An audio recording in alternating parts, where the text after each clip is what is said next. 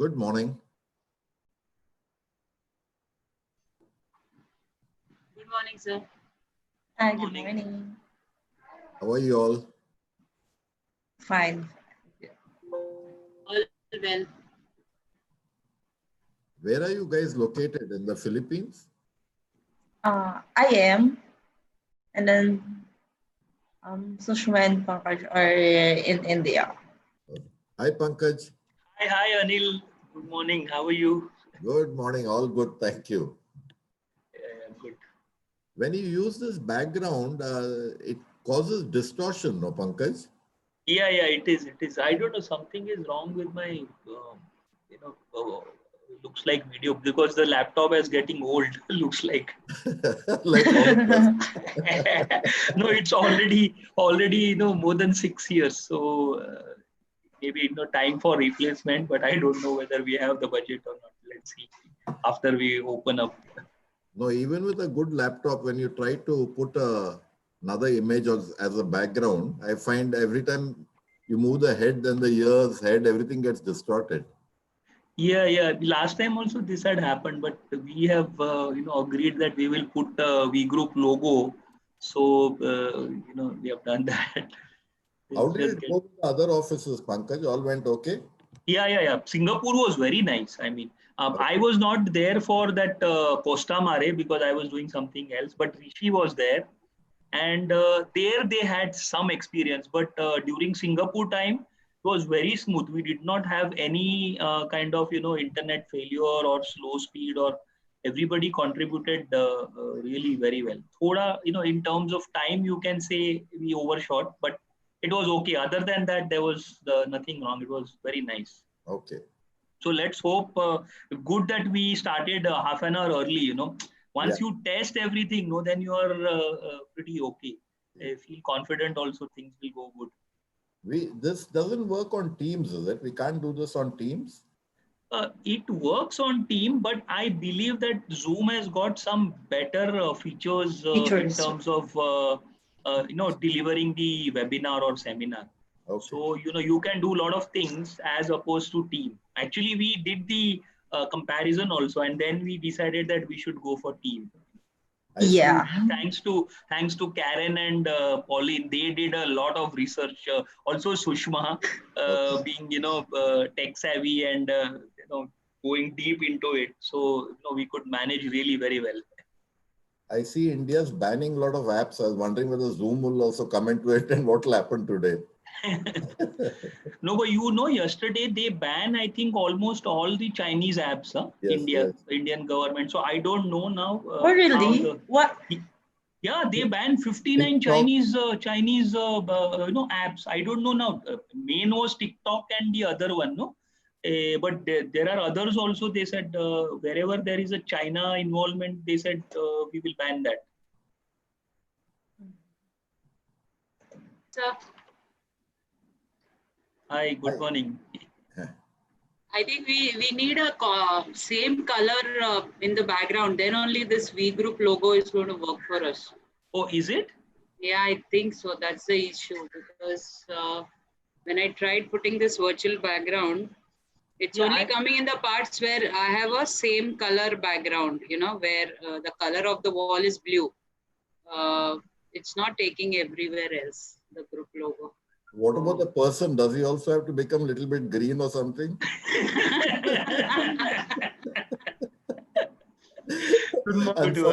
Nowadays, the color is different, sir, not green. Unfortunately, I'm brown, so not much I can do about this. Let me check my background. Okay, Karen. Good morning. Good morning. Morning, Farhad, sir. Good morning. Hi, good morning, Farhad. Good morning. How are you, Pankaj? But it looks good to me. The background looks good. Yeah, it is looking good. Yeah, but I'm not getting it here. I don't know. Somehow I'm not getting the whole V Group logo. Let me just check my setting. Yeah. Yeah, yours is not shaking about like that. I don't know how. Yeah, yours is good, Karen. When you move your head, your hairstyle also keeps changing. Yeah.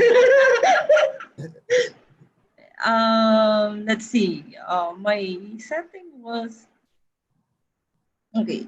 The screen is wide. It's movie HD. I changed it, but I don't know why it is not steady. I actually put it, I mean, selected my background, but not sure.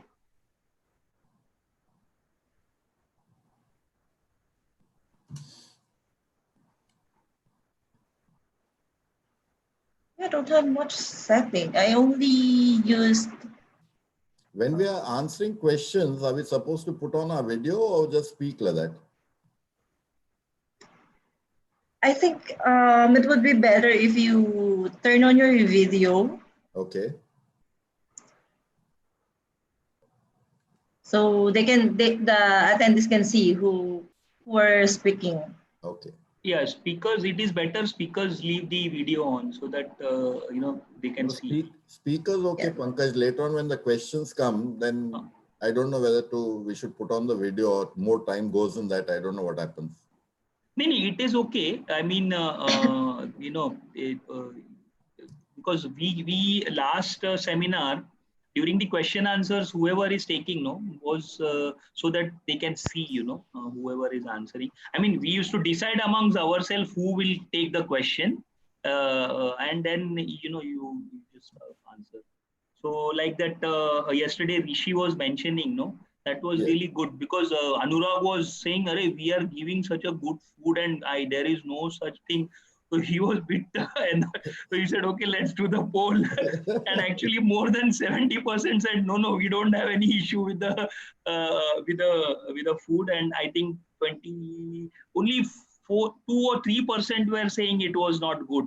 Rest all were average and good. Okay.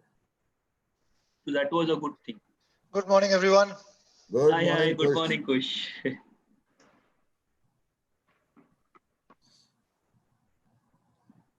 So are we going to do some trial run or what do we plan to do? Yes. We are not yet live for the attendee, so I I think it would be better if you test mic.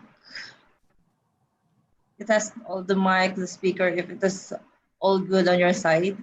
Yeah, it seems to be okay. No, you can see us, you can hear us. Yes. I mean, perfectly all right. There's no problem with the voice or audio and video. It looks fine. So. Okay. Farad? Oh, he's gone. Yeah, he's gone. No, he actually came and said, okay, he's not. Maybe he will log in again. Rishi is come now. Akush? Morning, everyone. Good Hi, good morning. morning. Morning, Rishi sir. Morning, Anil. Morning, morning, Rishi. yeah. How are you? Kush, Morning. while we have time, will you tell those ladies in Russia to collect all the names? Because I think that one comes next on the 10th or 9th or 10th. Yeah, Or something like that. 9th. Will you Yeah. tell that lady to collect the I'll earlier again we remind send her. the earlier we send the invites, the better, I think. At least people have time to react. That's correct. I'll again remind her. No problems. Yeah. So how much we have final count today? Yesterday, I think till night it was 61 or something confirmed. We 84. have, I think, 84. 84 now, huh? Yes. Yes. Oh, very good. I got my in-laws and all to log in also.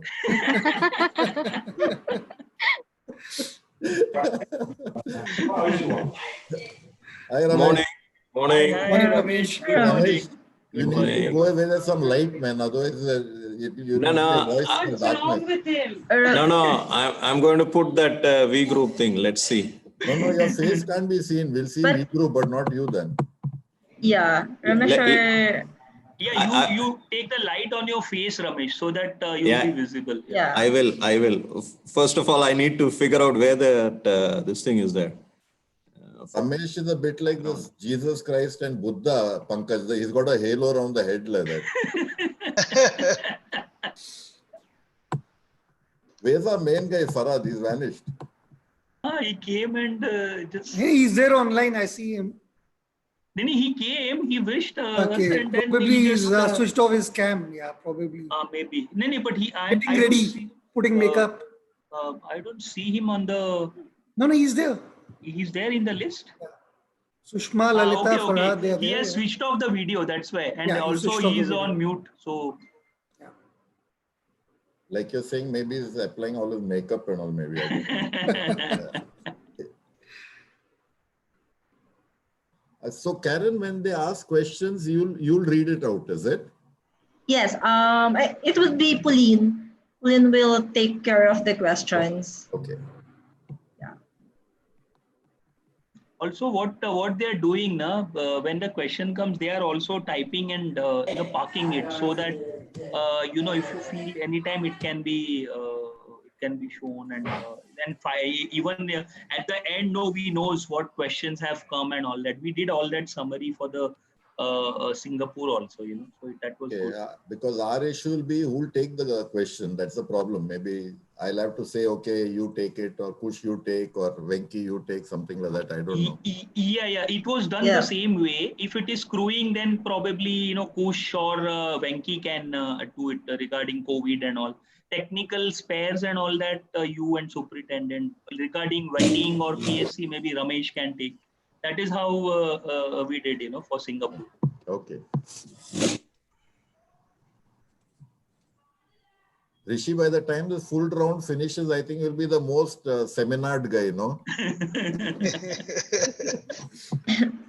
But are guys delivering more or less the same content, Rishi? Yes, Anil, it's same, almost same. Okay. So no changes. Eventually, we had a review yesterday from Greece after the seminar, probably, which we'll be having with you also later.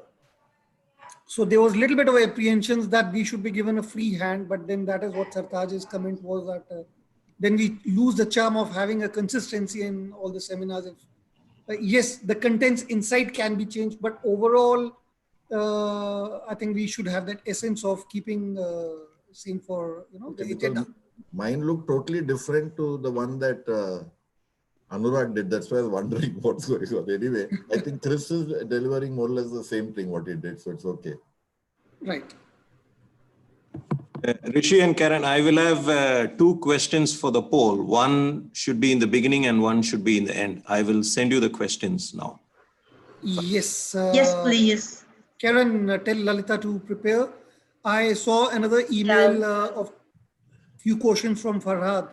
So please prepare accordingly. So that's already updated. Great. Okay.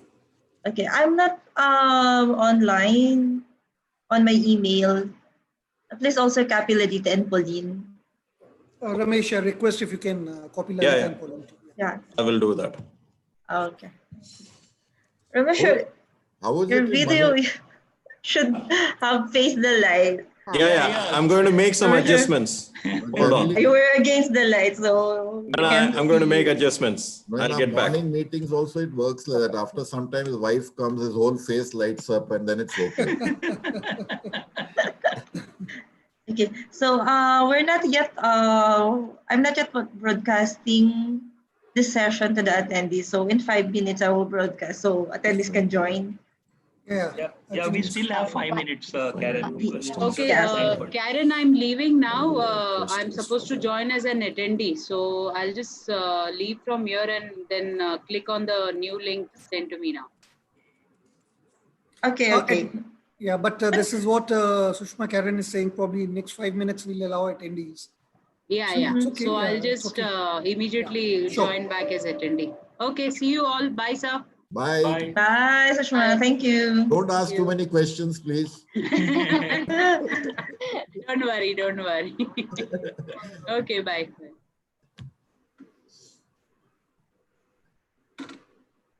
Kush, what about our other Charlies? Where are they? I think, should I give Farhad a call? Is he there or what's he doing? He's the first guy who starts.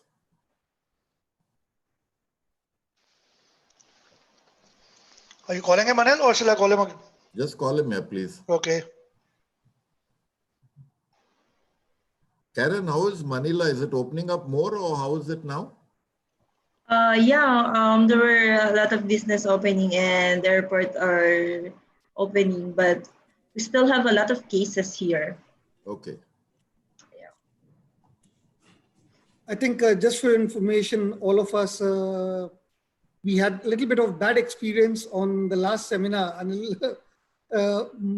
Michael Elworth was also there, and eventually he didn't realize that he was not on mute, and then suddenly he starts talking to someone on Teams, and eventually it was heard by everyone. And we kept telling him that Michael, can you mute? So which he didn't realize. So I think when we are not using, it's better we keep it on mute, because Karen, just ensure eventually if such situation happens, we as Sartaj advised, we should be able to mute the panelists also. Yeah, I think. Yes, yeah. I think the host can also do that, no? Yes. Yes. I hope it's not a hint that you're giving us, Rishi. No, not at all. It was one of the experiences we had last time, and eventually Sartaj was giving his presentation, the startup and suddenly we heard Michael speaking to someone, and so it was little this thing. So just a heads up that we have to be careful. Farhad? Good morning. Good morning again. Good morning. Hi, Farhad. How do we wake up our friends in UK? I'm wondering. Are they awake? I have no clue. I just received a WhatsApp from Mike. He's awake. Okay. Morning, Sartaj. Hey, morning, guys. Shit, Sartaj, you changed since we last met, man. You look different. Yeah, I know.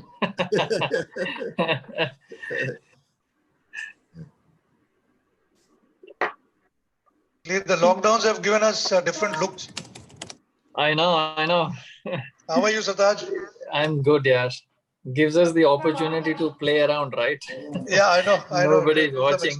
Yeah, true. You're in Singapore, Sartaj, or you're also in the Philippines? Good. Rishi, alt?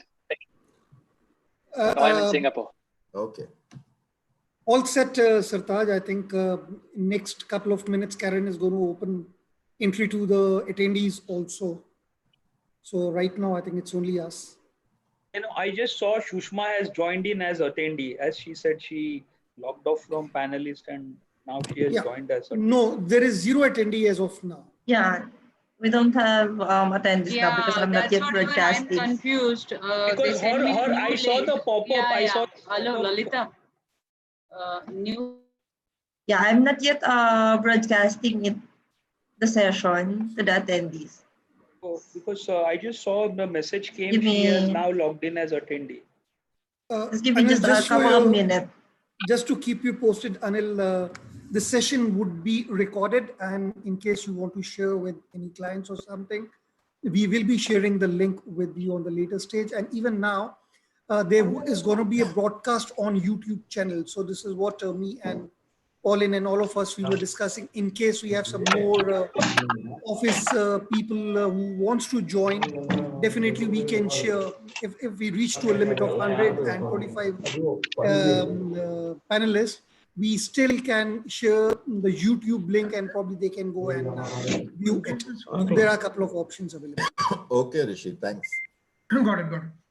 Okay. Karen, can you Farhad, flash something is happening on your screen? Farhad, your face is totally distorted. Yeah, Farhad, can't see you. Oh, that is probably because of the logo behind. Take off the background. Yeah, it looks like you're a ghost or something. Just take it off. Yeah. And I think Pankaj, Even- you are also. And Yeah. Kush also. 1 minute. How do I take it out of the You're background? looking like me with a white mustache and all. Background. How do I take it out? You have to untick. There's an option that you have to untick the. I have a green screen. It should be Again, on the video settings, virtual on the video background, if you settings. I changed From now. the video settings. Got it. There is one option. I have a green screen below. Green screen. Just untick that. Is it unticked or you have ticked it? I have a green screen. It's ticked. So can you? You have to Untick it? Yeah. yes. Yes. But then the The background. logo goes. No, I think choose the background now. You have to choose the background and then Okay, now I've put the V group background. No, the same thing. Farhad, your photo is not clear. Now? Your picture is not No, clear. but when you untick, no, it goes. Take off the background, Farhad. Oh, then why? Now you look normal. okay. So I will be broadcasting our session, so you can see all the attendees now. Do we go on mute and stop video?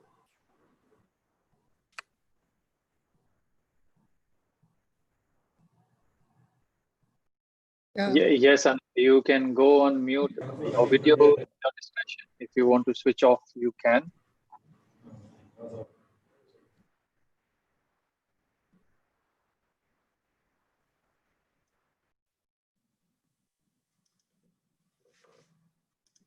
Now we're online.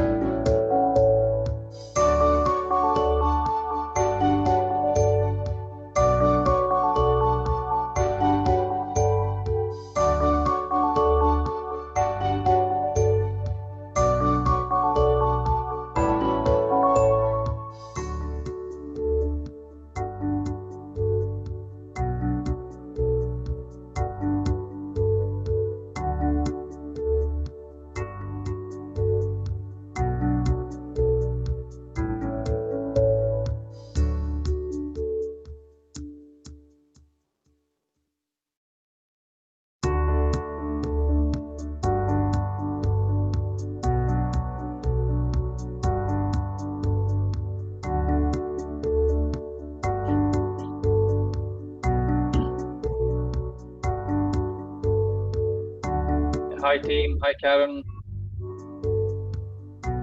Hi, Sartaj. How are we looking for participants? I see we have 65, looks like. Yes, we have 65 on the list now. Okay, good. I think let's crack on. It is time, right? Yeah, it's almost 10. Yeah, we should. Okay, good. So we'll get cracking. So hi, good morning to everybody. Good afternoon to some of the other people in different parts of the world. Thank you very much for dialing in, for tuning into the webinar, and we welcome you. This is the first virtual seminar being organized for ITM Dubai. For Indian seafarers, we did one in May, which was done for V-Ship Singapore fleet. And so this is a second one for the Indian seafarers. However, the first one for ITM Dubai. And when I say first one, I mean the first virtual seminar, which is a webinar. So welcome once again. My name is Sartaj Gill. I am the Managing Director for Training Services within V Group. And I, along with my team, will be your host for this webinar for the next couple of hours. So me, along with my team, will make best endeavors to support you as well as our ITM Dubai colleagues to make sure that we have a very, very interactive and engaging seminar today. What would be very, very crucial and critical for the success is your participation.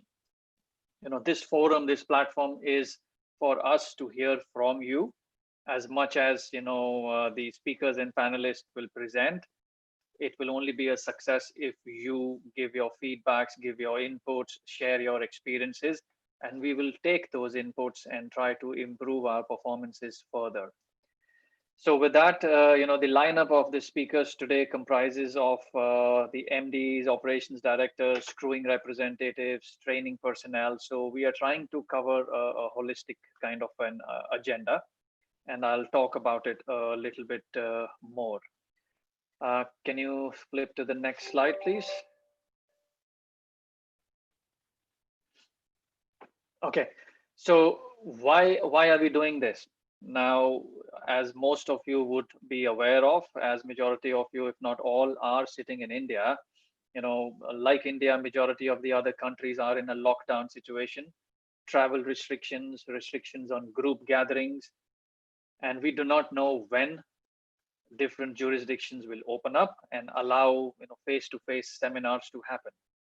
We do not want to be sitting still. So what we are trying to do is at least do webinars, put ourselves in front of you, hear your concerns, give you some updates upon COVID, the joining issues, concerns, when can you join, what happens. Same time, the business continues, operations continue. So that, critical aspects of operations need to be updated. Next, please. So before I get into this one, maybe just a little bit more details on what we as V Group are doing for our seafarers, not only us, but generally lobbying for the seafarer community globally. So we have heavily been lobbying with the trade unions, with different governments to categorize seafarers as critical forces or key workforce. What that would mean is that if it gets approved, then the seafarer sign-on, sign-off would be allowed by different jurisdictions. So we still have globally 200 odd seafarers who are stuck at sea, who haven't been able to come back home. Now, that being said, the positive is that V Group, since end of March, 23rd of March onwards, has been able to perform around crew changes for 7,000 seafarers, which is more than any other company which is doing. So for that, I really respect our crewing team who has been working day in and day out to try and make that happen. So well done to that. And that's positive news for seafarers wanting to get home, as well as some seafarers wanting to go on board the vessel. So talking about the audience for today, this graph reflects what type of split we have. So as you will see, we have a fairly decent mix. We have senior officers, almost like a 50-50 split between senior officers and junior officers, and a good split between engineers as well as the deck stream. So that's good. I also note that majority of the officers on the call have been in the company for greater than 5 years. So that is a very, very good achievement. That means the retention rate is positive, and that also means that you all have a phenomenal amount of experience, not just sailing, but also from within the fleet. That means sailing within V Group as well as ITM. So please, like I said, share those details with us. Short screen. What is the bottommost graph? Can't even read it now. Sorry, 1 second. Okay, the other one is from a perspective of have you attended the face-to-face seminar or no? And more or less a 50-50% split. So for those of you who have never attended a seafarer seminar face-to-face before, well, this gives you a flavor of what to expect. Although this is virtual, you'll get a glimpse of how does it feel and what kind of topics are covered in a face-to-face environment. However, in a face-to-face, it's much more detailed and comprehensive. Next, Karen. Okay. Now, this is feedback we received from you, and the intention behind this was to try and get insight into what type of experiences you have with regards to critical operations, incidents, port state controls, and stuff. So, majority of you have said that you do not have or you've not been on a vessel which has ever been detained. However, 4 people in the audience have been on vessels which was detained. So during this seminar, we would be talking about operations, incidents, and stuff. So if you have any of first-hand information sharing, please do so. Similarly, there are a couple of delegates on the call who have experiences in collisions, personal injury, fire. So enough experience here once again for you to really contribute to this webinar today. So good. We look forward to hearing feedbacks as well as questions from you. Next, Karen. So what are we looking at for the next couple of hours? So the next, obviously, we will have our safety moment being led by Mike Bradshaw, who's the global HSEQ head. And then you will have updates from Chris, who's the MD for ITM Dubai. And we have a session from Anil with regards to, flawless service delivery. Anil, all of you obviously know, he's been there like forever with us. So he's the MD of ITM Dubai. And I will let them explain a little bit more in terms of transition and what is happening. I will be speaking to you a little bit later regarding taking ownership and accountability.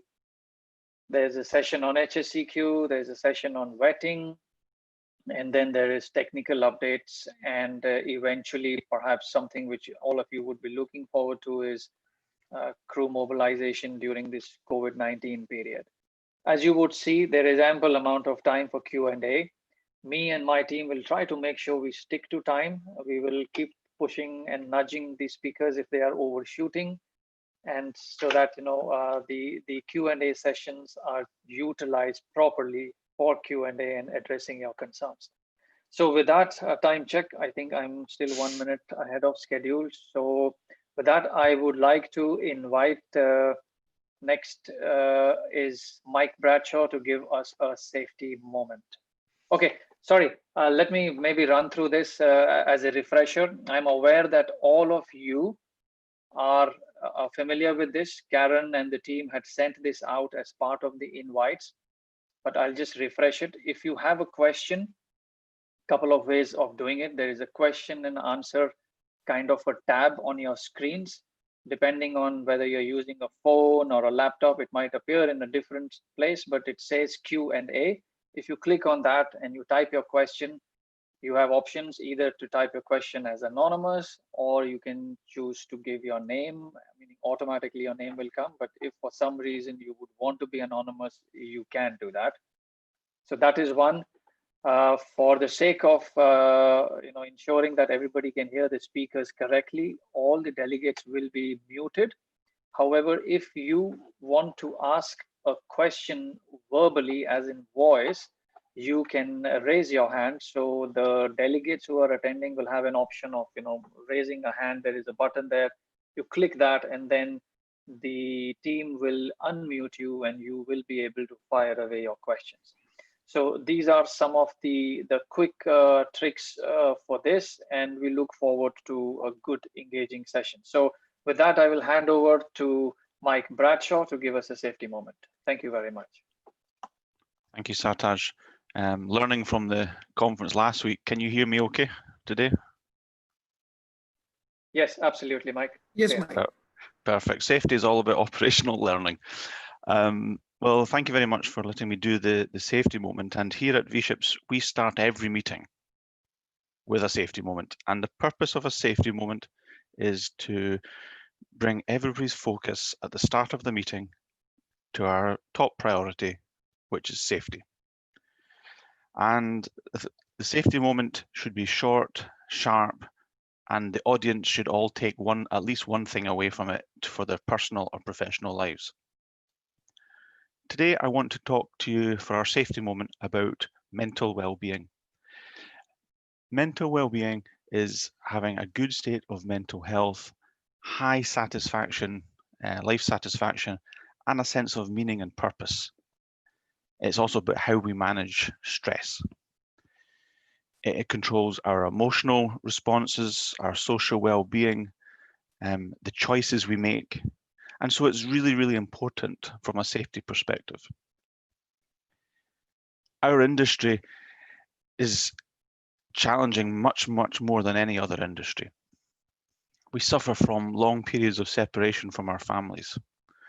We sometimes have long working days. The place that we work is also the place that we live. So it's hard to separate and get any sort of work-life balance when we're on board the ship. 1 in 4 people have had mental illness or will have mental illness at some point in their life. Now there's 84 people on this session. 21 of us will suffer from mental illness during our lifetime. And I'm not ashamed to say that I am one of that 21. I have struggled. Seafarers suffer a much higher level of mental ill health and suicide compared to those that work on shore. And frighteningly, the suicide rate for seafarers is 6 times higher than the suicide rate for the general population here in the UK, for example.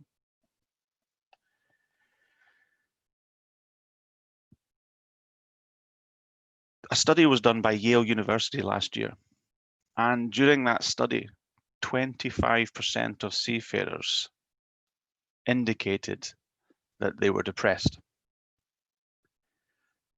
17% of the seafarers that responded to the Yale study were suffering from anxiety, and 20% of respondents said they were having suicidal thoughts.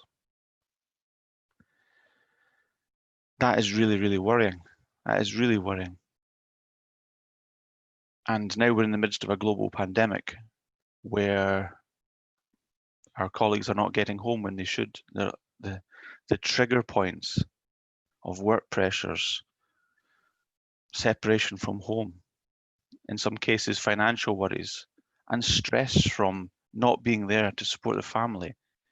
All these triggers magnify the problem that we are all facing today.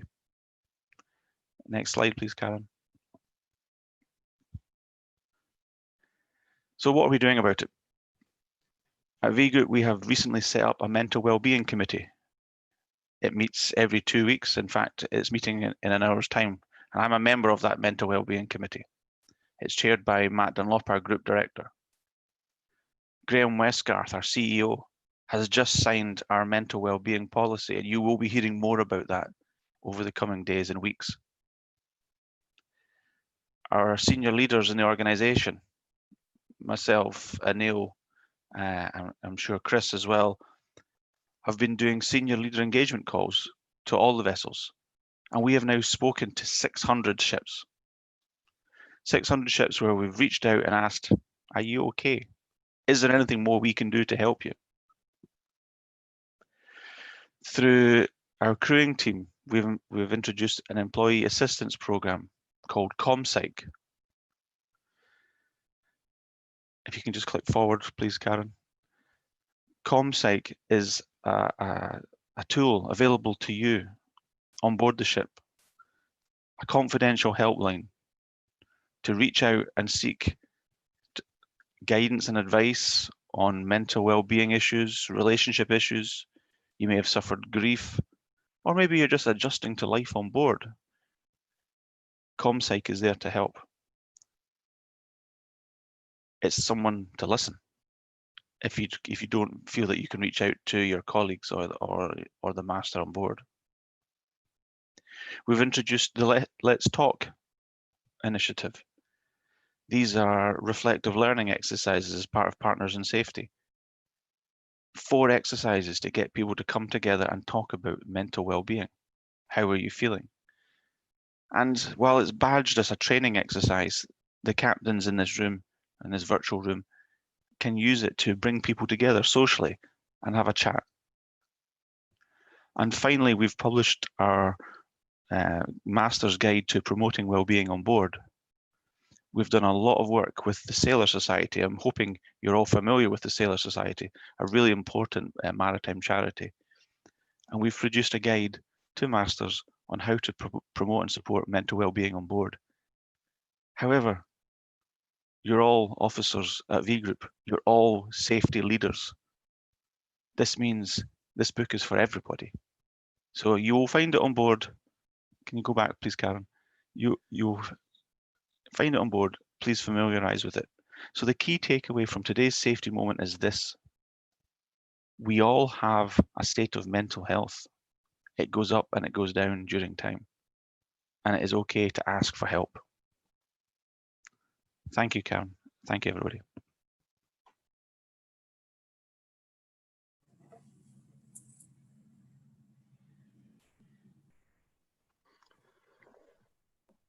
Can everybody hear me okay also? Yeah, we can. Yes, Chris. Yes, Chris. Okay, thanks, guys. So good morning, everyone. Thanks to Sartaj and Mike for their introductions and Mike for a safety moment. As Mike mentioned, and as will be probably mentioned a lot more during this virtual seminar, safety is the #1 priority of the V Group. Everything that we do should be done with safety in mind. So my name's Chris Curtin. I've recently joined the V Group in ITM, and I will be taking over from Anil eventually. I'm not sure when. Anil was due to retire a little bit of a while ago, but with the current situation, I am actually sat in the UK at the moment. I'm not actually in Dubai. Just waiting to travel as soon as we can, and there are signs of things are opening up soon. So Anil, you'll get to retire soon, I'm sure. My background is I'm a marine engineer. I was 16 years at sea, the vast majority of that on tankers. I spent 5 years as chief engineer on VLCCs and product tankers. And but following that, I pursued a shore career. So I started in London as a technical superintendent for a tanker owner in 1994, 95. And I then moved to Dubai with the forerunner of V ships, which was Aquamarit, to work for a company called Midi Ship Management, and then went to work for Vela International, Saudi Aramco, or Bari as it is now, where Mike was for a while also. Following that, I went to Dubai. I went to Singapore in 2001, worked for a Singapore tanker owner as a technical manager and then fleet director before I moved to Australia in 2007, where I joined the ASP Ship Management Group as technical director and COO.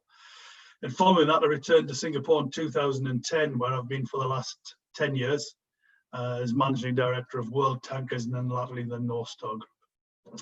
Next slide, please, Karen.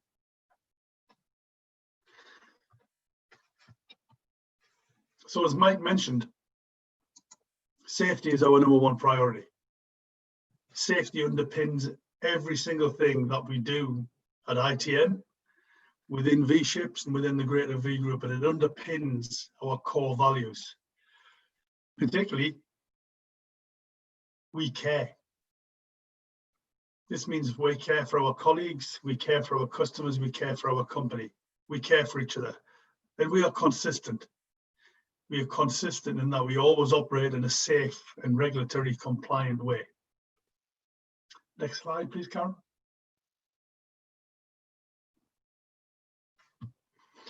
So I just want to talk to you a little bit about the organisation, the management organisation within V-Ships and where we are following the recent reorganisation that V-Ships undertook in October, November last year.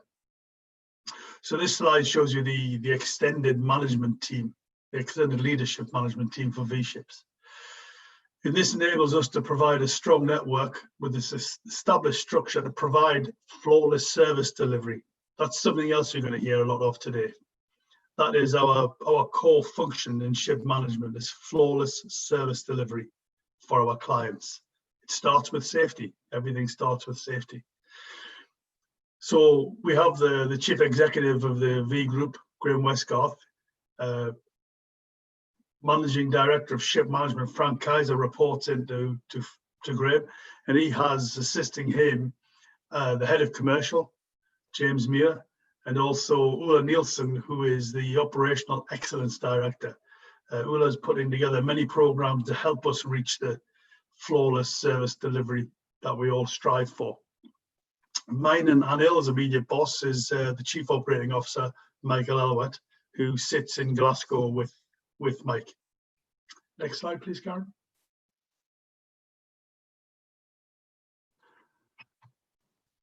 This is an overview of the V Group and the various companies that were within the V Group, sorry.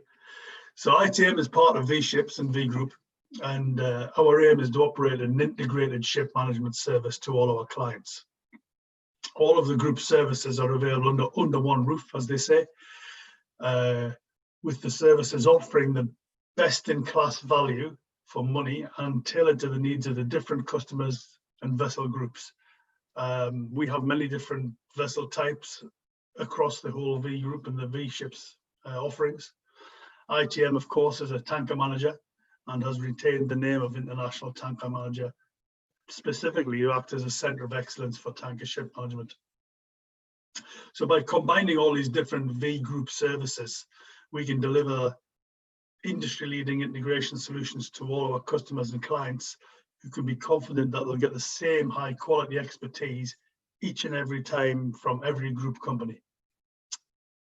Next slide, please, Karen.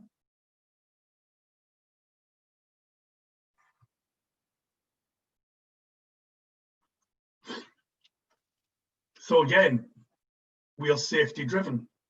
The group strategy is all safety-driven. Safety is the #1 priority, and everything we do is safety-driven. And I want to keep reiterating that, as Mike mentioned. It is if we continue to do the job and we don't do it safely, we're all wasting our time. This is at the heart of every decision, every discussion, and every meeting that is carried on throughout ITM, throughout V-Ships, and throughout V Group. And why do we do it? Well, we want to differentiate ourselves from our competitors based on our safety performance and a reputation for quality. You know, we have to keep our people, our clients, assets, and the environment safe from harm. Doing this will help us build a strong brand, a strong reputation, and help us generate new business opportunities. We need to all do this together. So we have a set of V Group values, the 5 C's. You can see them on the screen on the right-hand side.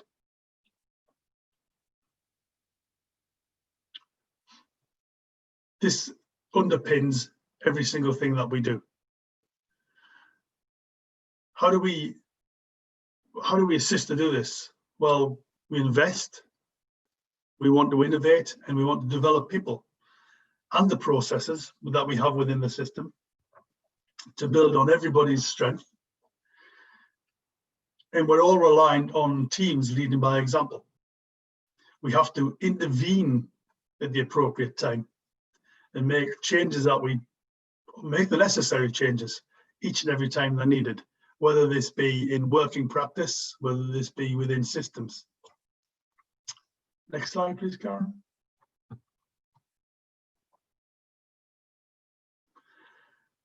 So again, this is just to reiterate who we are and what we do. So ITM is part of V-Ships, V-Ships is part of V-Group. But to summarize, who is V-Group? Does everybody out there know what the way in which the group wants to operate, the way in which they want to portray themselves? So V-Group represents and I'm not normally a person who reads straight away from PowerPoint slides, but I will on this occasion. So V-Group represents high ethical standards and values, with safety underpinning everything we do. There's that word again, safety. V-Group has the necessary scale and capabilities to tailor individual solutions for clients. So we have many different ship offerings across the group, and within that office, there are many different offerings for different clients. There are different ways of reporting. There are different ways in which people want to run their vessels. We have what we believe is best-in-class expertise and the best-in-class talent pool.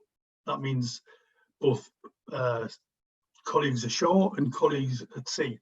We rely on everybody to work together to achieve the goals. And V-Group has a very large global footprint now. We're in 30 different countries, 60 offices, approximately 44,000 seafarers with 2,200 vessels being served.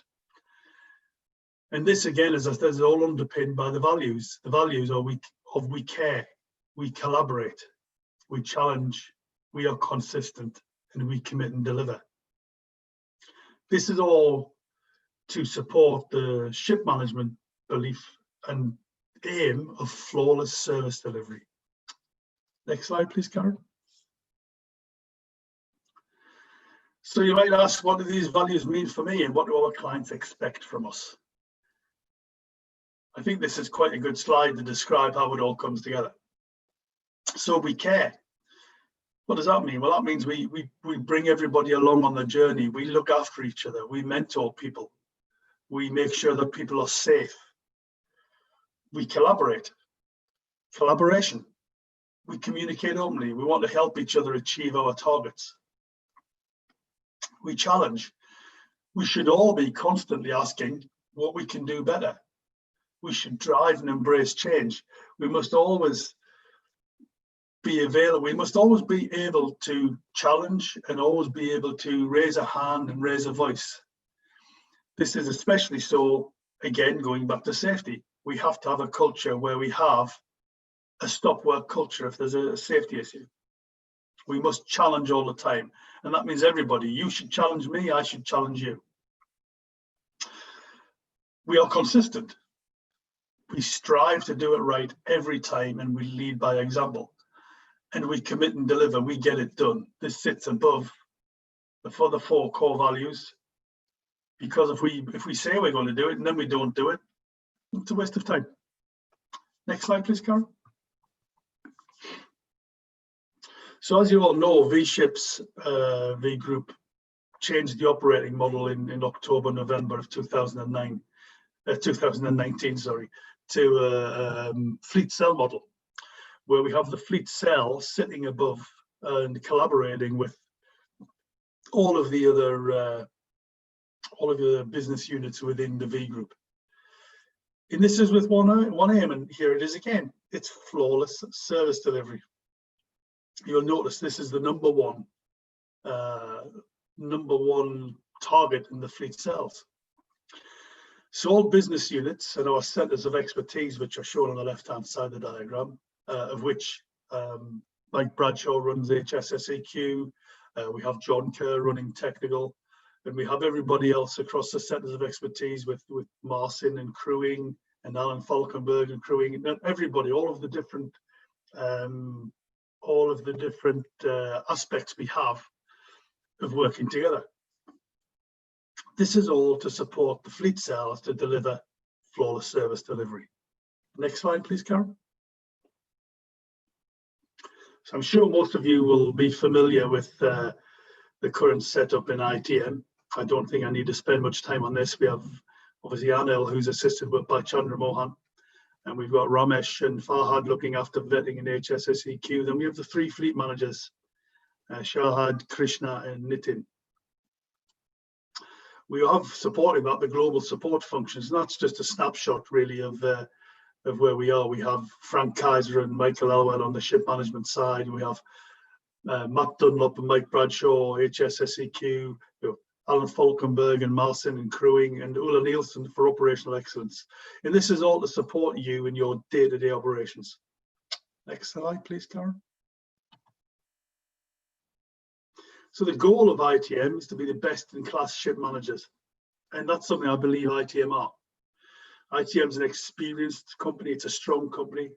It's been established for nearly 30 years in Dubai. We have a very high crew retention rate. This is the history of ITM, but it only tells one story, the story.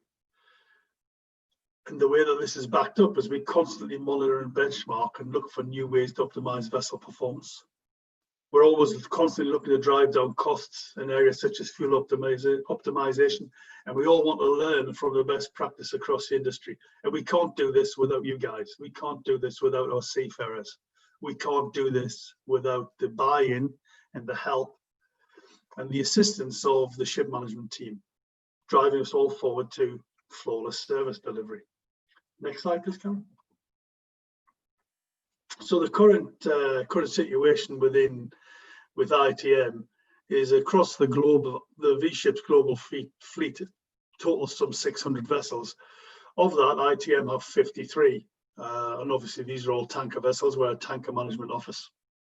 And that slide on the right-hand side, the pie chart shows the breakdown of the vessels. We've got 23 Suezmax. This is by far the largest sector we have within the office. That's it, really. Next slide, please, Karen. So thanks for listening, everyone. Are there any questions?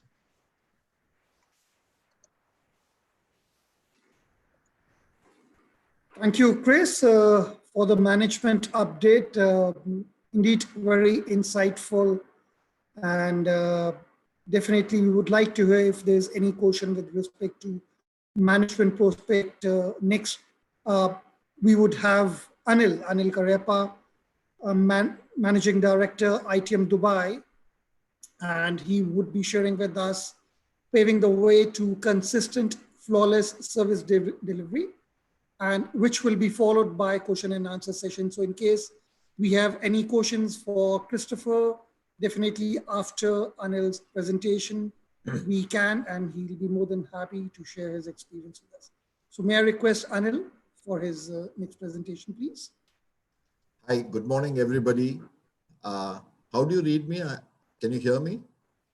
Yes, yeah, all yeah, clear. well. Thank you very much. Yeah. Hi, everybody. Karen, can we have the next slide, please? As you're all aware, I've been with ITM for 23 years now in various positions.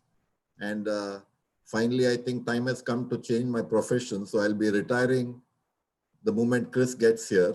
And after that, I hope to go back to Bangalore and grow some coffee. So anytime you guys are in that vicinity, you're welcome to join me if you want a nice cup of coffee.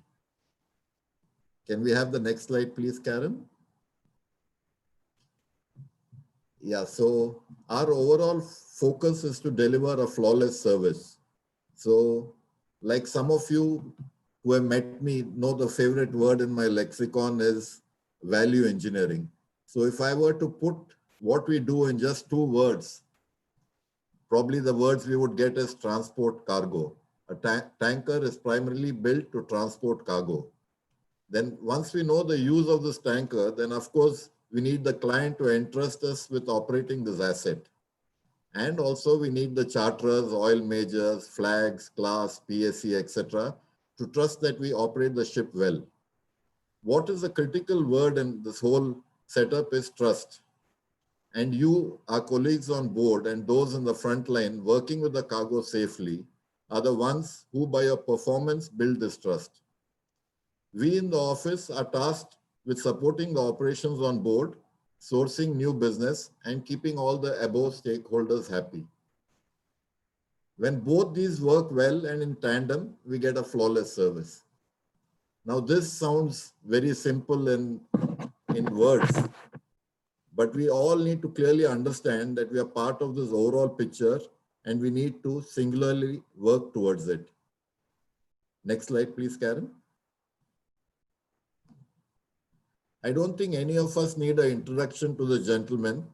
This is Albert Einstein, who says you don't really understand something unless you can explain it to your grandmother. Now, 85 to 90% of the world's cargo moves by ships. Therefore, we, which means all of us, we perform an extremely important task. And it is imperative that we all appreciate this and feel good about it. It is not just that we are doing a job to keep our families going, we are doing a lot for society and the world in general. Because the cargo we carry, oil, be it oil or chemicals, this is what keeps the economies of the world running. So people like us and our other colleagues at sea, we are the ones who are moving this cargo and keeping the economies going. It's very important to keep reminding ourselves of this, because that's what makes us feel proud and that's what makes us feel good. So when I explain to my grandmother what is it that I do, I want to be able to explain it so clearly that she feels proud of what I do. There's a big difference between knowing something and understanding it. And I think all of us will agree that just knowing something is not enough. We have to understand it properly. Only then do we realize the fruits of that enterprise. Can we have the next slide, please, Karen? Human error. Very often we hear these words, human error. 80% of the accidents are due to human error. But what we need to keep reminding ourselves is when any operation or process works successfully, it's the same human beings who make it possible. So here it becomes a 100% success rate for the human factor. To err is human and everyone learns by making mistakes. But we need to see how is it that we can reduce the impact of those mistakes, because mistakes, believe me, are not going to go away. We just need to see how to reduce the impact. So some of the ideas that come to mind are injecting change risk into day-to-day work. Let people make small mistakes and learn. If the job is not so critical, let the person do it. Let him make a mistake, but at least he will learn. Proper dialogue, including appraisal. We don't talk to each other and we don't give feedback, we will never improve, believe me. And of course, on-the-job training. This is absolutely critical because there's a big difference between education and training. Very often we tend to confuse between the two. Education opens the mind, whereas training teaches us how to actually do the job. Believe me, the first time I joined a ship after finishing all my so-called marine engineering, I had done my apprenticeship in a naval dockyard. So the first engine room I entered, I was totally lost, despite holding a degree of engineering in my hand. So very often we say a junior officer has a certificate of competency, he should know. But please remember that without training, he can have all the knowledge, but without understanding and without training, he will not be able to perform his job. It's very imperative that we remember this. Can I have the next slide, please, Karen? This is a vessel called Front Sunda, and what you see happened about 15 years ago.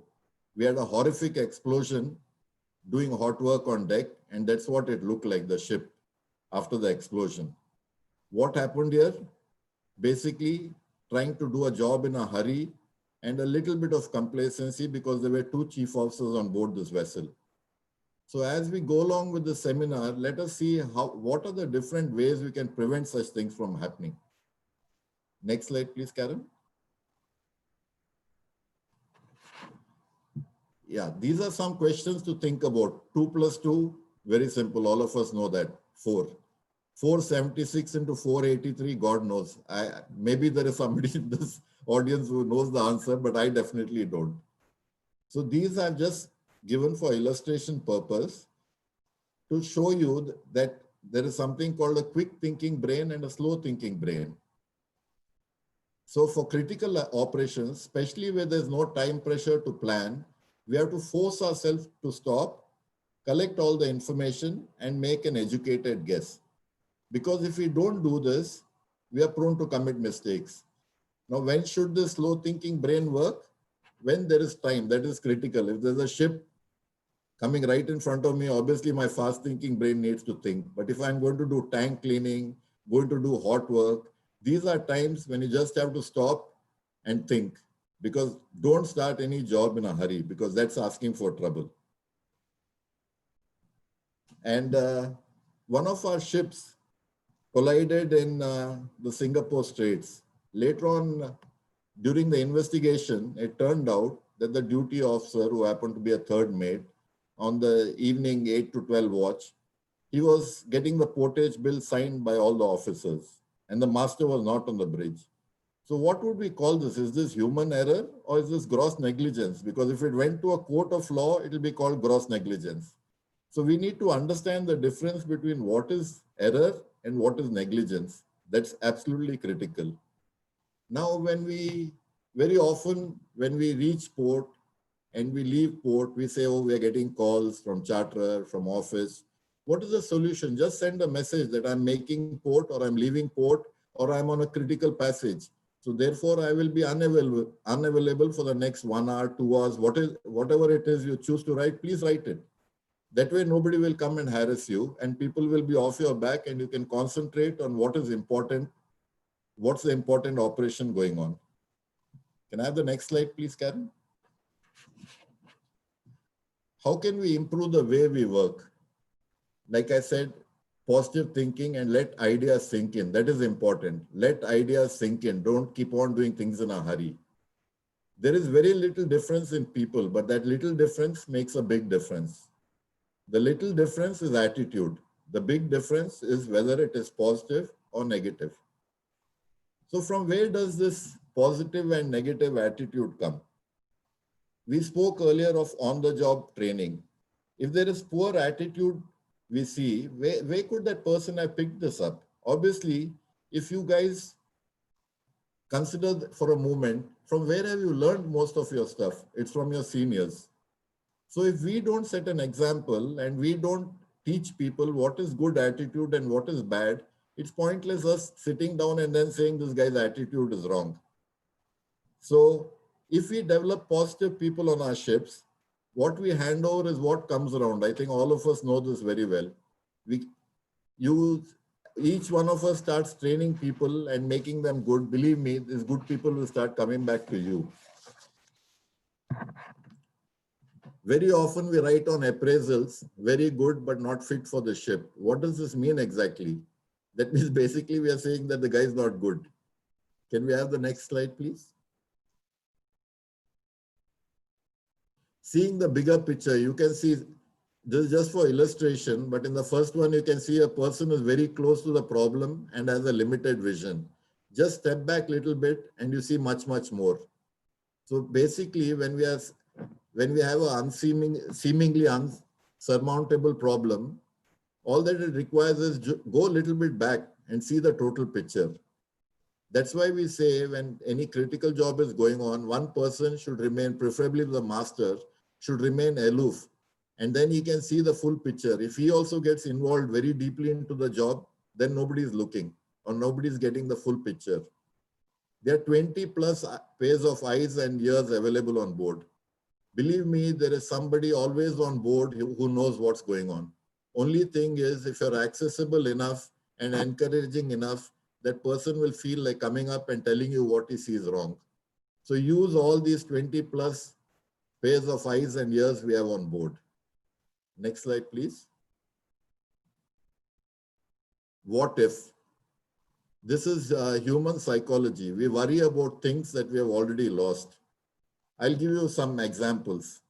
Now, if I'm sitting in a bad movie, I've already paid for the ticket. It makes more sense for me to walk out of that movie and do something better with my time rather than sit there saying I paid this money and I'll see this full movie through.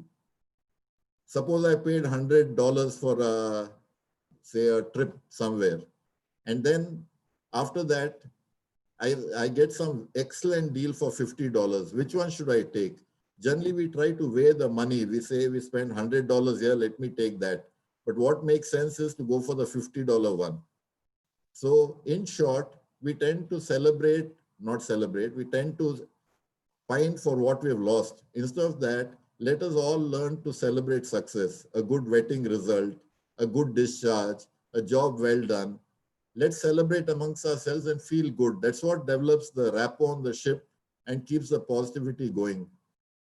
And this is what Shell means about resilience. We need to be able to pick ourselves up and get back, not keep on pining about what is lost. Can we go on, please? Next slide.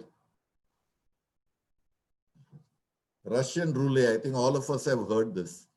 There's the guy holding a revolver to his head and says, I missed 5 times in a row, I must be on a lucky streak.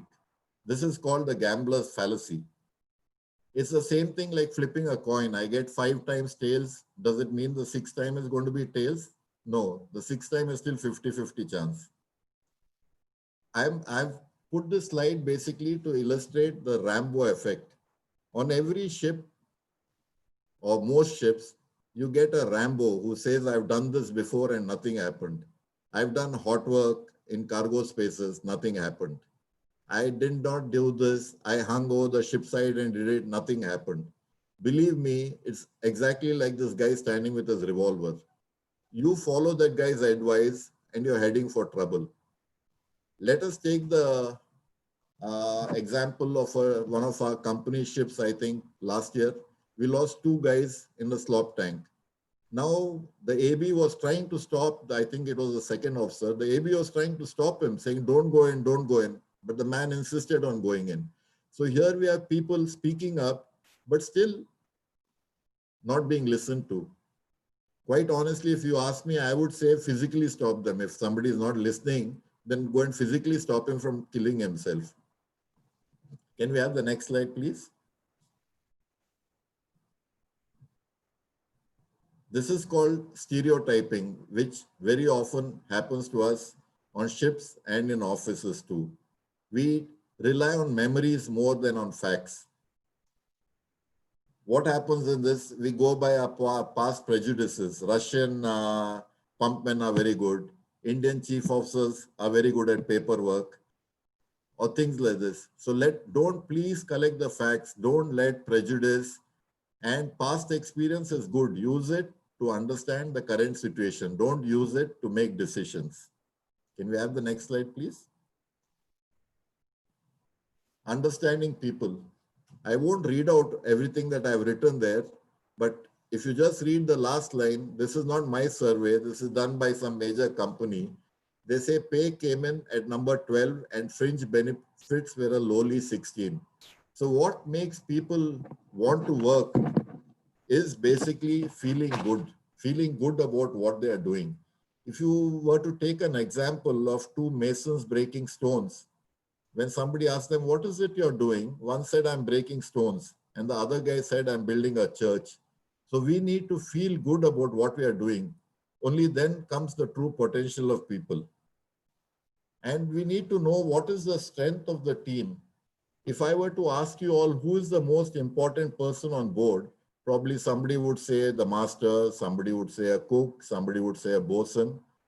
But the most important guy on your ship is the weakest person there, because this person can cause you harm. So whenever you're doing an operation or you're doing any vetting, please remember to concentrate on the weakest person. Let me give you an example here. In all our seminars here, which we have in Dubai, I always ask the question, will you let a cadet fill the garbage logbook? The answer is always no. No, he cannot do this. He is not capable of doing this. It's unsafe to do this. Yet we let the same cadet take gas readings when we are doing tank cleaning, when we are doing hot work. The same cadet takes readings. Believe me, we've had 2 or 3 real horrific accidents. And in every case, who was taking the gas readings? The cadet. So we need to understand what is it we are doing when we are talking about 24 lives here, and we are entrusting it to basically the weakest link on the ship. He's not the weakest, but from what people tell me that he can't fill a logbook, then obviously he's the weakest on the ship. Can we have the next slide, please?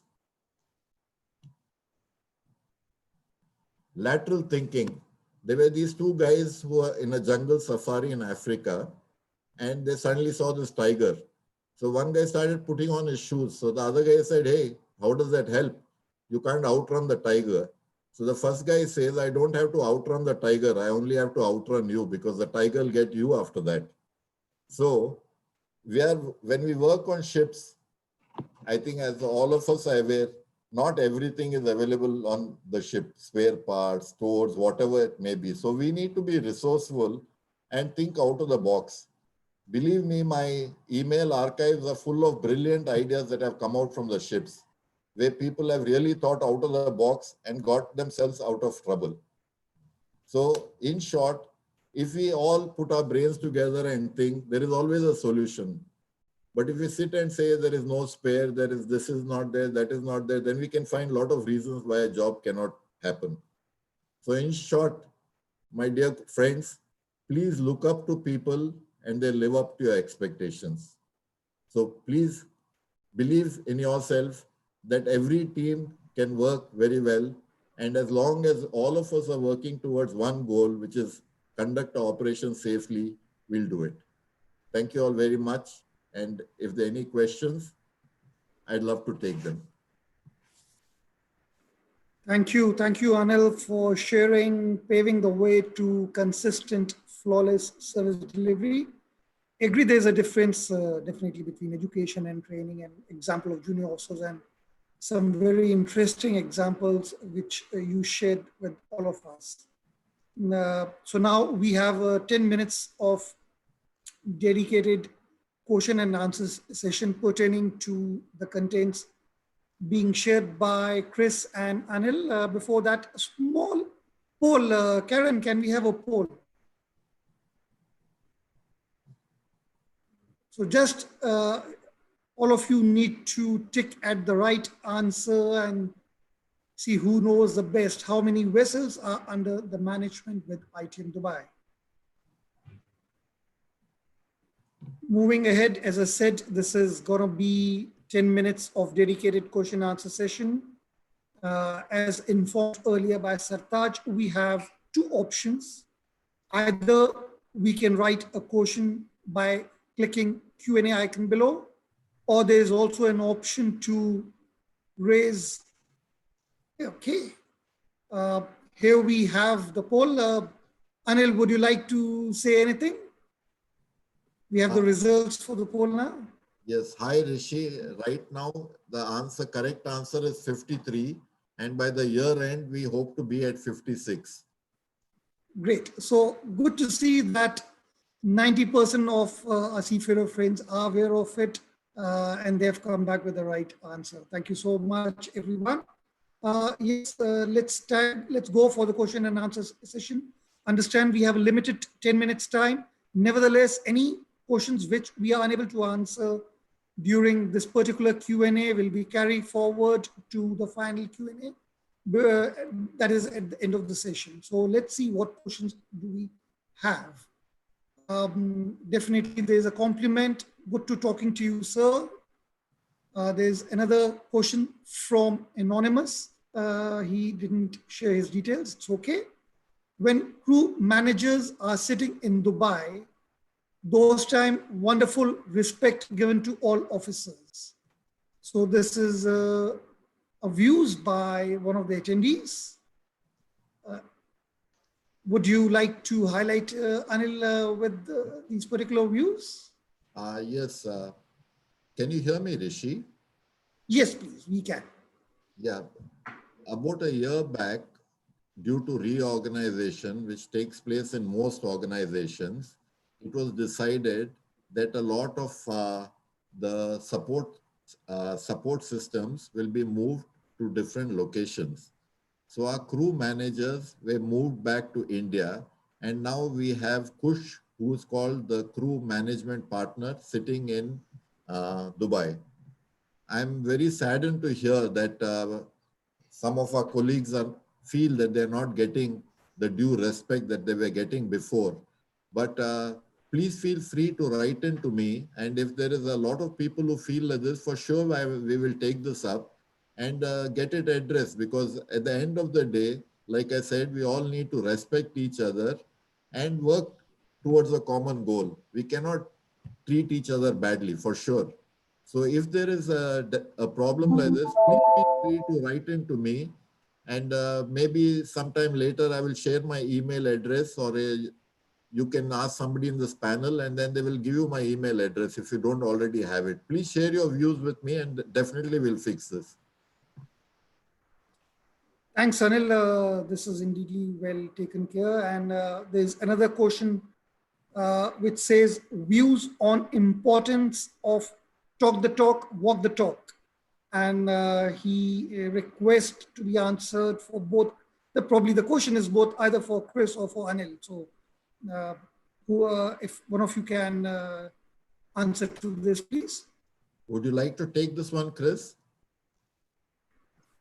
Yeah, sure, Anil, I can take this one. So I'm assuming everybody can hear me okay? Indeed. Yeah, we all know plenty of people, as they say, talk the talk, but don't walk the walk. It's important to understand that throughout the entire company, throughout ITM, throughout the V group, throughout V ships, it's very important that we're taking at our word. This is part of the core values. It's part of, it's part of caring. It's part of collaborating. It's part of being consistent. It's part of committing. So again, as Anil has just said, my way of working is to be accessible to all. And when I am in Dubai, the same as Anil is now, I will very much be open to direct communication from our senior staff on board the ships. You'll see me on board. I'll be coming on board, and I commit that anything that I tell you I will do, I will do. And if I can't do it, there'll have to be a very good reason why I can't do it. So talking the talk and walking the walk is very important for me. It's very important for us as an organization. And it's an interesting point that's been brought up. Do you have anything else you would like to add that to Anil? But I see Rishi is also going to look at the question live. No, I think you covered it, Chris. Thank you. Okay. Great. Thanks, Chris. Thanks, Anil. We have another question coming up. He says, how many owners are we providing services to? And are we dedicated to a particular owner we are currently working for? Okay, I can answer that, Rishi. Out of our 53 ships, we have got about 14 clients. Our main client is Frontline, from whom we have 23 ships. As we are all aware, Frontline is one of the biggest tanker owners in the world. So he's got his own company. Frontline have their own company called C-Team in Singapore. So we are considered more or less on par as their own company. So we already have 23 ships from them, and we hope to grow that to more. So that's our major client. And we have other clients where we have 4 ships, 5 ships each. We have a client which has only 1 ship also. So on the whole, we have 14 or 15 clients in ITM Dubai. Fantastic. I think that's quite clear to all our seafarer friends with respect to number of vessels, number of owners we are catering to. Ajay has another question. Ajay is inquiring, when we are so particular for safety, my owners deny supply of consumable needed for safe operations. My vessel was not allowed to enter port of Rastanura due unsafe mooring wires requisitioned for lock. Okay, Anil, would you like to address that? Yeah. Yes, if I can take that. Ajay, thank you for your question. And yes, this happens on a rare occasion, but it does happen. But what we need to do, Ajay, is, like I said, if all of us are accessible, if you feel something is absolutely critical, please escalate it. Please do not go to the first guy. If he doesn't supply you, please escalate the matter. This is what we do on the ship, and this is what we expect from our office also, that all of us are accessible. Please escalate it. Don't let anything come in the way of safety. Please, if the superintendent cannot address your issue, please go to the fleet manager. Please come to operation director, myself. Please don't stop at the first step. I think that if you do that, for sure your problems will be addressed. Thanks, Anil. This is indeed encouraging for all our seafarer friends to know that our managing directors are indeed accessible in case of any such problems or issues. So thank you so much for sharing. Ajay, I suppose this has been answered. Sachin, good day to you. In case any more questions, please go ahead.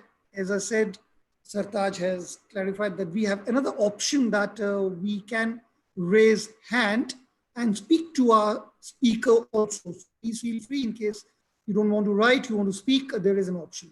We have another couple of questions coming up. Sir, things have happened. This is again by some anonymous attendee. Nevertheless, the question is, things have happened on ships where wrong supply has done, and then there is pressure from superintendent to proceed with work using that particular supply. Anil, probably for you to address. If I can answer that one, it all depends on what was the wrong supply. If it is some gasket or rubber ring or something, yes, there could have been a mistake, because nobody will try intentionally to supply something wrong, because as we can appreciate, this comes from a maker, comes by flight, and a lot of money is involved in connecting it to the ship. So if there is a wrong supply and it concerns safety and you're getting pressured to use it, please by all means escalate it. Please, I keep on repeating these words, but please escalate the moment safety comes into the picture. This is what safety culture is all about. If we all work safely, then we will get that into place. Otherwise, we start bypassing here, there, we will land in trouble. So to repeat, if it's a critical spare that concerns safety, please escalate. But if it is something small, please appreciate that, and we can live with it. Please appreciate it that nobody has done it intentionally. And if you have to use it, it will be replaced soon.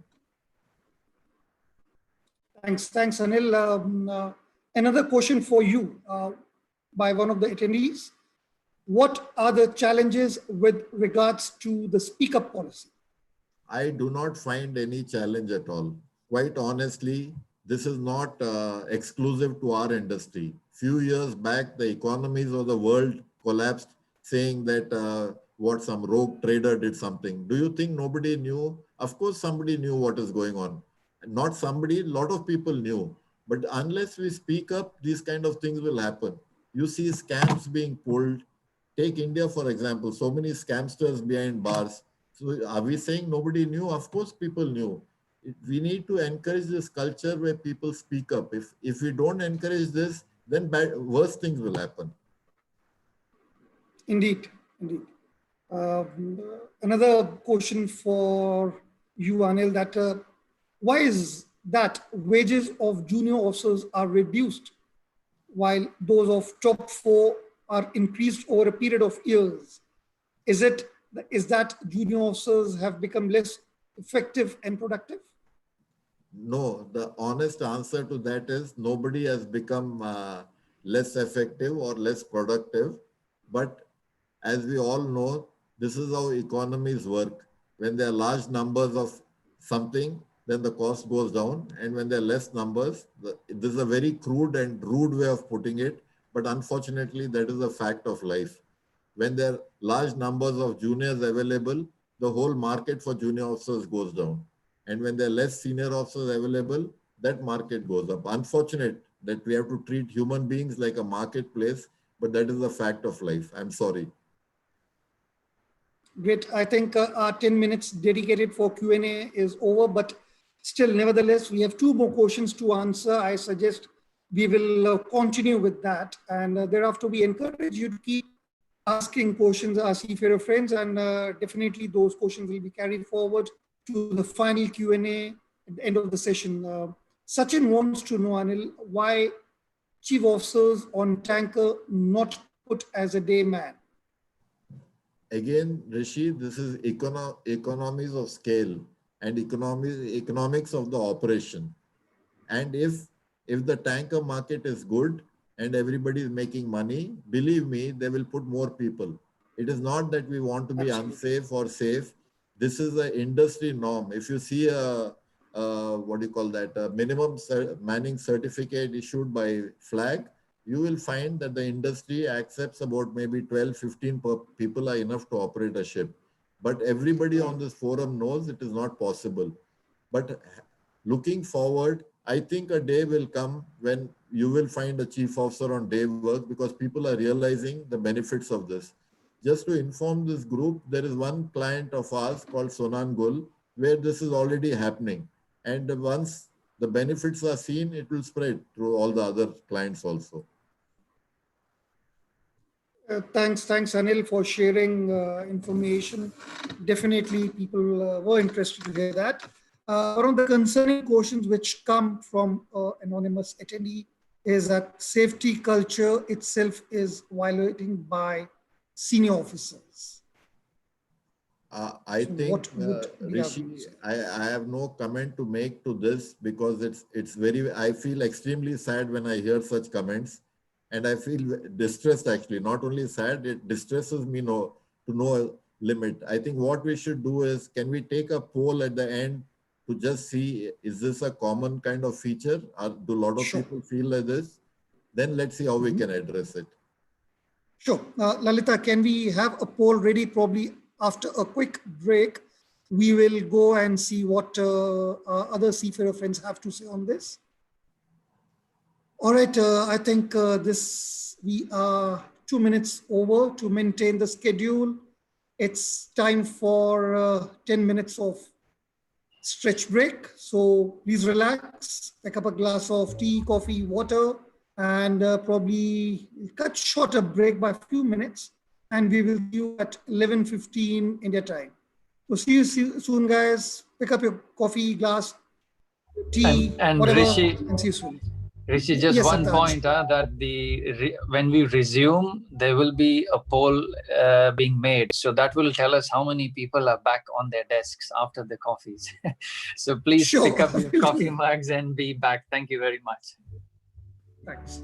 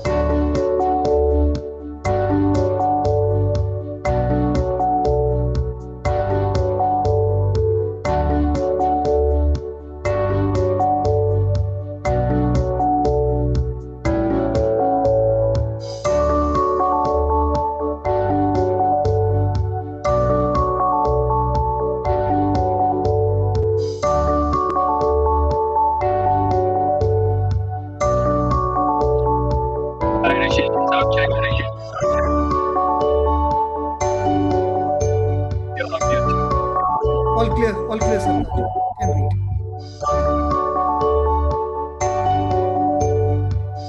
It seems to be clear as well. Sounds strange to me myself. I think not very clear because the music is going on. So, But can you see my video? yes, I can see. Thank you, Karen. Technology today is games with me. Indeed. So, welcome back, everyone. I think we left the last session with a couple of open ends.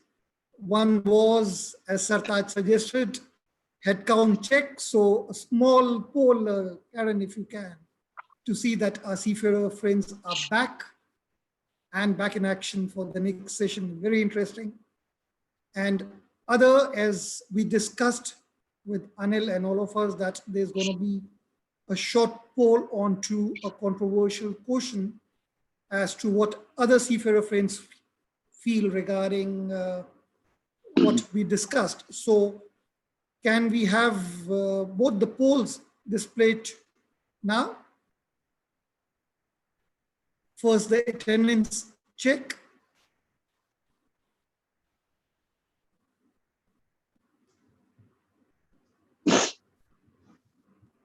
The second poll, as we discussed,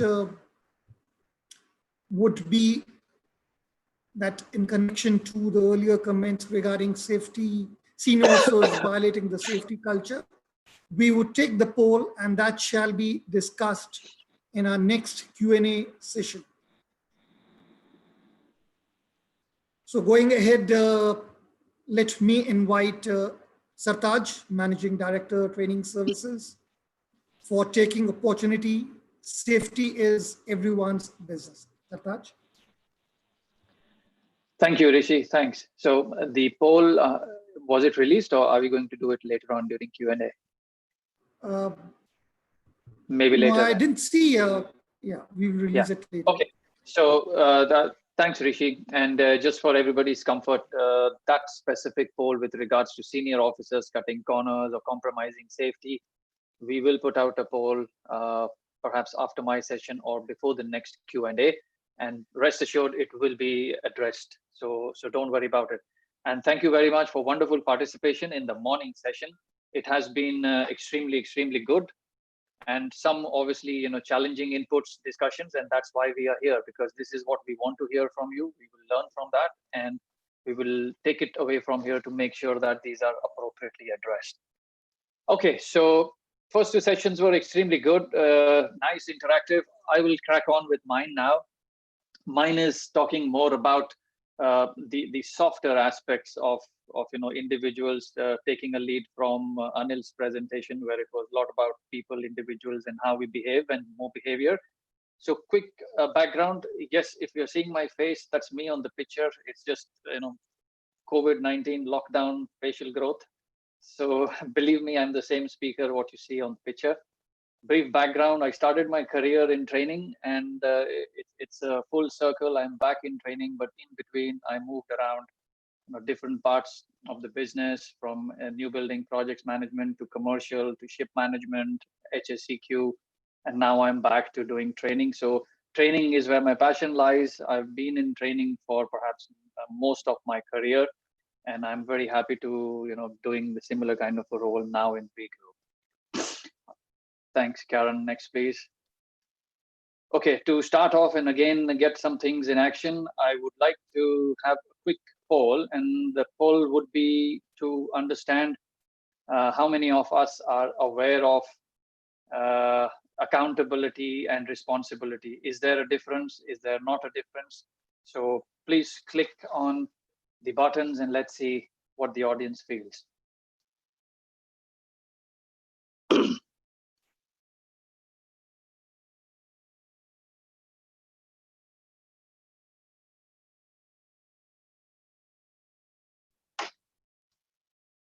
Karen, let me know once you have the data. Excuse me.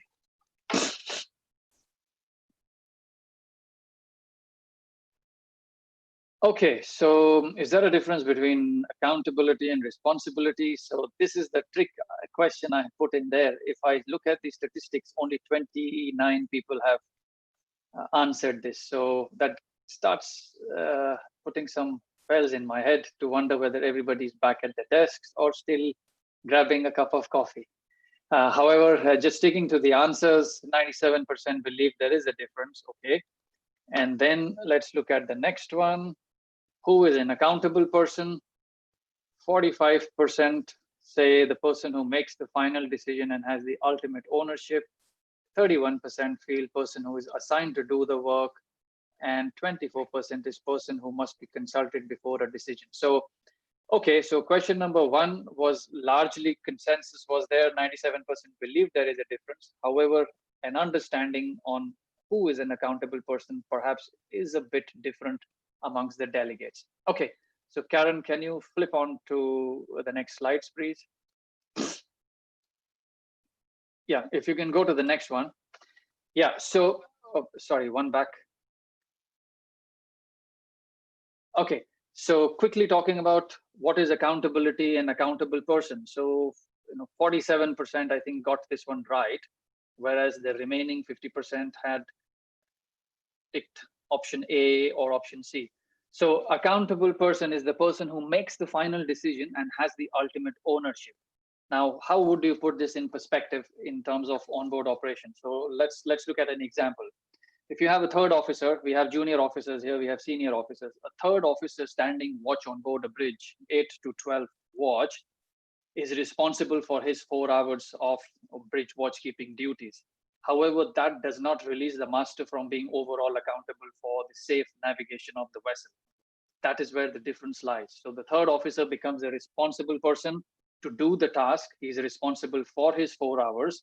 However, the accountability still rests with the master. The master cannot shrug off the responsibility in case something goes wrong by saying, oh, it was not my problem.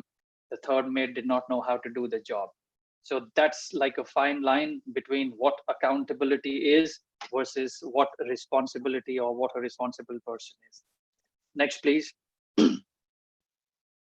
Now, I'm not sure how many of you have been on board the vessel in the last few months or perhaps this year or late last year, but there were 5 leadership or safety leadership behaviors that were cascaded across the entire fleet. So this was basically implemented after Graham Westcott, a new CEO, joined.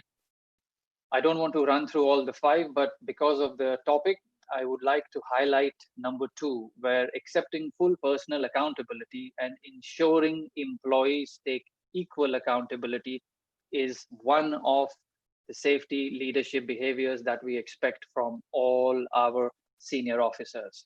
So today we're going to discuss a little bit more on this. Next, please. All right. So if we are, in a situation like this, it'll be funny if any of us are, the 2 guys sitting on the clear end, on the higher end, and thinking that, wow, we are safe, and the hole is not on our side of the boat, so we are absolutely safe. Nothing is going to happen. Now, that is an attitude which perhaps is not desired within the organization, not on board, not even in the office.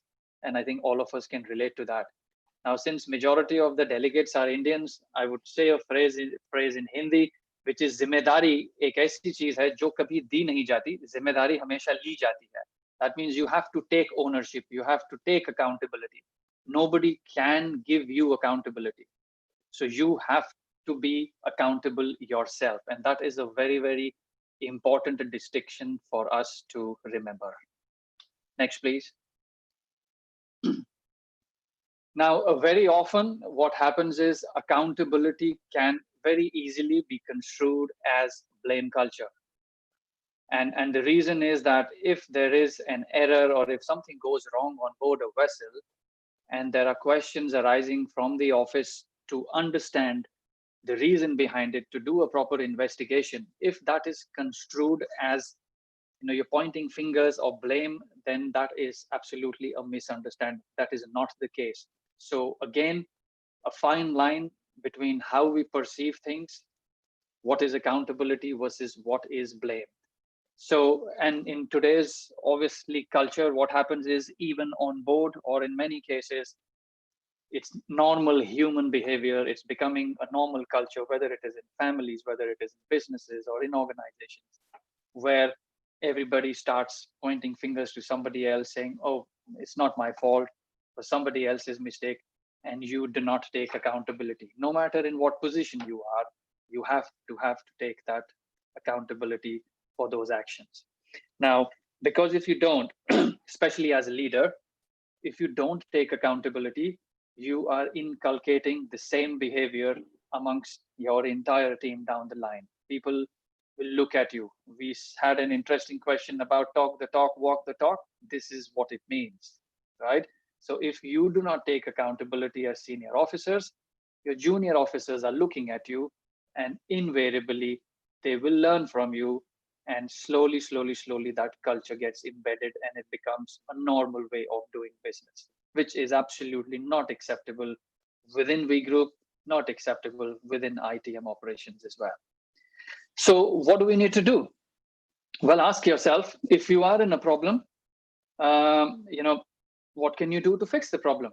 Do you have a solution? So it's always important, you can raise your hand and you say, I made a mistake and I'm working on the solution, and that's it. Everybody's happy. Everybody makes mistakes.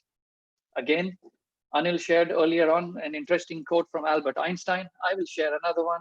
A person who has never made a mistake has never tried anything new. So everybody makes a mistake. The trick is, do not repeat the same mistake again and again. And I've maybe say another word here is that, if you learn from your experiences, it's extremely good so that you don't repeat those mistakes. But those who learn from others' experiences and others' mistakes is a much more wiser person. Next, please. So again, I like to put things in context so that, it's easy for us to understand. Let's talk safety. Your safety, your team's safety is extremely important to us. So please don't feel that, you are on board and the people sitting in the office operations are not caring about it. Absolutely, we do. Even more importantly, you have families to go back home to. Every single one of you who is married or who has parents, you have children, there is somebody waiting home, and they are eagerly waiting for you to come home safely. So it is extremely important for you to focus on safety. And safety is everybody's business. Safety is not just the senior officer's business. Safety is the junior officer's business. Safety is the cadet's business. And that polling question, which we will come to a little bit later, it's interesting for you to say the senior officers are taking shortcuts. Well, what did you do about it? Did you raise it? Did you escalate it? Like Anil said, the doors are open, the phone lines are open. You can pick up the phone and contact anybody you feel within the organization. Believe me, you will get 100% support as long as you have facts to back that up. So every single one of you is accountable for your actions. Senior officers are accountable for the entire operations, but each and every one of us need to take care. Next, please. Now, oil spill, right? At this point of time, environment pollution or environment compliance has been recognized as one of the most important risks or biggest risks that V Group has right now from a business operations perspective. So there is an immense amount of focus on ensuring that environment compliance is being managed properly, the risks are being mitigated, ample amount of training is being done. So if there is an oil spill on board your vessel, again, talking of accountability, usually the fourth engineer is the one who is managing your bunkering operations, running around here and there, taking soundings. But then in case, God forbid, something goes wrong and there is a spill, who is accountable eventually? The chief engineer cannot just say that I was sitting in my cabin and I don't know what happened. It's the fourth engineer's problem. Not exactly. You are accountable for the entire engine room operations. As much as the fourth engineer is, you cannot shrug off the responsibility as senior officers. And similarly, this line might continue all the way into the office for certain operations. So every person within the organization is playing a critical part in making an operation happen. Trick again, learn from the mistakes, make sure it is not repeated again. Next, Karen. Now, port state inspections, another very, very important area of concern and focus. I remember there were 4 people in the initial poll who said that they have been on board a vessel which has been detained. Now, 2019, if I may tell you, was perhaps, if not the worst, one of the worst years in V Group history, where we had close to 20 detentions in 1 year. 20 detentions, ladies and gentlemen, is a big, big, big number. Ideally, a number like that could close down the business entirely, because when a vessel gets detained, the record stays with us like for almost like forever, but at least for a few years. The name gets spoiled. Charters do not want to touch the business. Vessels start suffering, earnings suffer, and then V Group as operations, ITM as the technical manager, get a bad name. You as individuals as well get a bad name. Now, detention is something which is quite strange, because I fail to understand, a port state inspector's job on board a vessel is to come and check and make sure the vessel is seaworthy. That means what he's trying to do is to ensure that when you leave the port, the vessel is safe. That means you are safe. And this is safety critical. This is life-threatening things. A vessel only gets detained if there is like a life-threatening thing happening. So why I'm surprised is that how can you allow something like that to happen on board your vessel? This is like saying, you have a family, you have kids, you knowingly, if your brakes are not functioning, you would still ignore that and put your entire family into that car and go on the highway. So if you're from Bombay, you're taking a drive Bombay-Pune highway, knowing that your brakes are not working, you do not do anything, but you are willing to put the life of every single loved one that you know of at risk. And that, I think, is an unacceptable behavior. So please bear that in mind. I know some port state control inspectors could be unreasonable, but their concept, their focus, obviously, if done rightly, is on these specific things. So please take accountability. Junior officers, whoever is responsible for safety equipment, make sure it is done properly. Senior officers, please check. Please take the accountability to ensure that tasks delegated to junior officers are at least verified or checked to ensure that your ship is in a seaworthy condition. Next, please. Now let's talk briefly about collective accountability, right? One individual is there, you are the senior officers, you automatically become accountable for a large number of activities happening on board. But, are we willing to raise our hand and take the ownership, take that accountability, walk the talk like we said? If you make a mistake, again, raise your hand and say, yes, I screwed up, I made a mistake, and I'm going to fix it. If you don't have an answer, ask somebody for an answer. Anil again said, somebody on board the vessel always knows whether something is right or wrong. Somebody within the team always has the answer. If you do not have the answer in the onboard team, contact the shore team. We are all part of one big team. So somebody within the organization for sure has the answer, because we are managing 550 to 600 vessels. We've experienced something like this perhaps on another vessel, and we can share those experiences. So please don't feel shy. Contact the office, build that trust amongst us. Right? Let's reinstill that passion. Next click, please. So it's not about me, it's about we, right? That is something which we really need to be wary of. So it's not about me, it's about we. Just keep that in mind. Now, again, from a collective accountability perspective, Formula One, from coming into a pit stop to changing the wheels, it used to take 10, 15, 20 seconds at one time. Today, the record stands at, I think, 2 seconds or something like that. So within 2 seconds, an entire wheel can be removed and a new wheel can be put back. How is that possible? That is possible by practice, right? Practice, practice, more practice. And by mentoring, coaching, and every single team player on this team. So imagine there are 15, 20 guys standing there. Every single person knows what their responsibility is, what is their task, what role do they play in this specific job. So every person is not looking over their shoulder trying to see, oh, is the other person able to do his job properly or not? But there is so much amount of trust, there is so much of practice, there is so much of teamwork that they are able to perform this task within 2 seconds, which is phenomenal. So I'm sure with us, senior officers trying to mentor, coach junior officers, initially, checking, confirming whether the tasks are being done, your operation should eventually work in a manner where every single thing happens as you would want it to happen. That's the kind of level of operational excellence or service delivery that we would want to achieve from every single vessel that we are operating. Next, please. So key messages here, you obviously fulfill one of the most important functions in our business. And obviously then, you are accountable for that and you have the authority to take decisions. Now, again, putting that back in context, I read a question saying, wrong spare part was provided and I was asked to use it. And very rightly so, Anil said that could have been the case, but you are accountable for the safety of your vessel. So if that spare part is something which is critical to the safety and safe operation of your vessel, you please stand your ground and ask for a replacement.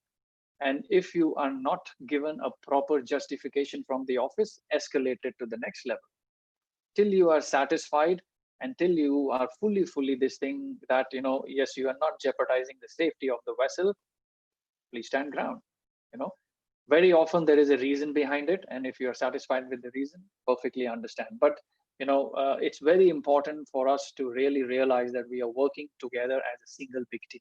And you are on the sharp end of the business, on the vessel, facing charterers, facing terminals, facing your colleagues who are sailing the vessel. So please keep that in mind. You are the owner's reps on board, so the service delivery is in your hands. How you behave, how you function, how you communicate with different stakeholders gives us the branding of our company. And then we need you to basically lead, motivate, and coach our colleagues. Coming along to the last 2-3 slides. So I would give you a quick snapshot about leadership. We have implemented a leadership training program called Senior Officer Leadership Program. It is in phases. It's called Voyage Training Program. It's in phases. It's a journey. And hopefully every single one of you, especially the senior officers, will run through these programs in the next year or two. And then slowly we will start putting on the junior officers as well. Next, please. I'm just sharing a few snapshots here and of some of the courses that we have done. And that brings me to the last slide. And I would leave you with perhaps a quick story, right? And the story goes, this is a story by Simon Sinek, which I really liked. And the story is that in the 18th century, there was something which was very, very terrible, and it originated from Europe, and it finally made its way into Europe, in America. It was called the Black Death of childbed. What used to happen is that women, after giving birth, within 48 hours would pass on. That means 70% of the women would die after giving birth within 48 hours.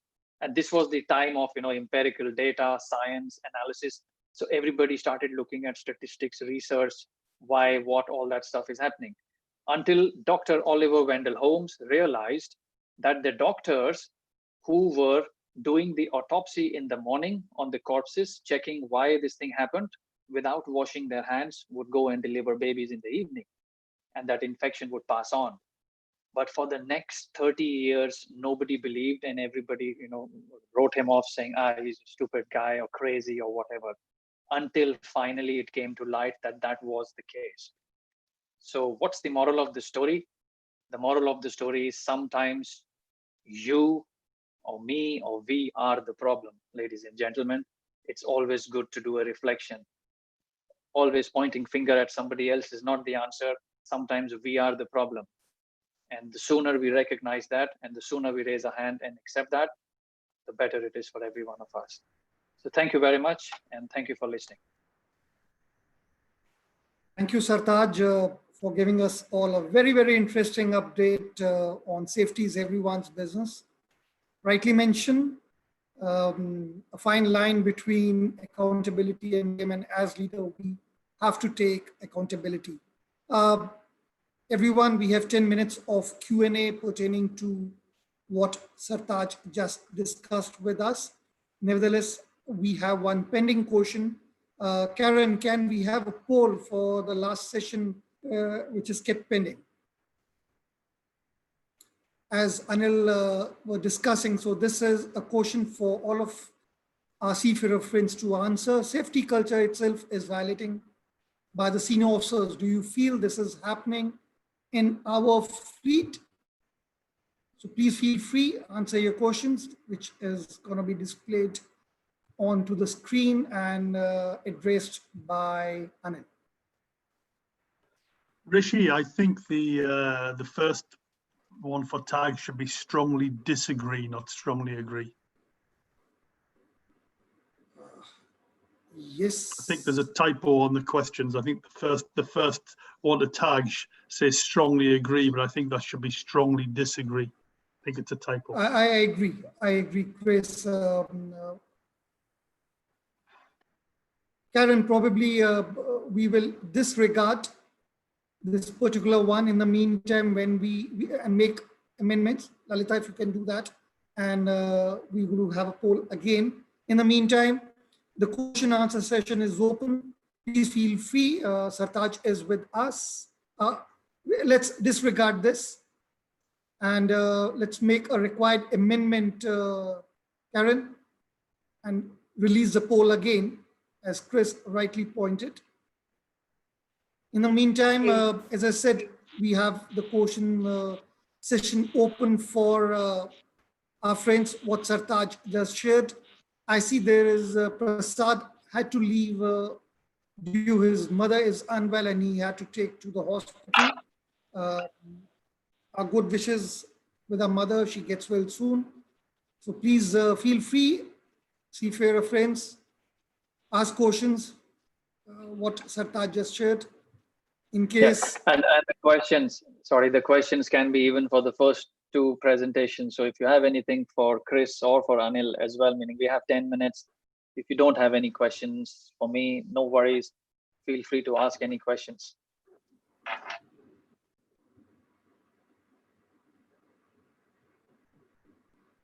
I think it was quite an interactive, quite an interesting session by till now what is going on, what Anil shared, what Sartaj shared, and Chris spoke to us. And I'm sure there are a lot of questions in everybody's mind being away. So please feel free. We encourage you, in case you want to speak to our panelists, please raise hand and we will make you unmute so you can speak also. So anyone, any questions? Go ahead. Or Lalita, if the poll is ready, revised, can we have that again, please?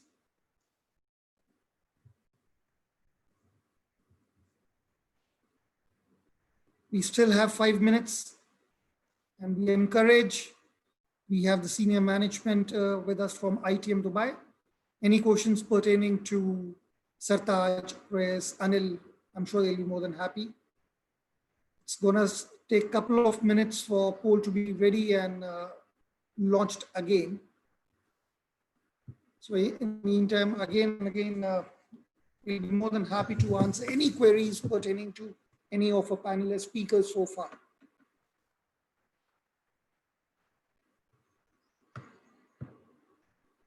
After this question and answer, just to remind, we have a session by Farhad, who's a HSEQ manager, followed by a question and answer session. And that will be followed by a refreshment or a lunch break for 45 minutes. Just as a reminder that this is what our schedule for the first day. And then the second session starts with vetting best practices by Ramesh, a technical update by Chandramohan, and COVID-19 crew mobilization update by Kush. So there is a question by Vinod D'Souza, who says the OCIMF paper on behavioral competency assessment is an excellent tool which could help in enhancing our safety culture. Request your views and implementation of same into our process. Sartaj, would you like to answer this? Yeah, thank you very much, Vinod, for that question. And to answer that, yes, we are looking at rolling out effective end of August, a competence management system within our fleet, and which would incorporate the BCAV, which is a behavioral competency assessment as well. So we are looking at a few other things. The behavioral aspects will be there. There is another Intertanko paper, which is ICMG, which is Intertanko Competence Management Guidance, that will also be implemented, and that will be utilized in a manner where eventually over a phased period of time, you or junior officers would need to complete those competencies to demonstrate their readiness for promotion to the next rank. So that is coming effective end of August onwards. Thanks, Sartaj. For the update, a couple of more questions have come up. One of the views Syed Hassan has shared, I would read out. As our safety movement is mental well-being, I would like to share my personal experience. Receiving birthday greetings on board from our respected MD is highly motivating and encouraging. We receive greetings, emails on board, and is highly appreciated. Thanks. So, Anil, this is for the team being appreciated. Syed, thank you very much. There is another views by anonymous attendee. He says, I also agree that current manning department does not give respect to ITM officers, as it was a case earlier. Indeed, very, very concerning. Anil, would you like to address this, or we've already spoken about it though? Yeah, Rishi, I think if we can also do a poll on this question as well, because then it will give us a fact in terms of how many percentage feel that way. I agree, Sartaj. Probably for the next Q&A, we will keep this poll ready because there has been a couple of concerns from these RC friends. So yes, we will do that. Ajay has another question which has come. Appreciate ITM prompt support provided to my chief cook who suffered heart attack. Gave me free hand to even request heli evacuation, though the cook expired after landing a show. That's really sad to know, Ajay, but appreciate you have shared your experience. Then we have another. Just say a few words, Rishi. Sure. Ajay and all others listening in, these are not just words. Please believe me, when we say that we treat our colleagues like our own, we really mean it. And any pain suffered by any of our colleagues is equally felt in the office by majority. If I said all, maybe I would be a little bit over exaggerating. I can tell you that the majority feel your pain. And when we feel your pain, you can rest assured we will do our very, very best to see that we manage to, in our own way, ease this pain. This COVID situation right now, I'm sure it will come up later on also. We feel the pain as much as you do, believe me. And rest assured, we will always do our best. And I'm sure Chris will continue with this tradition, as he said, when he comes here. Thank you, Anil, for the assurance to our seafarer friends that this will be continued. And thank you very much. If the poll is ready, we can... Just a comment from me there. Yes, that is something that will definitely be carried on. It's important to me that I get to know as many of our staff as possible. I'd like to know everybody. That's pretty impossible, but I want to get to know as many people as possible. And it's very important, as the question from the attendee said, it's very important that we have empathy with everybody on board, particularly during these very, very difficult times at the moment. And it's important that everybody on board knows that they are able to reach out to the highest levels within the management of the company, and that we will do our best to resolve any situations they have. Thanks. Thanks, Chris. We have a couple of more questions coming from some anonymous attendees and also from Prateek. Time is of the essence and we have to move ahead. But before we move ahead, can we have the poll, which we made some corrections to? Karen, is it ready? Okay, just a moment. Sure. Prateek and other questions which are pending to answer, we are carrying it forward for our final Q&A. Yes, here we have the poll. May I request all our attendees to have this done so we can show the results instantly, and probably Anil can share his views on this. Yeah, thanks. So coming back in a connection to the earlier comment regarding senior officers violating the safety culture, you feel this is happening in our fleet. So either the options are strongly agree, neutral, disagree, and strongly disagree. Another thing, what was to which extent do you agree that current manning officers do not give respect to ITM officers? So let's take a poll and see how seafarers feel. So it can be addressed by our Managing Director, ITM Dubai.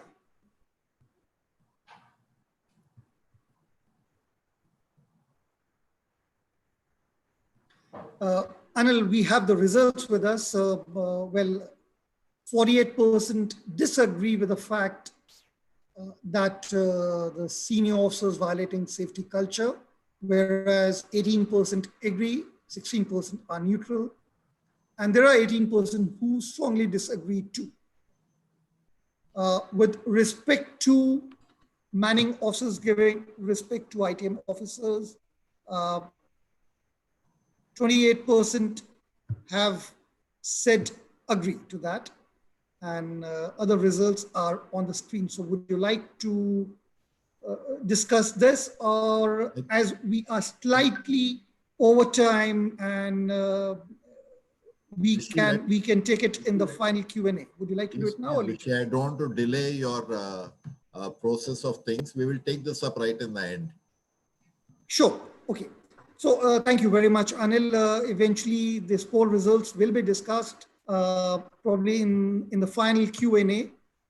In the meantime, let's move ahead. It's time to invite Farhad Nanavati, HSEQ manager with ITM Dubai. He's going to share what HSE excellence means in practice. Farhad, all yours.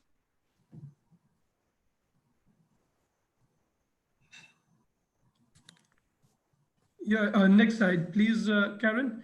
And good morning to everyone.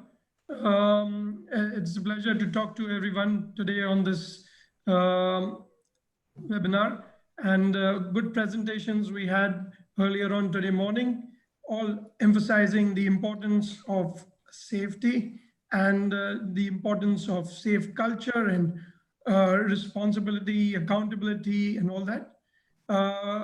Coming to myself, I've been here for quite a number of years, sailed on various types of vessels, and I suppose I probably know me, and I know most of you all already. In 2005, I joined the office and have been with this company since. In 2009, it was the We Group that took over ITM, and presently as HSEQ manager, a DPA, and is responsible for supporting the fleet with regards to safety and any other operational matters, audits, inspections, and TMSA audits. The important thing is was spearheading the company's safety culture to encourage safe behaviors through various initiatives by the We Group, HSEQ team, and locally. Especially, we had these programs before on partners in maritime, which is still going on, partners in maritime safety, crew resource management, and other leading events. Next slide, please. You can keep going on, Karen. Yeah, so coming to this point is where we are today. Now, we've already talked a lot about safety, emphasizing on a lot of things, emphasizing that we all our officers, all our people on board are leaders and always have the right, the responsibility to stop a job and correct it before moving on and doing something which could have consequences, which could result in accidents or incidents. And everybody has been empowered as a lot of information has been sent out by ourselves, by the group, to all our colleagues on board and in the office, that everybody is empowered to stop any unsafe acts or conditions and work towards a good, safe operations on board our ships and everywhere that we are. Now, so what I would do is, I would basically, with this presentation, look at some aspects of what we are actually doing and what is being done to add on to the earlier presentations this morning. Yeah, so where we are today, operationally, as we all know, we all are, seafarers at present and ex-seafarers dealing with ships on a day-to-day basis. Operating ships as a ship management company is our bread and butter, and we would like to operate it to the highest standard. So yeah, on board the ships, like they say, putting anything out to sea is a risk, and there are risks, and how we handle those risks and reduce those risks. So there are challenges that we face daily on board the ship with regards to even cargo that we carry on tankers, different types of cargo, actually operating the ship, navigation, and whatever have we. So there are challenges that we face daily. Now, with this challenging environment, of course, we have been doing well, which we will come to the statistics in the next couple of slides to show you where we are and how we have done in last year and how we are faring this year too. So basically, it is a challenging environment, and we have done well, of course, and however, there is a great deal of work that needs to be done, further work that needs to be done, as they say, to be excellent ship managers or ship operators and operate our ships to the highest standards and safely. So we all know that accidents do take place and that it is not done deliberately. They are not willful acts. Nobody wants an accident to take place. Yet, unfortunately, we have had incidents or occurrences that have happened across the fleet over the past few years and over the years. And this is where we would like to work towards improving and reducing that and working towards goal zero. The most important thing is that your leadership, as we all are leaders, will help, and your personal example will help prevent and work towards this goal zero. Next slide, please. Carol. Yeah, so in delivering our vision, we have an HSEQ vision which has identified 6 key areas of focus as shown over here. Reward and recognition, reporting systems, culture, safety, personal and development, environment, and quality audits. Start with culture is put right in the center because it is the culture that we all work in, the culture that we develop on how we can address these accidents, incidents, how we can work safely together as a team. As it was talked about teamwork even in the previous presentation by Sartaj. And yes, quality audits right at the bottom there it is required.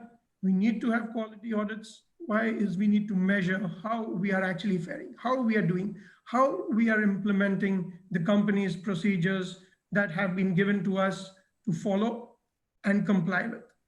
Yeah. Now in 2016, we had human behavioral-based specialist by Lloyd's do a survey, a safety climate assessment. And this was repeated again last year. There were about 400 people who participated, and on behalf of the group, thank you very much for all those who have participated and all those who are participating on this webinar too. There were a lot of positives came out when we did this survey. However, there are a few points which were highlighted around the whole group, which basically we need to work on more, which needs further improvement. And these are vigilance, basically keeping a good vigilance, having a high standard of situational awareness. Second one is blame culture. Well, we do not, and in the group, certainly we do not encourage blame culture. Reporting of all sorts of events, reporting of even if we have a situation like in the morning, it was mentioned by Mike about let's talk. You know, if we have a problem, feel free to report it, and it should be taken up positively and to support all of us, all our colleagues on board and in the office and everywhere. Yeah. So we need to be more proactive there. We need to come out and openly report if we have something, and try to get help where we can, where we need. And next is intervention.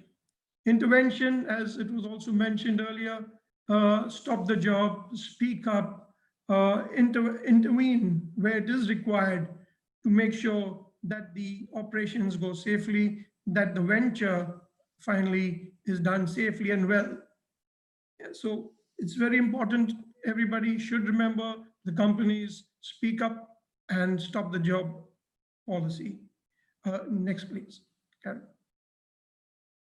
Yeah, as mentioned earlier, a little bit on the performance, as we need to measure where we are, how have we done, and where we need to work further to improve. So with regards to LTIF, which is the lost time injury frequency, where a person has not been able to come back to work, in 2019, we had actually quite a good year till the last moment. And in fact, on 30th and 31st of December, there were 2 unfortunate accidents. Our goal is, and our aim is, to have no injuries, no harm to all our colleagues and people working on board the company vessels. That is our aim, and that should be the aim of all our colleagues. In 2020, first quarter, it was nil, and we would like to keep it like that. However, I have not put it up on this presentation. There were 2 unfortunate, again, accidents which could have easily been avoided at the end of May. The total recordable case frequencies in 2019 was 0.37, and now it's almost the same, because in the first quarter we had some medical treatment cases. Won't dwell too much on that. Incident rates from 2019 at 1.35 has come down to 0.86. However, this was a lot higher before. One of the main reasons being here is a lot of emphasis and information was exchanged on how we need to record any incidents. Yeah, on one side, the incidents have come down, and which is a positive. However, to highlight is how we record it, how we categorize it is very, very important. Then the near misses was 0.7. It has gone up to 2.6, and we encourage that. We do not put any cap over there. We would like more proactive reporting, intervention, as it was mentioned earlier, and stop the job and report. Why reporting? Is so that we all learn from these occurrences, so that we all can discuss this at the safety meetings and prevent it from happening in future. As important as near misses or unsafe acts, unsafe conditions, which I will come to later on the unsafe acts and unsafe conditions, as important is safe acts, because we strongly believe that by sharing this information on safe acts, on good practices, best practices, everybody in the fleet can learn, and this information is being shared, and people can avoid making, or probably would do the thing in a better way, would do the job in a more safer way. On the other side, on the right-hand side is the group's figures. Basically, for the whole V group, there was an increase in the lost time injury frequency, and obviously this is being addressed seriously by all the officers. At the same time, there were a reduction in medical treatment cases and so on.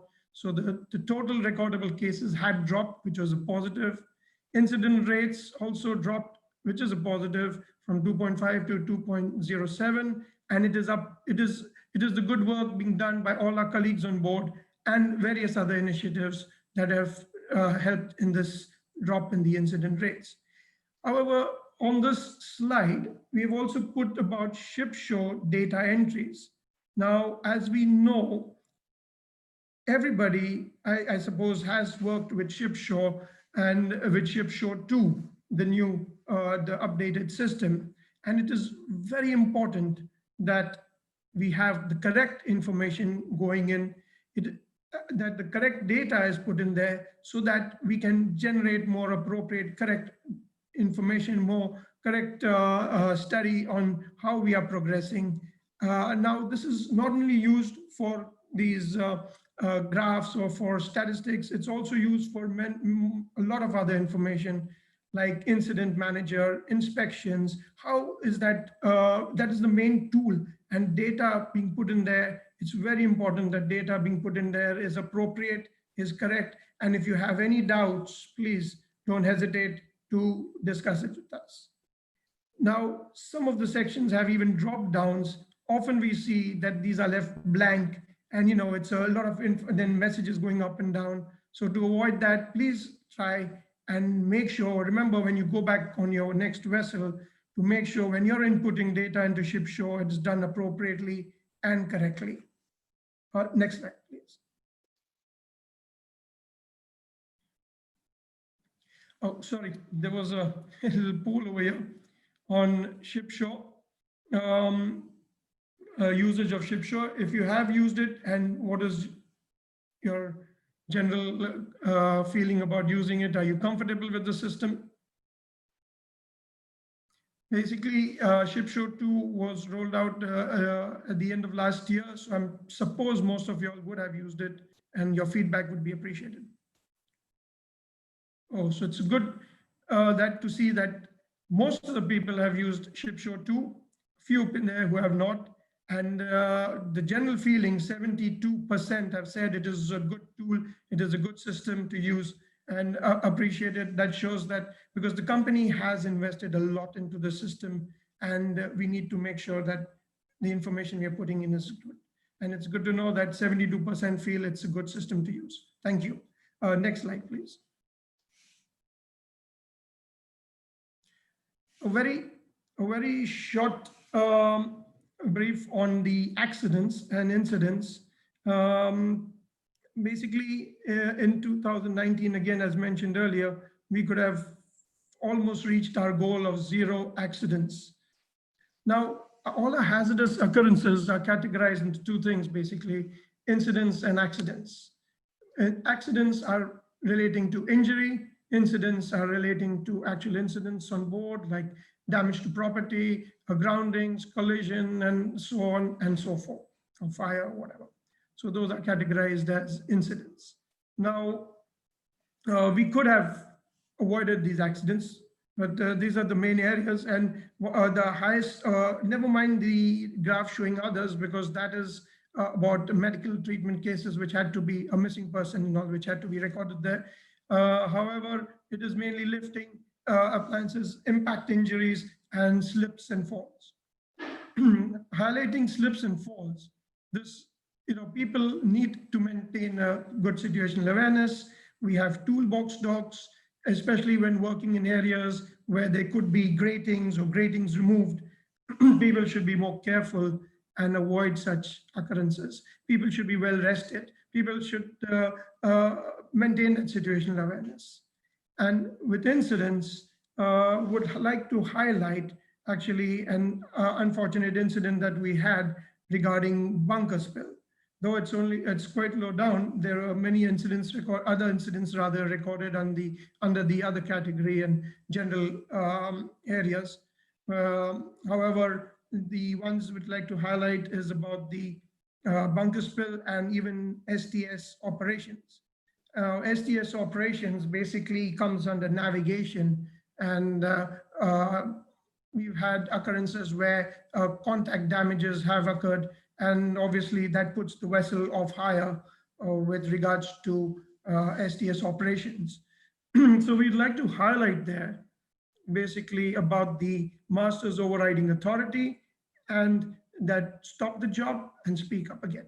If you feel that the situation is not conducive to carry out STS operations, so be it, and trust us, we will have our support all the way. Talking about the bunker spill, I won't go too much into it. However, there were a lot of lapses over here, a lot of areas where things could have been done right. However, complacency, responsibility, accountability sets in over there. There were other people who were involved in that job who could have easily stopped the job. The chief engineer decided to take in more bunkers into the tank well above the company's procedures, which sets out as 700 cubics. On the tank of 700 cubics, 95%, he tried to take a little more. Why? Because the bunker calculation was misjudged due to VLSFO and the changing density. In the bargain, they tried to take, as we say, nobody does it deliberately. However, it was done in good means in the intention of taking all the bunkers, not upsetting the charterers or the owners or anybody.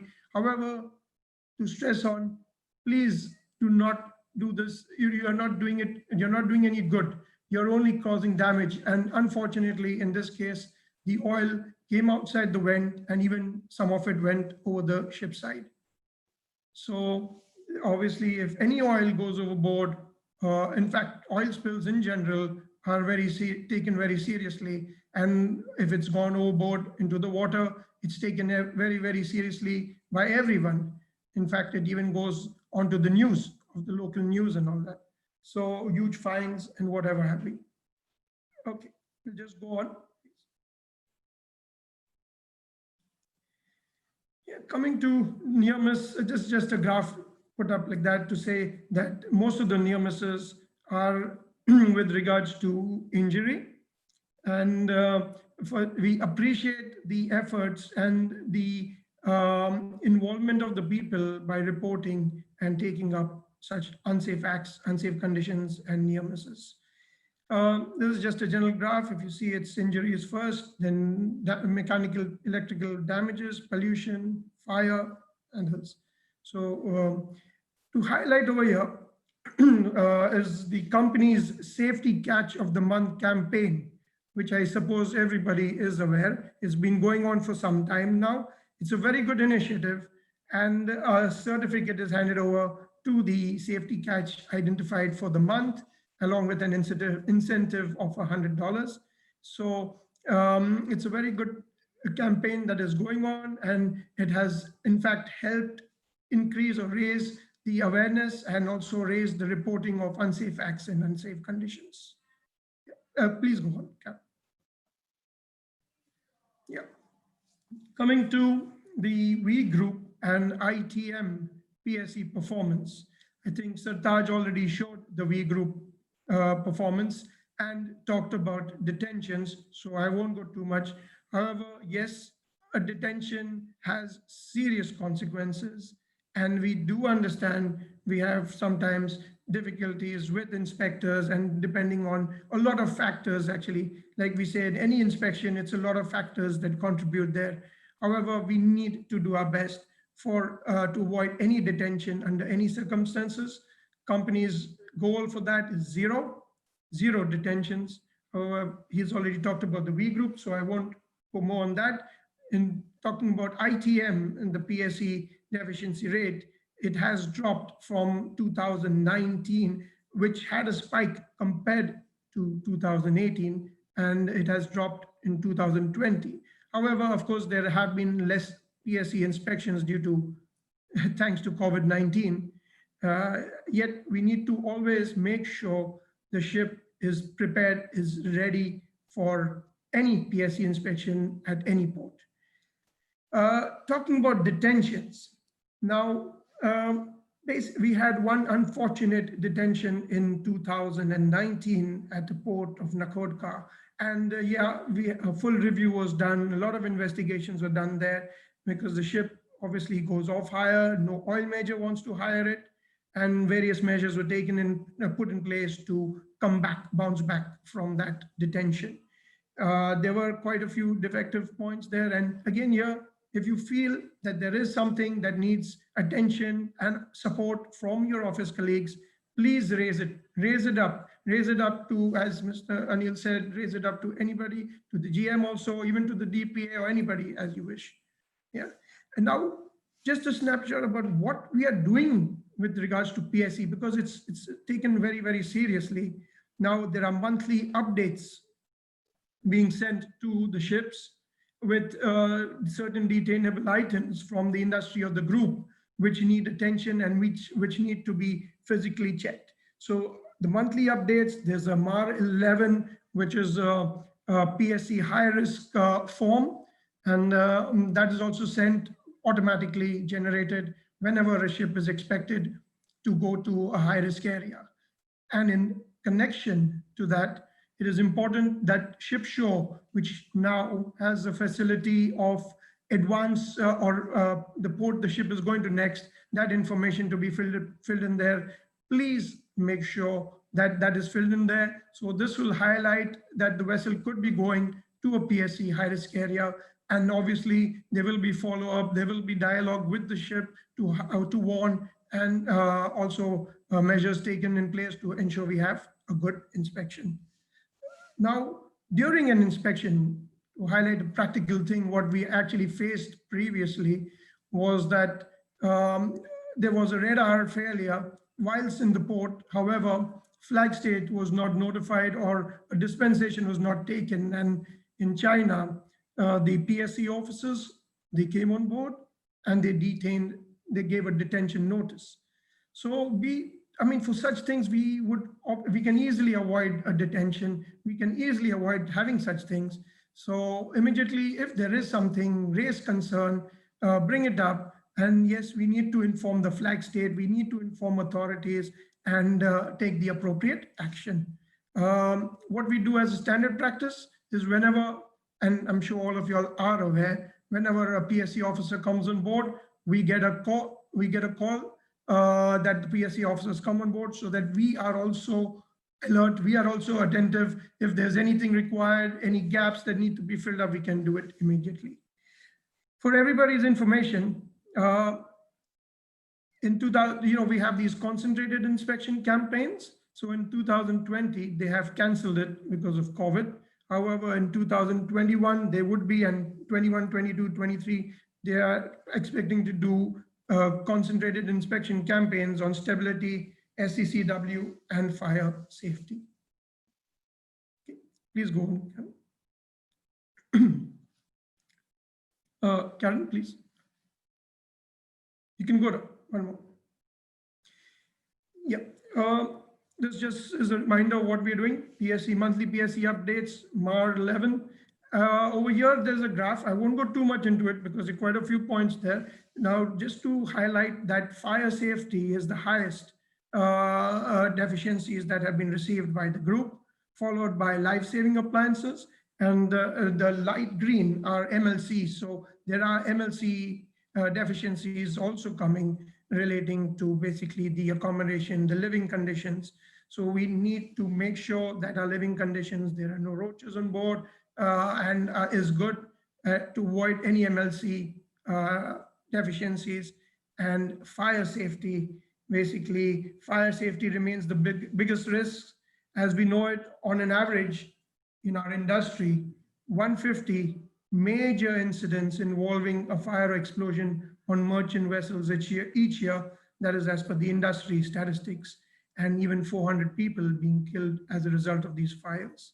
So apart from the PSC, looking at incidents, we would not like such incidents on board any of our managed ships, or have any of our colleagues getting injured or affected by such incidents. Next, please, Karen. Oh, okay. There's a poll. If you have experienced PSC, Paris MOU or Tokyo MU inspections, yes or no? And what has been your experience in dealing with these inspectors?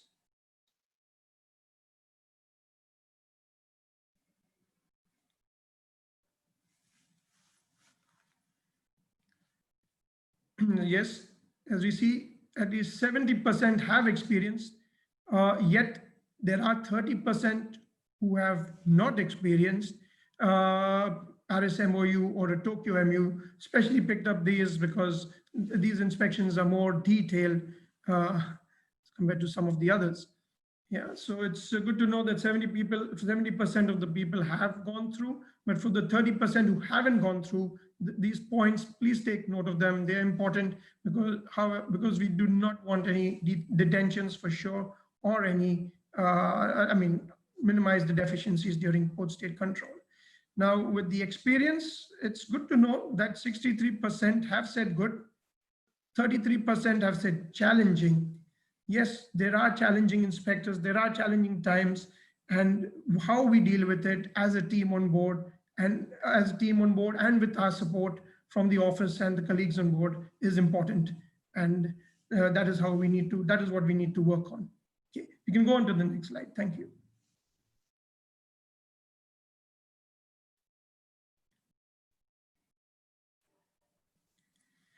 Compliant and safe vessels. Now, Karen, you can go on, put the whole slide. The self-inspections. Again, this is a thing what we actually do practically. Now, there are a number of self-inspections like SAF 36, the self-assessment form to be done 2 weeks prior joining. Navigation self-assessment, the NAV 15, 4 weeks after joining. MAR 10 every 6 months, that is the cargo. The MLC audits and mooring and anchoring audits done every 6 months. The reason for highlighting this is that this has been given to our colleagues on board who are actually operating the ships, who are there on a day-to-day basis. And we would appreciate that when carrying out these assessments, these self-audits, it's done in entirety, it's done properly. Please do not be afraid to report problems or allow risk normalization. It's always been like that. Let's continue it. Forget putting it over there. The whole idea of this, you doing these self-assessments, is that you know your ship the best. You are there throughout. You're living there. You could bring out these points, and obviously, as it was said in many of the earlier presentations, that we are there to support you. We are there to support our colleagues on board and correct it.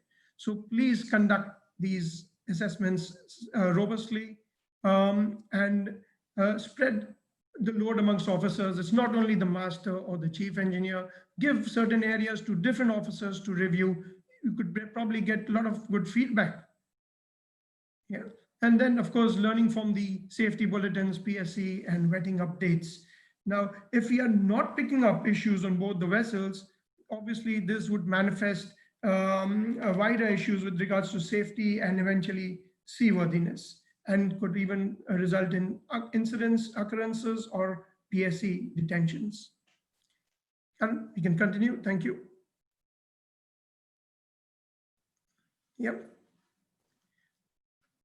Culture, what we talked about many times, everybody knows this: profit before safety, or you can say perceived, what do you call it, pressures.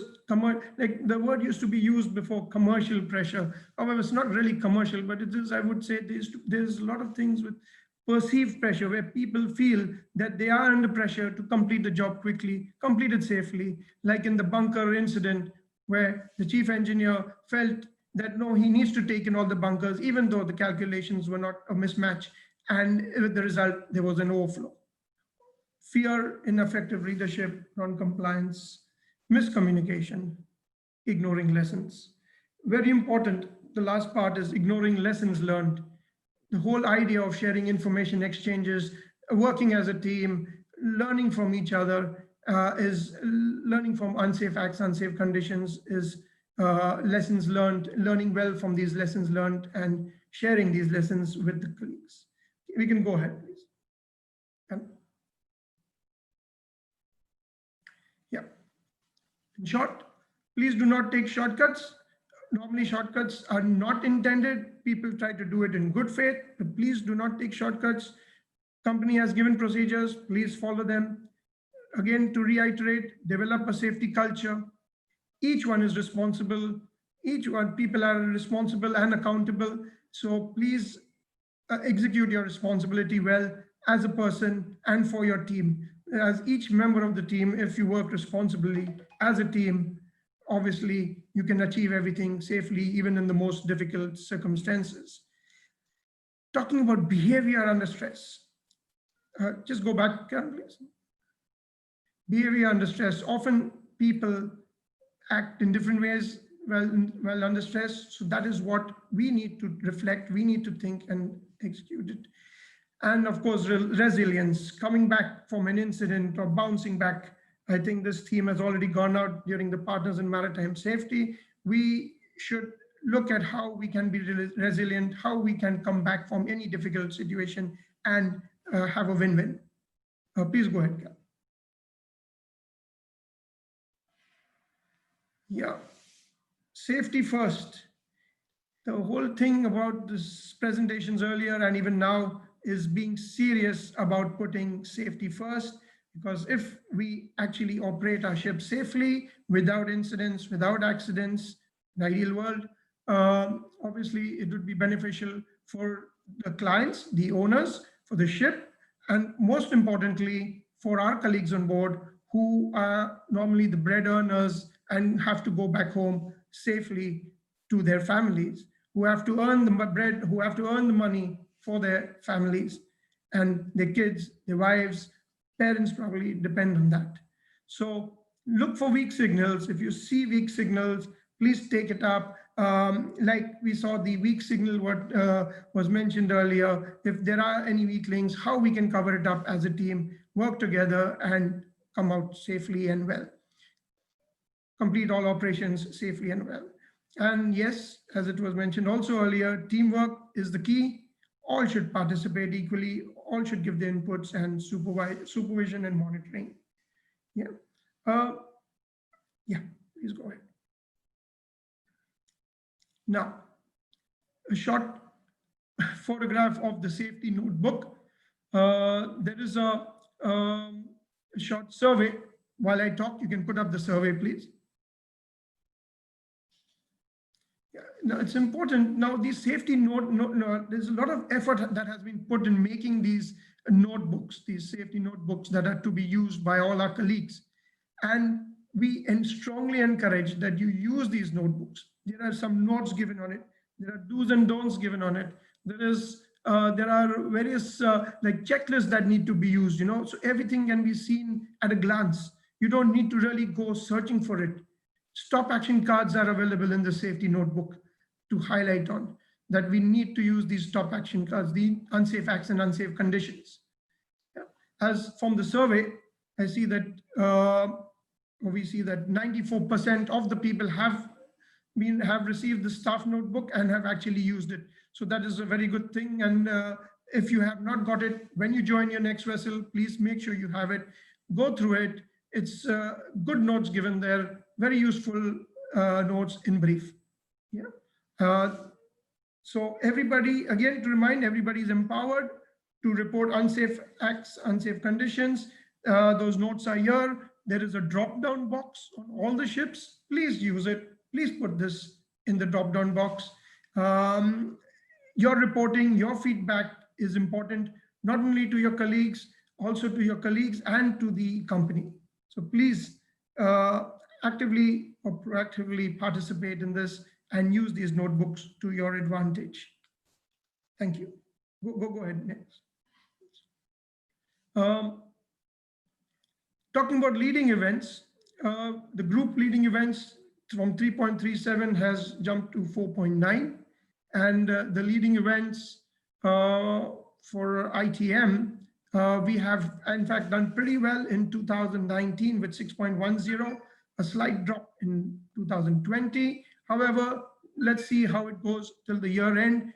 Everybody again is encouraged to speak up, to report unsafe acts and unsafe conditions. Talking about which, we will move on to the high impact, low frequency risk model. Next slide, please. Yeah, now go back one, please. Basis our feedback on incident this company has been contracted by the group where they do a study of the unsafe acts, unsafe conditions, near misses and all. And this is the statistics that has been generated that showing us which areas we need to really focus on, like flooding, explosions, asphyxiation. So please go to the next slide. Yeah, and you can bring up the next one, so please. Oh, just go back, please. Yeah, so as we can see, basis that study, these are the main areas where seawater system failures, loss of watertight integrity, as the second one being confined space entry. We talked about earlier about people going into a tank where we actually lost some of our colleagues. And this predictions would help us work or probably start campaigns or take initiatives where we can remind the people, where we can remind our colleagues that they shouldn't go or shouldn't do these things. Then fire in engine room, battery explosions and boiler. Go to the next, please. Okay, now I won't read out all this. However, just highlight a couple of things here. Flooding, loss of watertight integrity. I mean, you can read the rest, but talking about loss of watertight integrity, we unfortunately had one of our ships where they had the flooding, water come into the forepeak store and damaging a lot of equipment. So now what precautions do we take for that? How do we address it? Now, this has been a thing, this is nothing new. Ships have been experiencing rough seas. So what precautions do we take? How do we evaluate the risks? It's okay, these words are there, risks and risk assessments, but basic risks or basic seaman practices, coming back to the basics, that's what we need, coming back to the basics. And this high-low predictions and your reporting of the unsafe acts and unsafe conditions, leading events as we call them, will definitely help in enhancing these predictions and for us as a company, as a team, to work towards avoiding an actual incident or accident from occurring. We can go to the next, please. Yeah, not to leave out our environment, the V group, or rather, we are strongly committed to adopt to promote industry standards and best practices. We have an ambition to be the leader in environmental and energy management, both at sea and ashore. Yeah, so next slide, please. Okay, so environmental compliance, as we all know, is very, very important. Why? Possibility of criminal prosecution, jail sentences in today's world, huge fines, and the worst being also reputational damage. Now, we all know we don't want any of our colleagues going to jail or taking any shortcuts or doing anything wrong, damaging the environment, or even issues or detentions coming up during port state control inspections. As environment is taken very seriously, and we need to work towards safeguarding our own environment for our future and our children's future too. And I'm sure everybody would agree on that. Okay, next slide, please. Yeah. So when we talk about environment, next, keep moving. Now, when we talk about environment, basically we're looking at reduction of harmful emissions, elimination of single-use plastics, enhancing awareness of environmental responsibilities. It's very important that we enhance the awareness. Why? Everybody should be aware, everybody should be reminded of the environmental requirements that the company would, the company's goals, environmental requirements of the company, and yes, reduce damage, any damage to the environment where we can and as we can. Yeah, there's the single-use charter for plastics. The plan has gone out on all the ships, and we have left it to our colleagues on board to decide how they would actually work towards reducing single-use plastics on board. A survey has been taken as to how are we having drinking water on board, whether we have got the right equipment, the plans to ensure that there's drinking water without using plastic water bottles as it has been done in the past. Yeah. So, yes. as we talked about single-use plastic, promote alternative packing in our supply chain by the catering, promote alternative drinking means, and adopt single-use plastic policy by the company. Next, please. This is a shot to sum things up almost about the company campaigns and well-being initiatives as a reminder. Earlier on today in the morning during the safety moment, Mike talked about a couple of these things. However, as a reminder, the initiatives by the V Group, that is Employee Assistance Program. We have this company ComPsych. If you'll require it, please do not hesitate to use it. Yeah. Let's Talk, that is designed to encourage discussion and experience sharing. Now, what we have done is we are doing these meetings, as I'm sure most of you all may be already knowing, every month in addition to the safety meetings. Now, these meetings mainly talk about not the general things, not the way what the vessel is going to next port and all. It's all about CRM, that is crew resource management, and partners in maritime safety. And for these 2 months, since June and now in July, the theme being circulated to all the ships is on mental well-being and initiatives. In fact, the group has made a separate presentations, and this program, which once we get moving after COVID-19, all going well, will be circulated to all the ships. And we will send it out as an email after reducing the size to all our vessels. Though it's already gone out, but and some more enhancement on that will be sent out. And yeah, at the end, it's mentioned, please remember, we all have a state of mental health and it's okay to ask for help. Please do not shy away or refrain. Remember, you are all safety leaders and the culture is the shadow. So as officers, we are all leaders. We all have a very important role in operating or running our ships safely, going back to our families safely after earning our rightful wages and money, and having betterment for the family. So please remember, you are all leaders, and very important that if someone is challenged, your behavior, example, or decision making, in fact, if I may ask, if you can't remember, then please look it up yourself when you can and consider if your behaviors and approach might be the reason for people who do not want to contribute. So it's very important that we as leaders encourage our people to contribute, encourage our people to speak up or even stop the job as appropriate. Yeah. So that is the main thing to be told across. And yeah, next slide, please. Thank you for listening. And any questions, if there is time, then we'll go ahead. Otherwise, we can use it for the Q&A session. Thank you, Farhad. Indeed, very, very interesting. As it is rightly said, safety is not a tick box exercise and needs to be inculcated within. So yes, indeed, we have this dedicated time for Q&A, 10 minutes, but time is of essence and we are slightly behind the schedule. So we suggest, we see there are a lot of questions coming, couple of hands were raised. Nevertheless, let's not feel dejected. All the questions will be addressed in the final Q&A.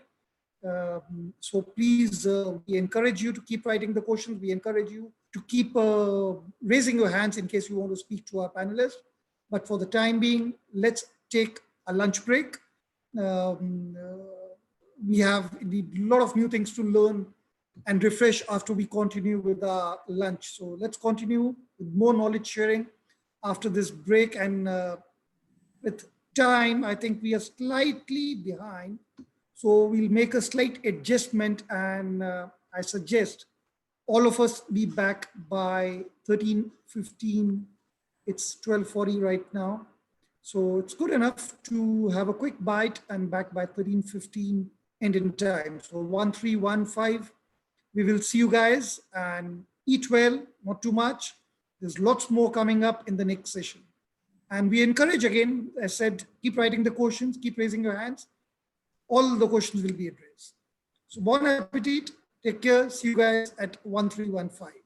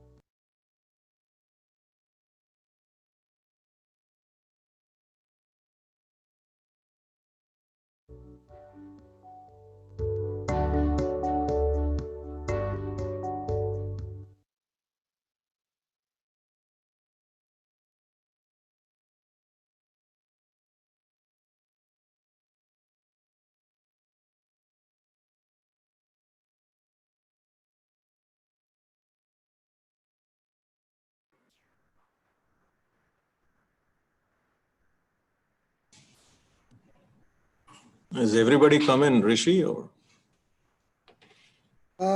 Just the head count check. We see 60 attendees and in total 71. I think sounds good and time to proceed further. Welcome back, everyone. We have so much to learn and refresh in the second session too.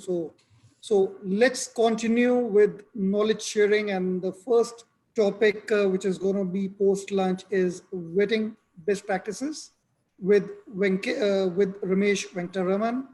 He's the vetting manager with Dubai, ITM Dubai. So Ramesh, may I welcome you? If you can present, please. Thank you. yes, good afternoon to everyone.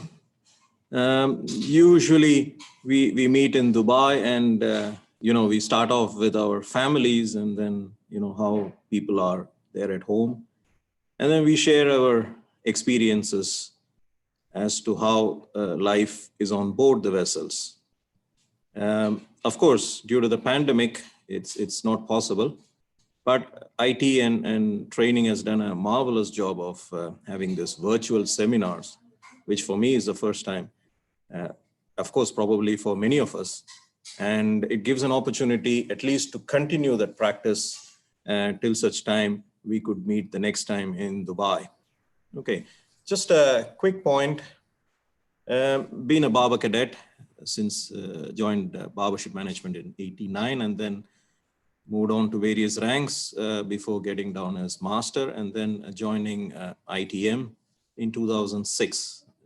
Gradually rose to the rank of vetting manager, also holding an additional role as global head of vetting for V-Ships. So, but it's been great working with the colleagues in the office and on board. Like I said, it's unfortunate we couldn't meet in person, but nevertheless, this virtual seminar is a good way to go forward. Can we have the poll, please? Ramesh, I'm sorry, a little bit of I think error here. Your photograph is there, but the name happens to be of Anil. So everyone regret error. That's absolutely Ramesh over there and his background. Okay. Sorry for. Yeah, no problems. Yeah, can we have the poll now and let's see how things are.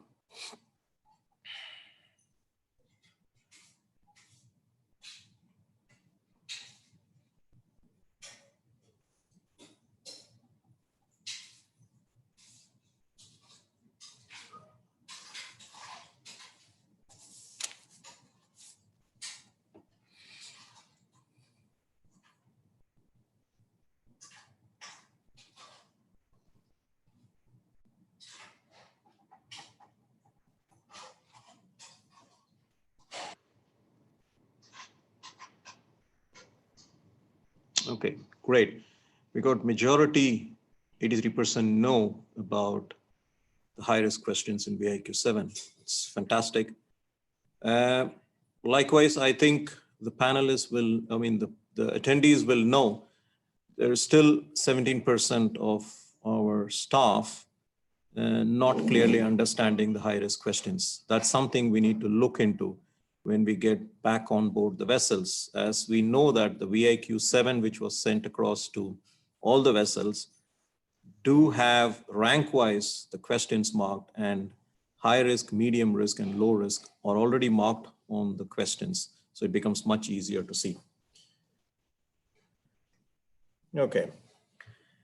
I'm not going to deal much on this flawless delivery pillar as such. Before these nice terms which has come into picture, the vetting always believed in this flawless performances. The basic matter is it's the bread and butter for everyone in the oil, chemical, and gas business. So if there is no vetting, certainly there is no cargo for the ships, and it means no trading, no money. It's as simple as that.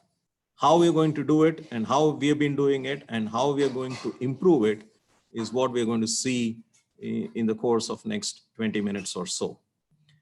Can we have the next slide, please? Yeah.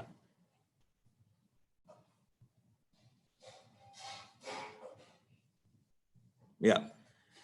as you all seen, these high risk observations, this is pertaining to each and every oil major. By and large, these questions are having the same weightage as what we see, but at times, some oil majors may have a different view as far as medium and low risk is concerned.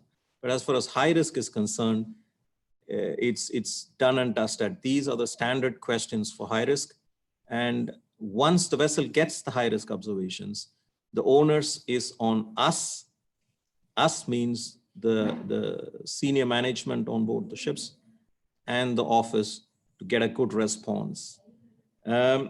This morning, there has been a good talk on some good words, I should say.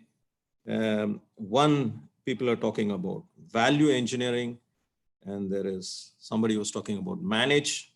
Then there is human error. There is accountability. Lots of things have been talked. But as far as vetting is concerned, we are looking into this accountability. Who is accountable for vetting on board the ships? To us, in ITM and V ships, it's the master and the chief engineer who are accountable for the vetting inspections. And who's responsible for it? All the other ranks who are on board. They are accountable, they are responsible for the areas of work, giving feedbacks to the master and chief engineer, and accountability rests with them. Likewise, in the office, we have the fleet cell who are accountable for the inspections. As far as vetting, HSEQ, fleet managers, operations directors, MDs are all in the process of supporting the fleet cell by whatever help they require. Next slide, please.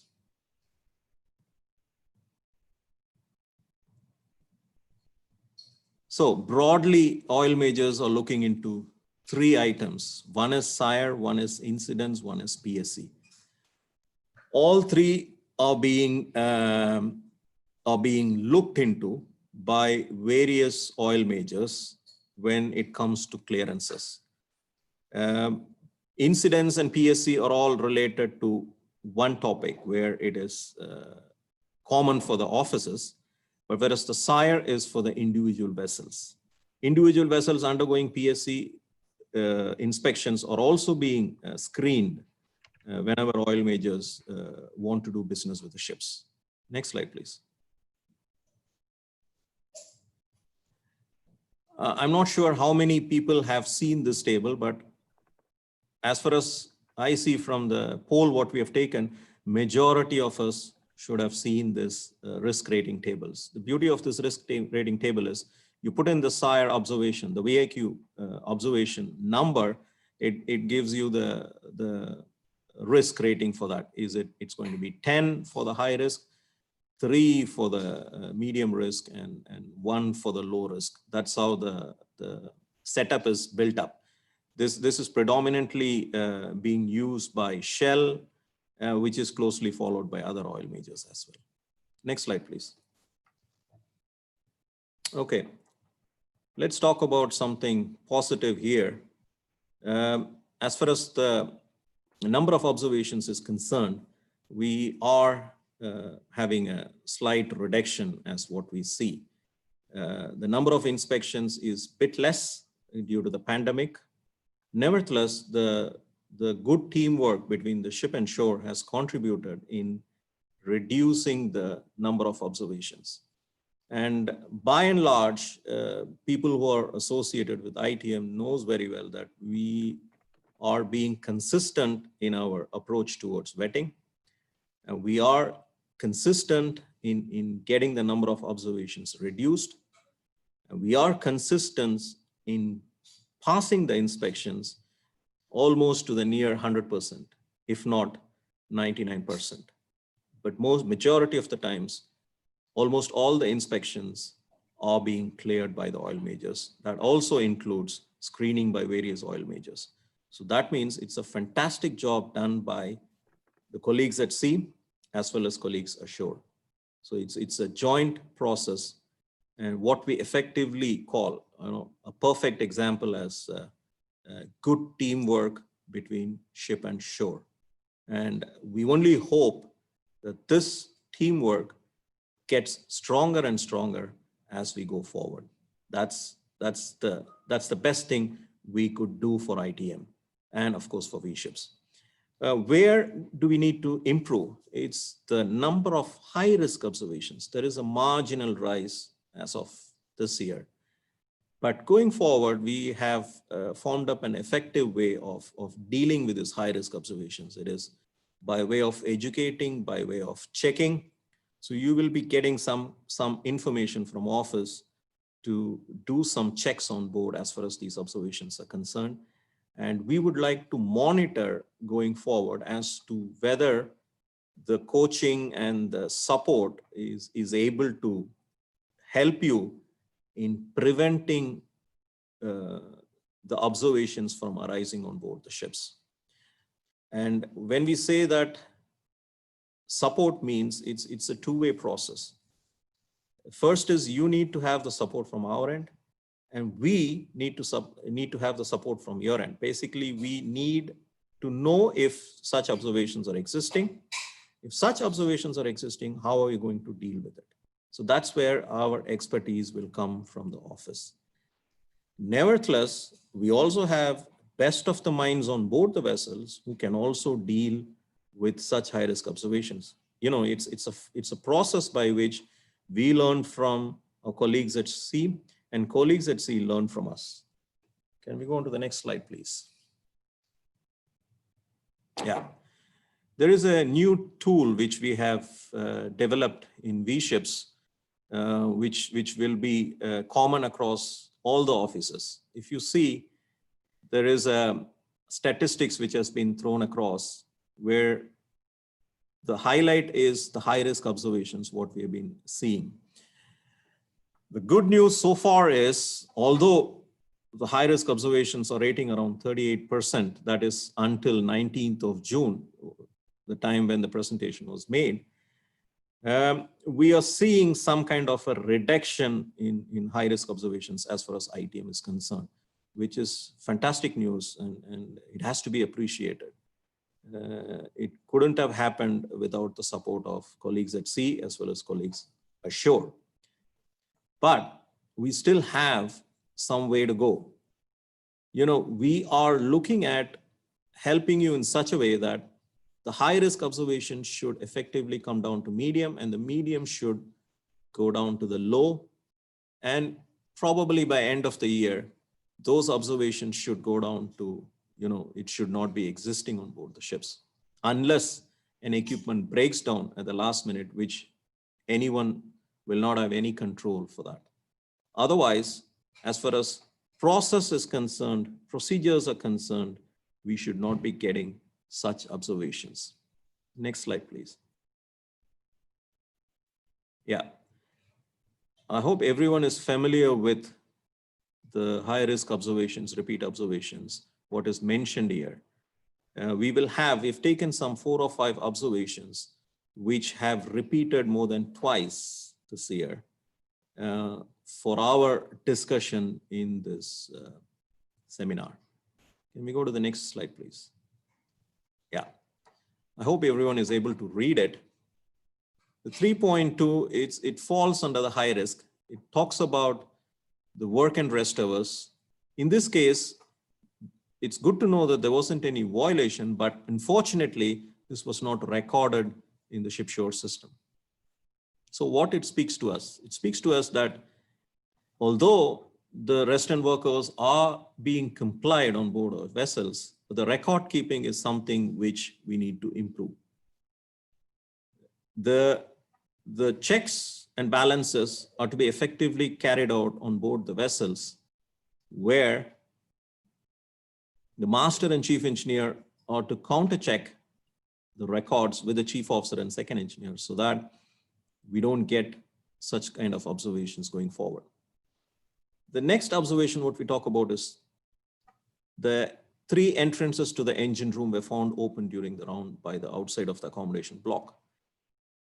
There was a reason for this, but unfortunately, such kind of things cannot happen during the cargo operations. In this case, the vessel was discharging at a terminal. Rather than, you know, considering it as a high risk, we would also like to say that it's a bit embarrassing also to receive such observations. Although it could be a minor mistake from the staff, there could be the checks and balances. Where it comes is the ship shore safety checklist, which is being used. Then there is every 6 hours checklist, which is being used. We are supposed to check the repetitive items, as 5.1 falls under the repetition items, but somewhere it gets missed out and then the inspector spots it. So there's something we all need to keep in our mind, especially during the discharge and loading operations, especially when you are having SIRE and third-party inspections. Then 5.43, it comes to breathing apparatus, was a minor leak. We do understand at times it does happen. And in this case, the pressure was not that less as compared to the normal level what is to be filled. It just happened during the time of inspection. Nevertheless, it is considered as a high risk and it has to be suitably rectified. The fourth one is something, it took us a bit of a surprise. The inert gas system control panel in the CCR was noted with an inserted switch. We all know that IG systems are being verified by class and any modifications has to be approved. So in this case, there was an approved plan on board, but then in the past, somebody has inserted the switch which has gone unnoticed. So some of these observations, when we circulate to the fleet of ships, we expect the colleagues at sea to inspect such apparatus and then come up with a response that something like this is not there on board our vessels. This is just a confirmation check so that it doesn't get repeated on other vessels.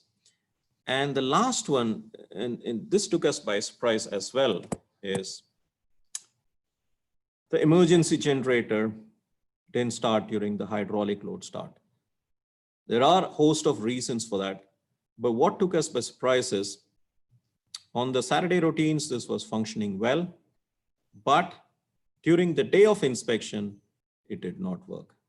And of course, we all know that the ship cannot sail out without fixing that hydraulic start.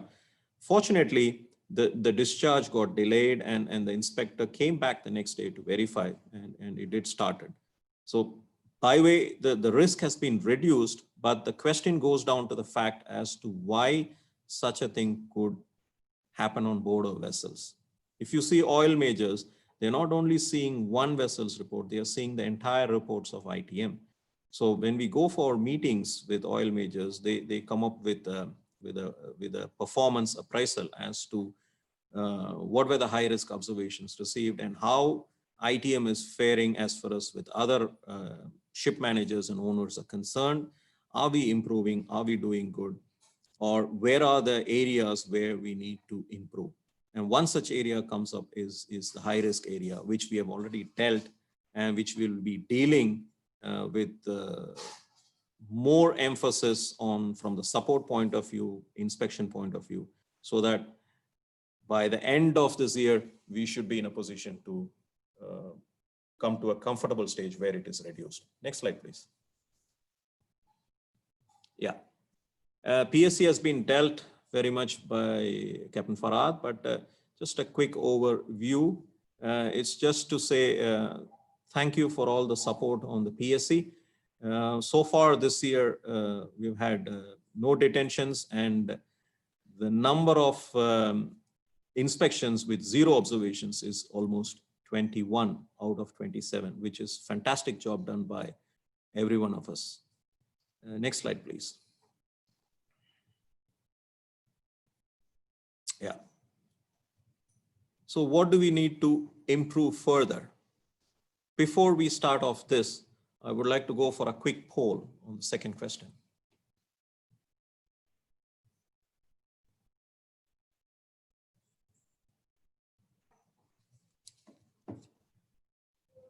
Let's get the results before we move on to the last.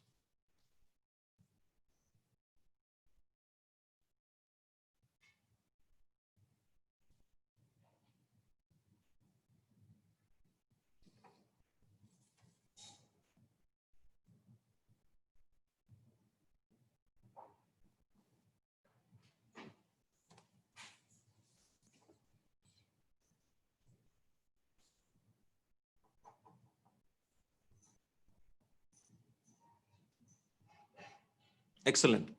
So now we have a better understanding that although we have control process in place, we have procedures in place, we have systems in place, we have electronic platforms, everything is there.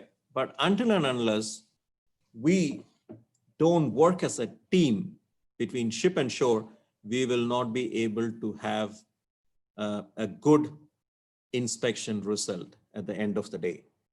And I just wanted to highlight one aspect of it is there are times during this pandemic, we are still managing effectively. We have got remote supports, we have got supports from other places. So many aspects are there. Human mind is getting tuned to how we can effectively manage the pandemic, be at home, be at ship, be at office, wherever it is.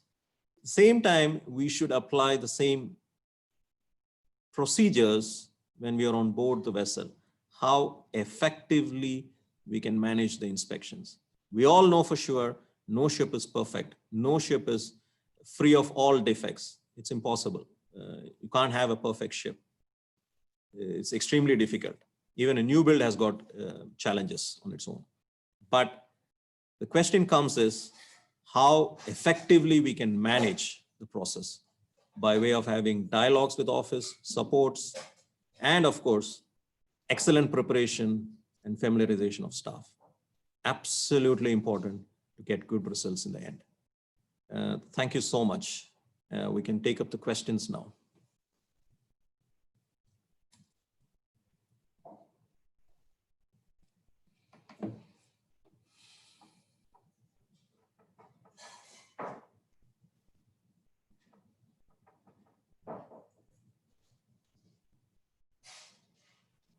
Thank you. Sorry, I was on mute. Thanks, Ramesh, your thoughts and experience on getting best practices, other details. As you rightly said, time for Q&A.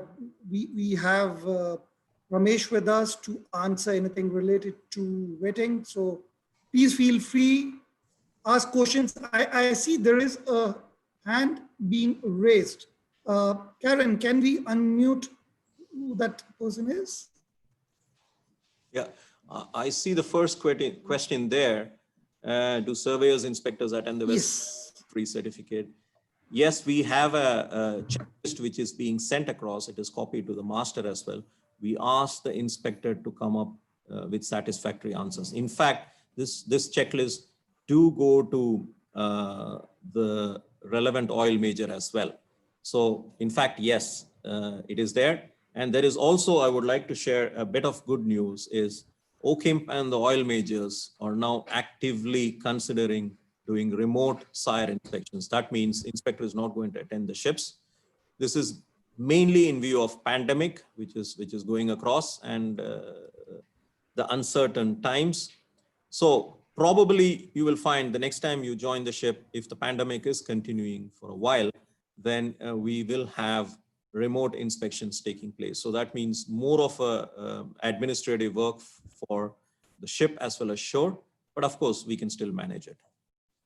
There's a second question, how do ship staff to tackle when the PSC insider comes on same day, same time?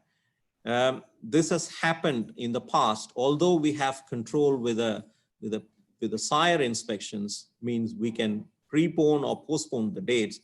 And as far as the PSC is concerned, we don't have any control on that. At times they do come unannounced. So in this case, what we generally tell the masters and others is, let the master deal with the PSC first. PSC is predominant, and then inspector can be told to deal with either chief officer or chief engineer, whoever is available for free. But for sure, PSC has to be attended first. Okay, there's another question there, is just culture followed? Unfortunately, if vessel receives an observation, the office staff blaming on board staff. No, we are not blaming anyone on board. We are going to blame, or rather we are blaming the process which is being followed on board. Nowhere we have seen putting the owners that you are unable to do the work on board the ships. No, that's not the policy what we practice. But again, people on board the vessels also should understand that there are times questions are directly asked to verify the knowledge of the officers on board. Like in case in the bridge or with a cargo work with a chief officer, when the staff is unable to answer the questions, then the owners comes up on the training process as well, and also the preparation. We are not blaming the staff here because everyone is having competency certificate, everybody has been trained, but where the training is lacking is what we need to focus. Want to reiterate, there is no blaming of staff on board the ships. Thanks so much, Ramesh. That's quite insightful. And we have a voice question from Ankit. He would like to speak to you and ask his question. So Ankit is unmute. Ankit, go ahead. Ramesh is listening.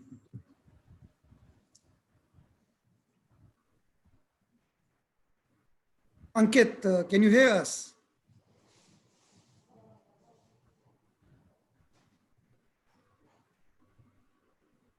Pauline, have we unmute Ankit? Hi, Rishi. Yep. Yeah, Ankit, you are unmute. Yes, I see him unmute. So Ankit, please go ahead. We are all ears to your question.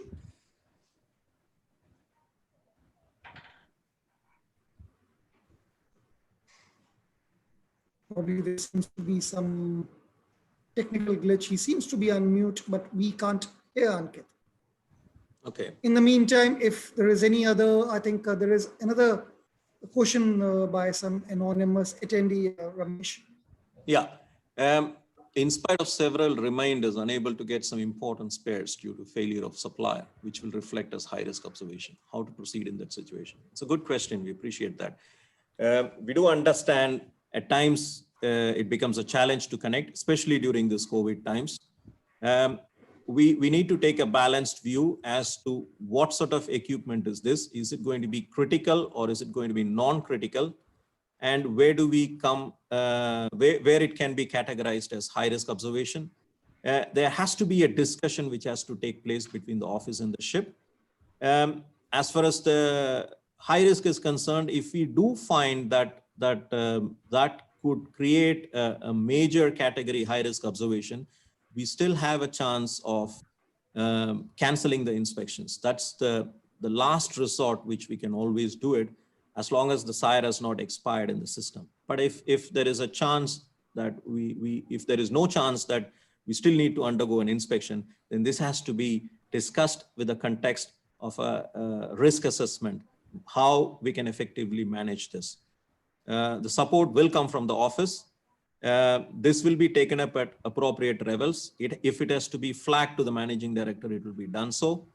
But if the inspection is a way that we cannot avoid it, then only with a kind of risk assessment and process what sort of safety precautions which is in place will help in reducing the risk from high to medium. Of course, that observation will remain as pending in the system. That has to be cleared up before the oil majors will start positively looking at it. So and again, I would like to reiterate, it depends on case-to-case basis. Ramesh, just to add to what you said, if it's thinking about navigation and safety, we can take a dispensation from flag. Yeah. If some other equipment, we can go to class and declare it and get it recorded. These are all ways to minimize the severity of the observation. Okay. If we cannot cancel and we have to have that vetting. That is correct. The final decision will be taken by the office in conjunction with the feedbacks from the ship. If it is to be canceled, yes, we will also take up with the owners and cancel the inspection rather than getting a bad report in the system. That's the last resort we can always follow. Okay, VMS says vessel position to be verified manually, and I've done it every 5 minutes in vetting inspections. Very well. Okay, the observation raised from the office side is not carried out the position plotting. We wouldn't think there is any wrong practice. I'm not sure. I think in ITM, we have all the vessels on EGDIS. So there is no question of any vessel plotting these days. It's the kind of verification which has to be carried out. So there is absolutely no problem. Even at times we do find sire inspectors giving an observation that position plotting not done. It's not the position plotting which is to be done. It is the verification which is to be carried out. Okay. Appreciate it. Any further questions?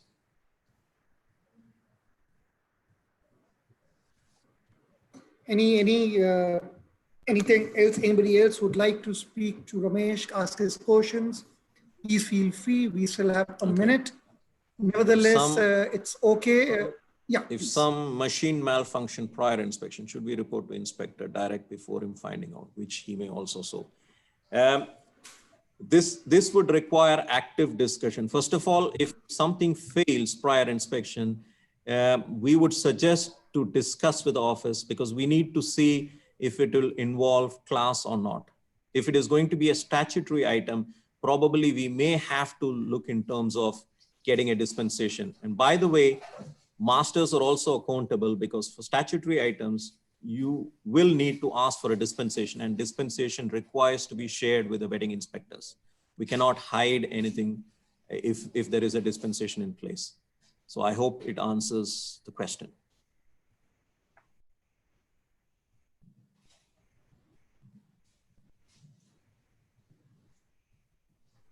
I think we are already over with the designated time. Nevertheless, we encourage you, please keep asking questions. As said before, that at the end of the session, we do have a final Q&A where all our panelists will be available to give you clarity. I see one more question, probably we can get. This is rest as violation, mostly in ports, where cargo discharge and inspections come together. As long as it is genuine, it is operations concerned, where we can demonstrate to oil majors that we have taken all precautions in place, but due to change of port schedules and other aspects, the rest and work hour violations was there. And then probably there will be a dialogue with the office that whether proper rest has been given to the staff upon departure. As long as we can have all this information in the system, and there are not more than 3 violations in a month, it is considered as acceptable as far as the oil majors is concerned. Whereas if it is a repetitive factor, then this has to be taken up with the office. Probably we'll have to have a discussion as to why there is a repetitive of violations. Then what has to be done to mitigate that? Maybe by way of providing additional support, an extra officer or an engineer. Those aspects have to be looked into.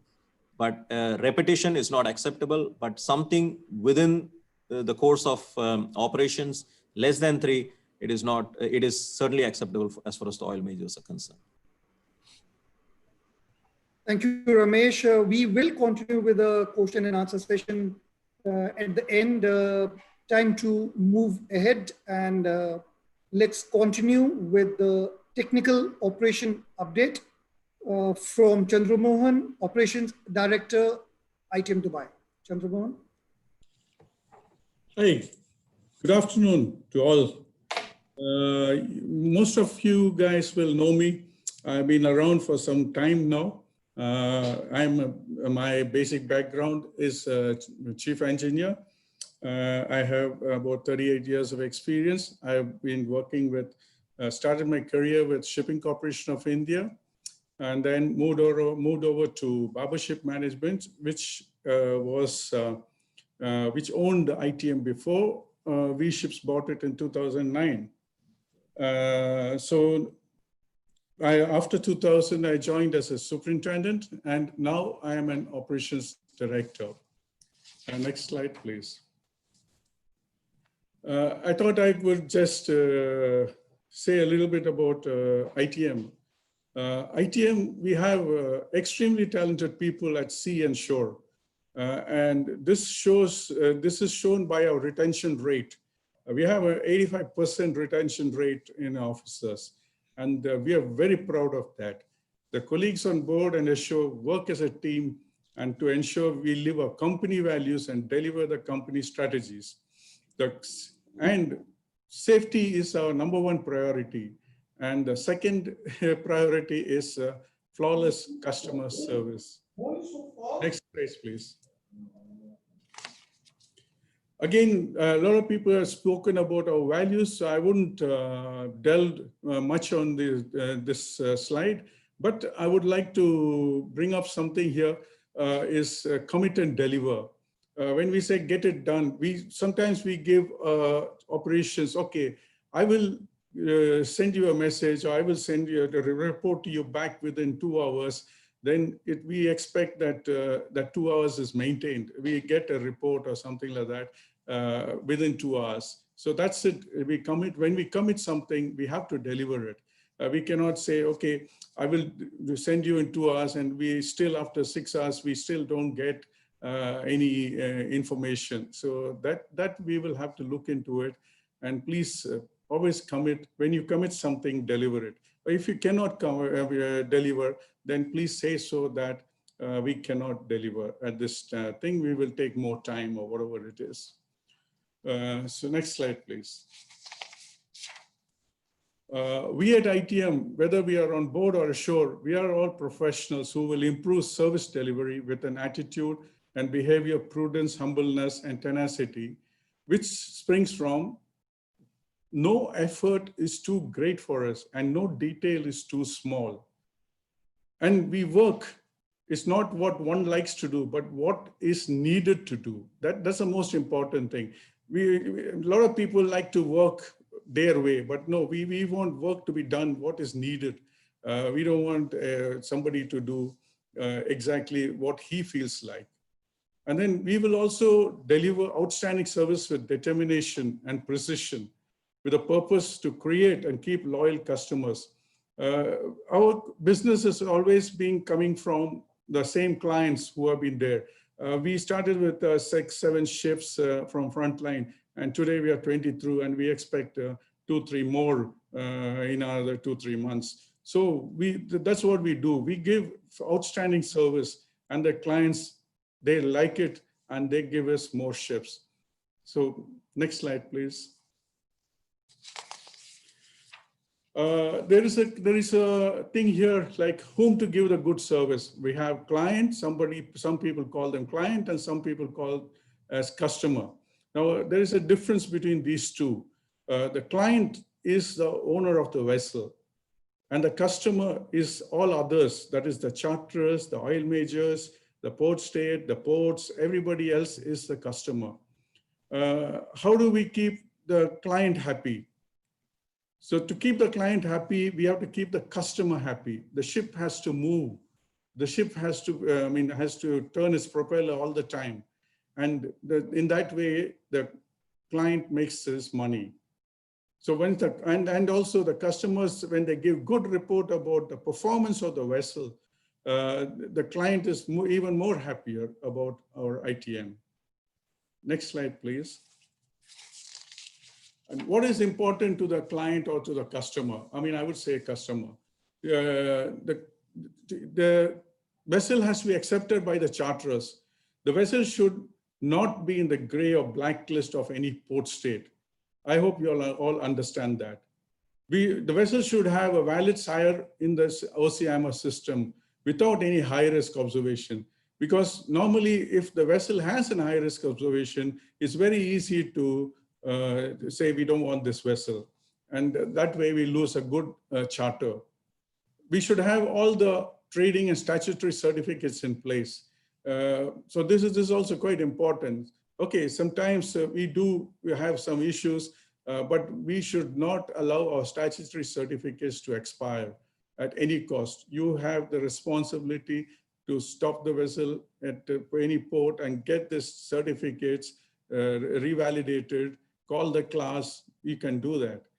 And we also should not have any condition of class. This is also quite important. You can, normally the oil majors don't like a condition of class, but sometimes with some risk assessment, they will allow. But we should not have any overdue condition of class also. We should not have any terminal holes due to deficiencies, poor performance. Sometimes we have vessels going there, they take a bit more time to discharge the cargo. That is also a no-no. Then you should be acceptable to all oil majors and traders as well. Next slide, please. Next comes the speed and consumption. This is also quite important for all the clients because you can save money here, which I'll show you on the next slide. Cargo discharge rates, as I said, is an important factor, and we should ensure that we do not have delays which cost money for the owner. Import timings, this has to be advantageous to the owner. I think most of you guys, you all know how to do this. And zero spills on deck and water, LTI 0. Okay, there's a small typo here. It should be 0.28. I think we are quite okay with that. We should not have any critical overdues in the PMS. So this is quite important for us. If you have any critical overdues, then there is problems arising. Then you have working closely with the fleet cells. We have fleet cells. We want to minimize the downtime if there's some repairs to be carried out. All this has to be planned with the superintendent and fleet managers if necessary. So this is quite important also. The ship-shore discipline, this is again a most important thing nowadays because of EUMRU and other SEAM coming into place, because if the data is entered wrong from on board, it is again coming back here. It's just garbage in, garbage out. So please try to maintain good quality data. What you're entering, please check, verify before you send it out. Next slide, please. I had told you something like what the owners like. Now we had a vessel which we are quite proud of what the master did and his team. He said by proper monitoring and passage planning, weather management and RPM adjustments, without compromising the charter's requirement, the vessel managed to save 103 tons of VLSFO from when they made this voyage from Brazil to China. And that was a saving of $59,000, which is quite a huge amount of money for the owner. And this is a bonus, you know. So we should be doing such things more frequently so that the people are quite happy, and then they give us more shifts and it's more business for us, and all of us get more employment. Next slide, please. We have new KPIs in the group. We have 5 new KPIs. It has been already talked about. We have reduction in plastic, CO2 emissions, AE auxiliary engine utilization. So even this we are now looking at whether people are running, safe operation. That is with 50% load or 40% load on 2 generators, which is quite unnecessary. And then critical maintenance, that's quite important. How much overdue, whether we should have 0 overdues on critical maintenance, and unplanned downtime. This is also quite an important one. We should not have much of unplanned, this one. New regulations. Yes, we have IHM implementation, which is ongoing in 2020. This is coming into place in 31st December 2020, and those ships with EU flag, they should be already having it in place. Next slide, please.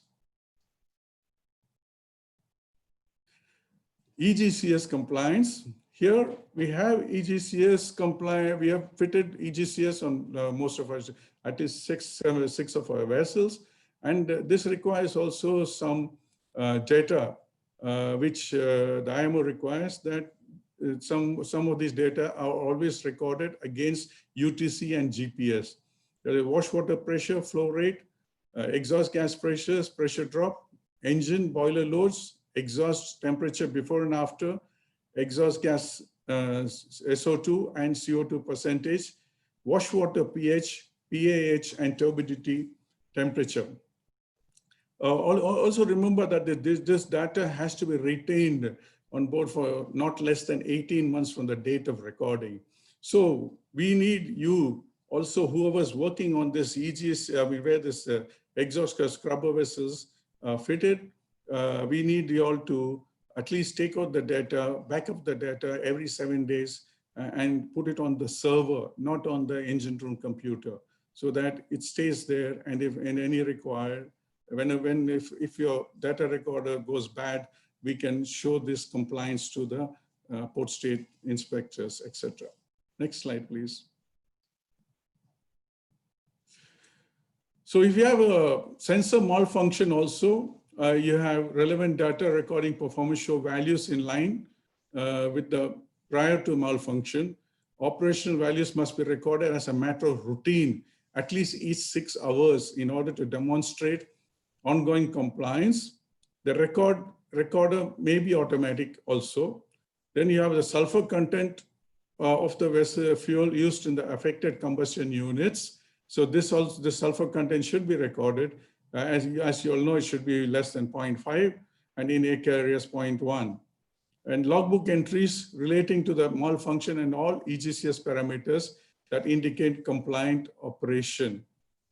Next slide, please. So any EGCS malfunction that lasts more than 1 hour or repetitive malfunction shall be reported to the flag and a coastal port state administration, along with explanation of the remedial actions being taken to return EGCS to full operation. The vessel must change over to compliant fuel if the EGCS cannot be made compliant within 1 hour. Please remember this, you have only 1 hour.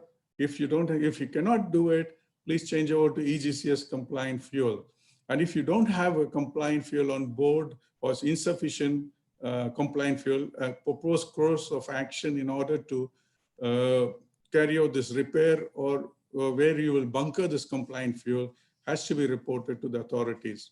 Flag and class requirements also to be followed. Next slide, please. I thought I would bring in some incidents which we have in our fleet. I thought of sharing this one. Next slide, please. As you all know, in 2020, we came into this compliant fuel challenges, and we have a lot of fuels. We have MGO, we have LSFO, we have LSHFO, and sometimes light distillate crude also. And this VLSFO is a strange thing because we have a range of viscosity and density. We have 15 to 398 centistrokes viscosity and 0.912 to 989 density range. So the viscometer settings and fuel heating needs to be very carefully monitored to avoid gasification. Because if you have low viscosity oils coming in and you keep your still viscometer, nobody looks at it. I mean, if you haven't looked at it, it's set at about 120, you're going to have problems. Next slide, please.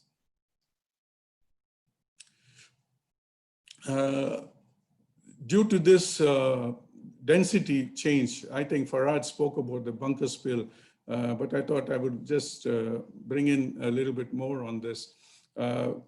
This bunker was ordered basis a density of 0.98. Chief Engineer ordered 1640 metric tons to be supplied. And just before bunkering the vessel, the bunker barge stated that the density what they are going to give is 0.91 at 15 degrees centigrade. The quantity with density of 0.98 was 1666. So it's quite good. We could accommodate it in the fuel tanks. Whereas at 0.91, it was 1803. So there was quite a huge increase in the volume, which could not be accommodated in the fuel tanks. So due to this difference, the tanks had to be filled more than 100% by volume. And the chief engineer did not realize this while taking the bunker. And then we had a resultant, we spilled because we didn't stop it at 95% also. So now we have this bunker operations note. It was not filled in correctly. Recalculation, we require you to recalculate the quantities with a new density before you start your bunkers.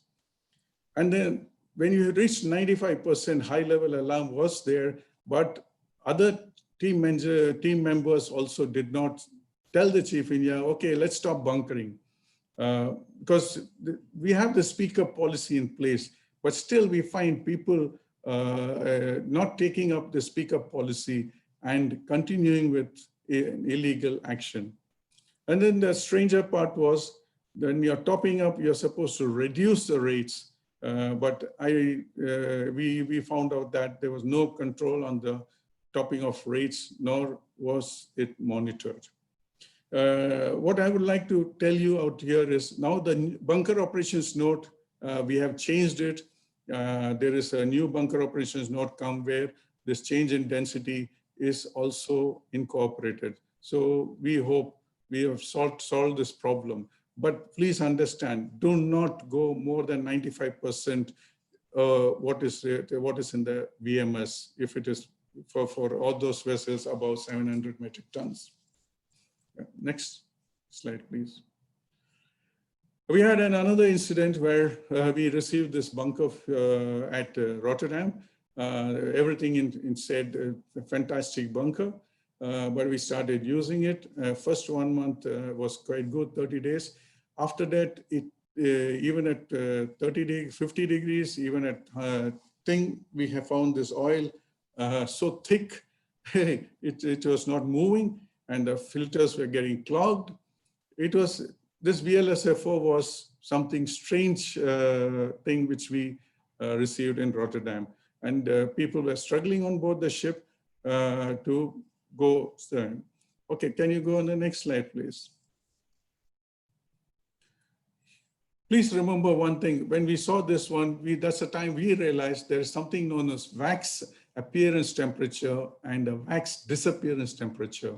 These tests are also to be carried out when you land the samples. If you have any doubts on the bunker which you're using, get back to the fleet superintendent and ask him to get this wax appearance test and wax disappearance test temperature done. And then if it's further trouble, then we got to go into a GCMS analysis, which checks for the presence of unusual phenolphthalic compounds and an alcohol. And this was what was found in this fuel. And we are now debunkering this vessel at Angola. Next slide, please. Also, there was one other thing about this VLSFO at a recent bunkering station in Angola. We had high H2S in the bunker fuel. It was more than 150 to 200 ppm, which you all know is not a good sign, and we are not supposed to keep such kind of bunkers on board. When you find this type of bunkers coming in, and if you find H2S is very high, more than 100, please stop the bunkering, inform the office, and we can give you advice whether to stop the bunker, don't take the bunkers anymore, or what precautions to be taken. So please be very careful on this one. I thought I'll also bring you to some updates on our fleet. We have some engine room fires.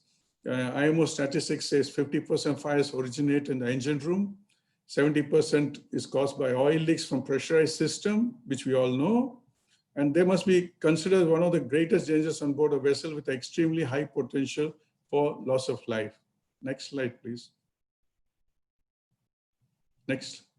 Engine room fire, they were in the fleet, not in ITM, in the V-Ships fleet. We had 2 incidents where there was two cases of hot fuel spraying onto main engine exhaust, and the vessel, the engine room on fire. Basically, now we are saying that wherever you have these filters which are open, we have made arrangements. We are told everyone to get it covered so that if there is any leak, it is contained between the inside the container, so that it doesn't sprays out. Okay, it can flow down, but it shouldn't spray onto hot surfaces. And we expect you all people, when we all go on board, if you find any instance where it can cause a fire or where it can leak, please try to avoid it. Put some containment procedure there. Next slide, please. We also had an incident where the lube oil cooler plate failed. I think we all know, we had in ITM, we had this before. Basically, people use descaling liquid from Williamson Ship Services. Please do not use descaling liquid. This descaling liquid has hydrochloric acid in it. And if the cooler plates are made of stainless steel, it affects them. It affects that steel and it makes pinholes in it, and thereby creating issues where you'll have leakages and problems there. So this vessel had 23 days of fire waiting for new plates to come for the lube oil cooler. So we expect you guys to not to have such incidents. Please don't use the descaling liquid at all. Next slide, please. Lastly, there's always time for safety, and safety starts with me. Come home safe as your loved ones require you back. Thank you, gents.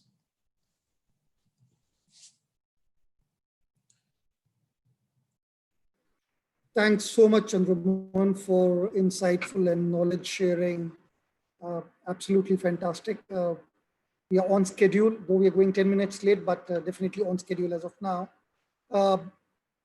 As per the schedule now, we have 10 minutes of Q&A session pertaining to technical operations.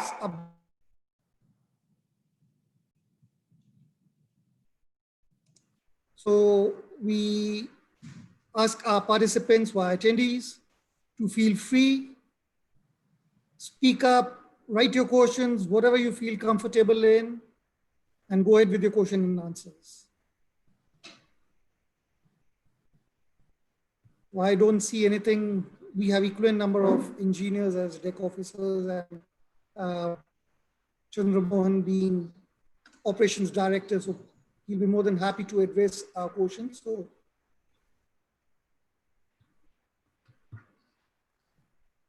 anybody with any question, or shall we defer for the final Q&A? I think we go to the final Q&A, Rishi. All right, sure, Chandramohan. We'll do that way.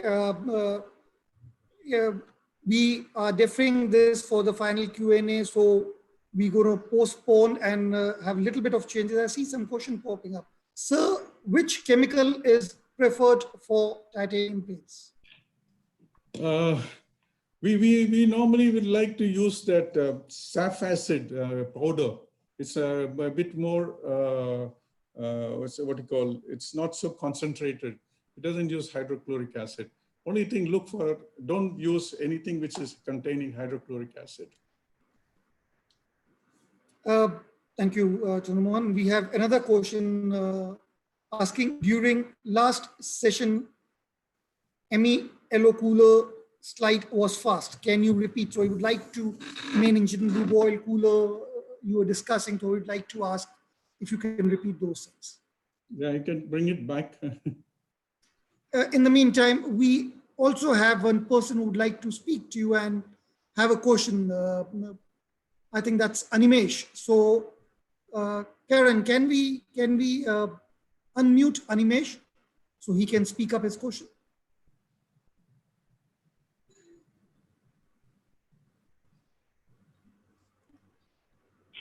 Animesh, you're live now. Go ahead. Hello, sir. Good afternoon.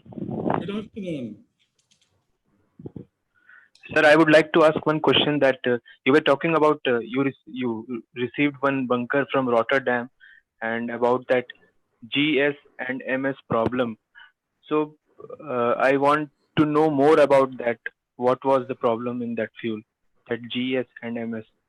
No, basically, when we tested it, we ran this fuel for some time, and then we got it tested again and again because the owner was having, I mean, he's talking about $350,000 loss. But people on board also were getting fed up doing this bunker, your filter cleaning and all. And then we couldn't properly put our finger on it. So when we went back to VPS, and we told them, yes, we need some test done, which is going to go further into the details. And that's how they came back with the GCMS test. And we found that there was some phenolphthalein, some raisins and all added into the fuel. So that was causing this problem of stickiness and wax formation. Okay, sir. Thank Chandramohan, you. if I could add a couple of lines to I this. can send you some more information on this onto your email if you require. Yes, sir. Yes, sir. I require. And Chandramohan, if I could add a couple of lines to this VLSFO is throwing up all kinds of new challenges. One is wax appearance, one is wax disappearance. Like Chandramohan just mentioned some GCMC test. There's something about aging also. If you keep it for more than a month, then it's suffering from aging. Not all VLSFO, some of them. So it's throwing up all kinds of different permutations and combinations. So we need to be extremely careful, and any new oil that is there, once the test result is received, it's better to put that oil into use. If you have some good oil left with you, it's better to keep it for narrow channels and arrival port and departure port. Even if the test says it's good, it's safer to use this oil rather than keeping it for the last minute. That's been our experience. Thank you.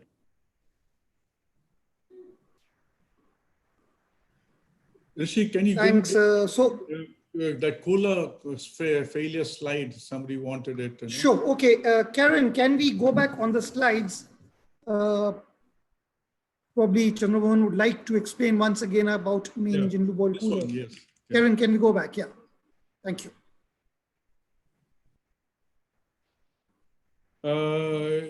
As you can read from here, it is talking about high temperature. We have two coolers. One is titanium plates, and some of this thing are made with stainless steel also, especially the lube oil coolers and high temperature coolers. You know, so they started circulating this. I mean, normally we don't open up the coolers. Most of the lube oil coolers, we always avoid opening up, thinking that we can do it after 5 years. That's in dry dock to dry dock, you know. But sometimes temperatures go so high, we have to do it. So that's the time we say, okay, we take a shortcut. The shortcut is, okay, let's circulate this SAF descaling liquid and we clean it. So, but descaling liquid is detrimental to the stainless steel plates. This we found out also I mean, we also had a bad experience. And that's how we came to know hydrochloric acid, it damages any kind of stainless steel. And under no circumstances, we should be using descaling liquid. This descaling liquid is quite, a lot of vessels have this one on board. What we would prefer that this not to be ordered, because people make mistakes. So please do not even order descaling liquid. But descaling powder. Thank you so much. Yes, thank you. Sure. We have a couple of more questions. Prabhat Kumar Pandey would like to ask, how can we reduce information overload from the office to the ship? We are getting a lot of circulars, information exchange. Prabhat, may I suggest we take this in the final Q&A. At this moment, we would prefer speaking technical. Definitely your question will be addressed. Karen, if you can include the question from Prabhat in the final Q&A. We have another technical related question which says, we have faced one situation on a ship wherein we received a very bad quality of heavy fuel oil in 3 of 4 ships HFO tank and had to somehow carry on with it even after knowing the test results. This resulted in often filter cleaning works and blackouts very often. How to deal with such situations? It's a very valid question, but I cannot give you any standard answer to that, you know, because sometimes, yes, we do get bad fuel. And then when we do its only thing is we get these results after the vessel sails out. Sometimes, and if it's not, we are not able to handle it, we have to debunker the vessel. And debunkering is also not quite easy because some of the owners, I mean, they lose a lot of money on that. But still, like on the last vessel, we are doing debunkering. So because we cannot use that bloody fuel because it's getting to solidified also. So it's case to case basis. All right. Yeah. Thank you. Naseem has an option. Sorry, Naseem is saying, can we make this GCMS analysis compulsory for all bunker analysis? It costs a lot of money there. So sometimes it's only a few bunkers which have this problem. And most of the time, the bunker sample is already with VPS. So whenever there is an issue going on, we can always tell them to do a GCMCS test so that I think it doesn't have to be compulsory. Thanks so much, Ramon. Rishi, Yes, I would yes, like to Anil, add a line about this bad bunkers. I personally had this discussion with a couple of chief engineers. If you have bad bunker, use it at sea, because some people think, okay, I'll come closer to shore, then I will get some help. But believe me, when you come closer to shore, there are more ships, more congested waters. So keep some good bunkers for these kind of areas. Don't come there and have this so-called dirty bunker on board. If you have to burn dirty bunkers, please do it at sea, not when you're coming close to port. Thank you. Thanks for your advice, Anil. We do have a couple of more questions coming up.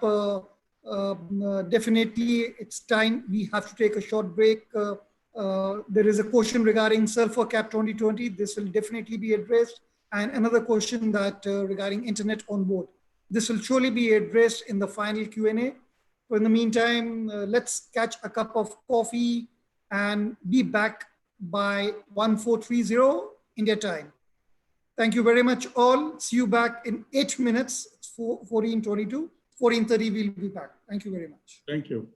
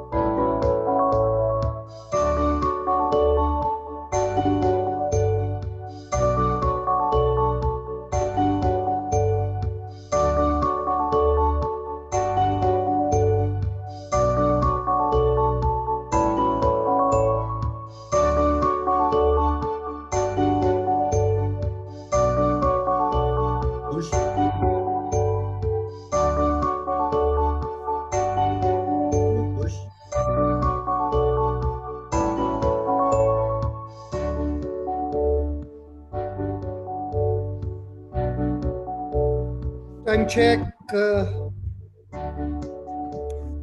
Karen, let's drop music. 1430. Keeping the sense of time. Let's move ahead. Welcome back, everyone. Let me thank Chandramohan with technical update. He gave and answered all the questions. Thanks to Anil too. Time for a very interesting update, which everybody I'm sure is looking forward, is crew mobilization update, and that will be presented by Kush Kataria, the crew management partner. Kush, would you like to take over?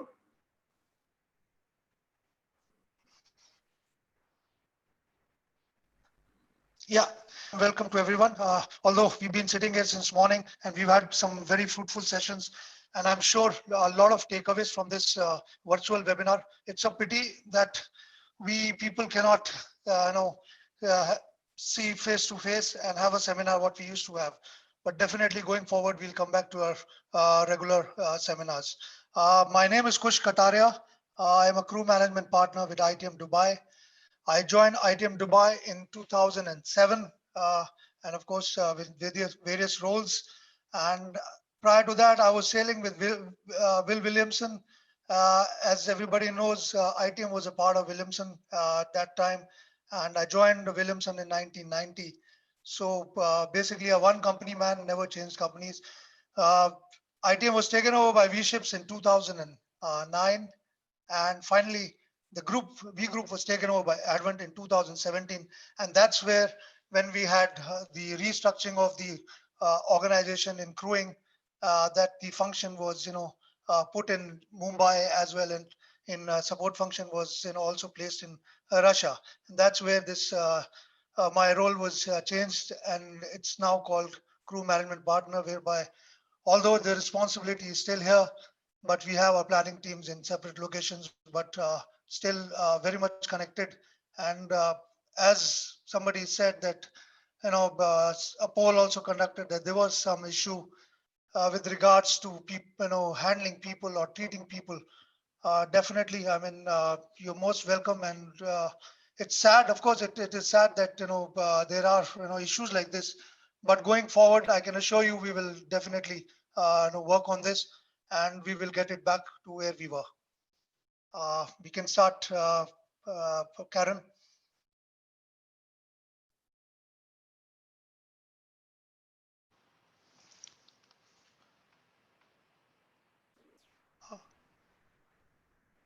Karen, screen sharing is not there.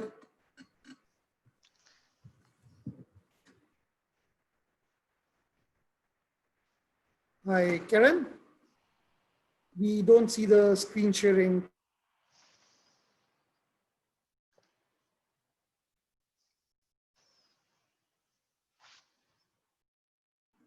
I'm sorry for that.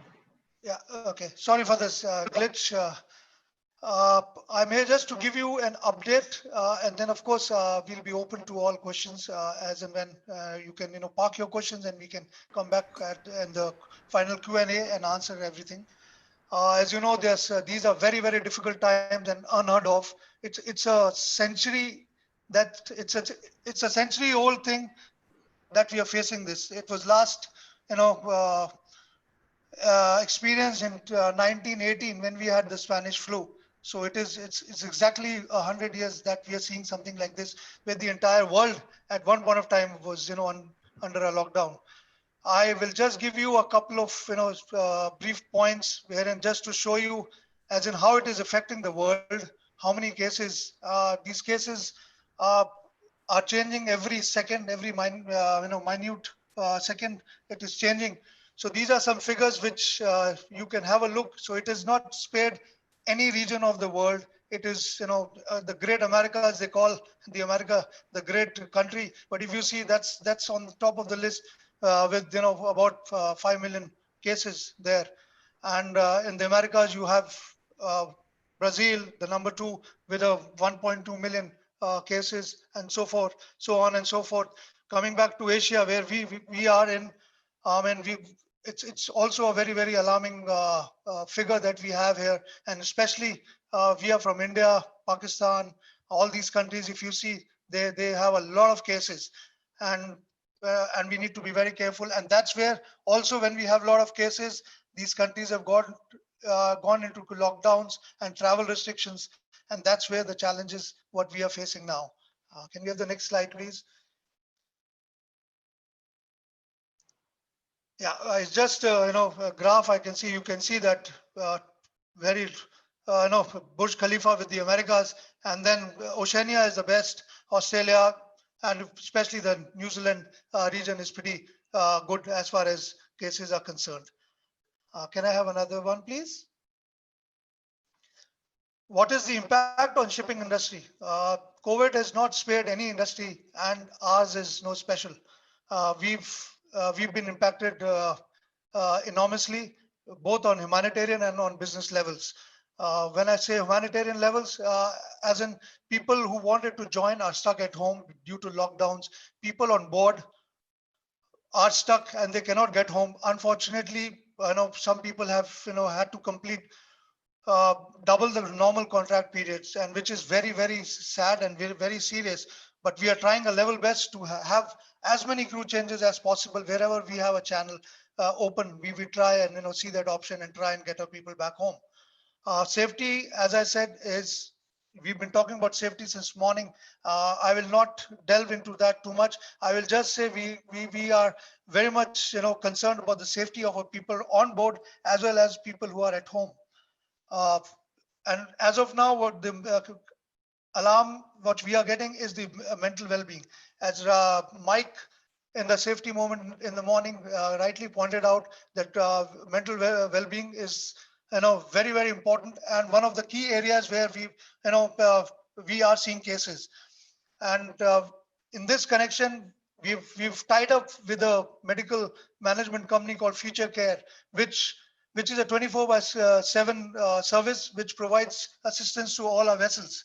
As in, if at all there is a suspect COVID case during the voyage, the master can just get in touch with the Future Care and get all the assistance, all the information, and also basic medical help.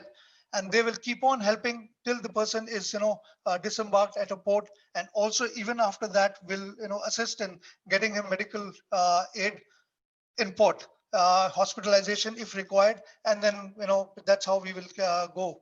Also, as far as the mental well-being is concerned, we've tied up with the company ComSci, which takes care of the mental well-being and health advice, gives health advice to crew.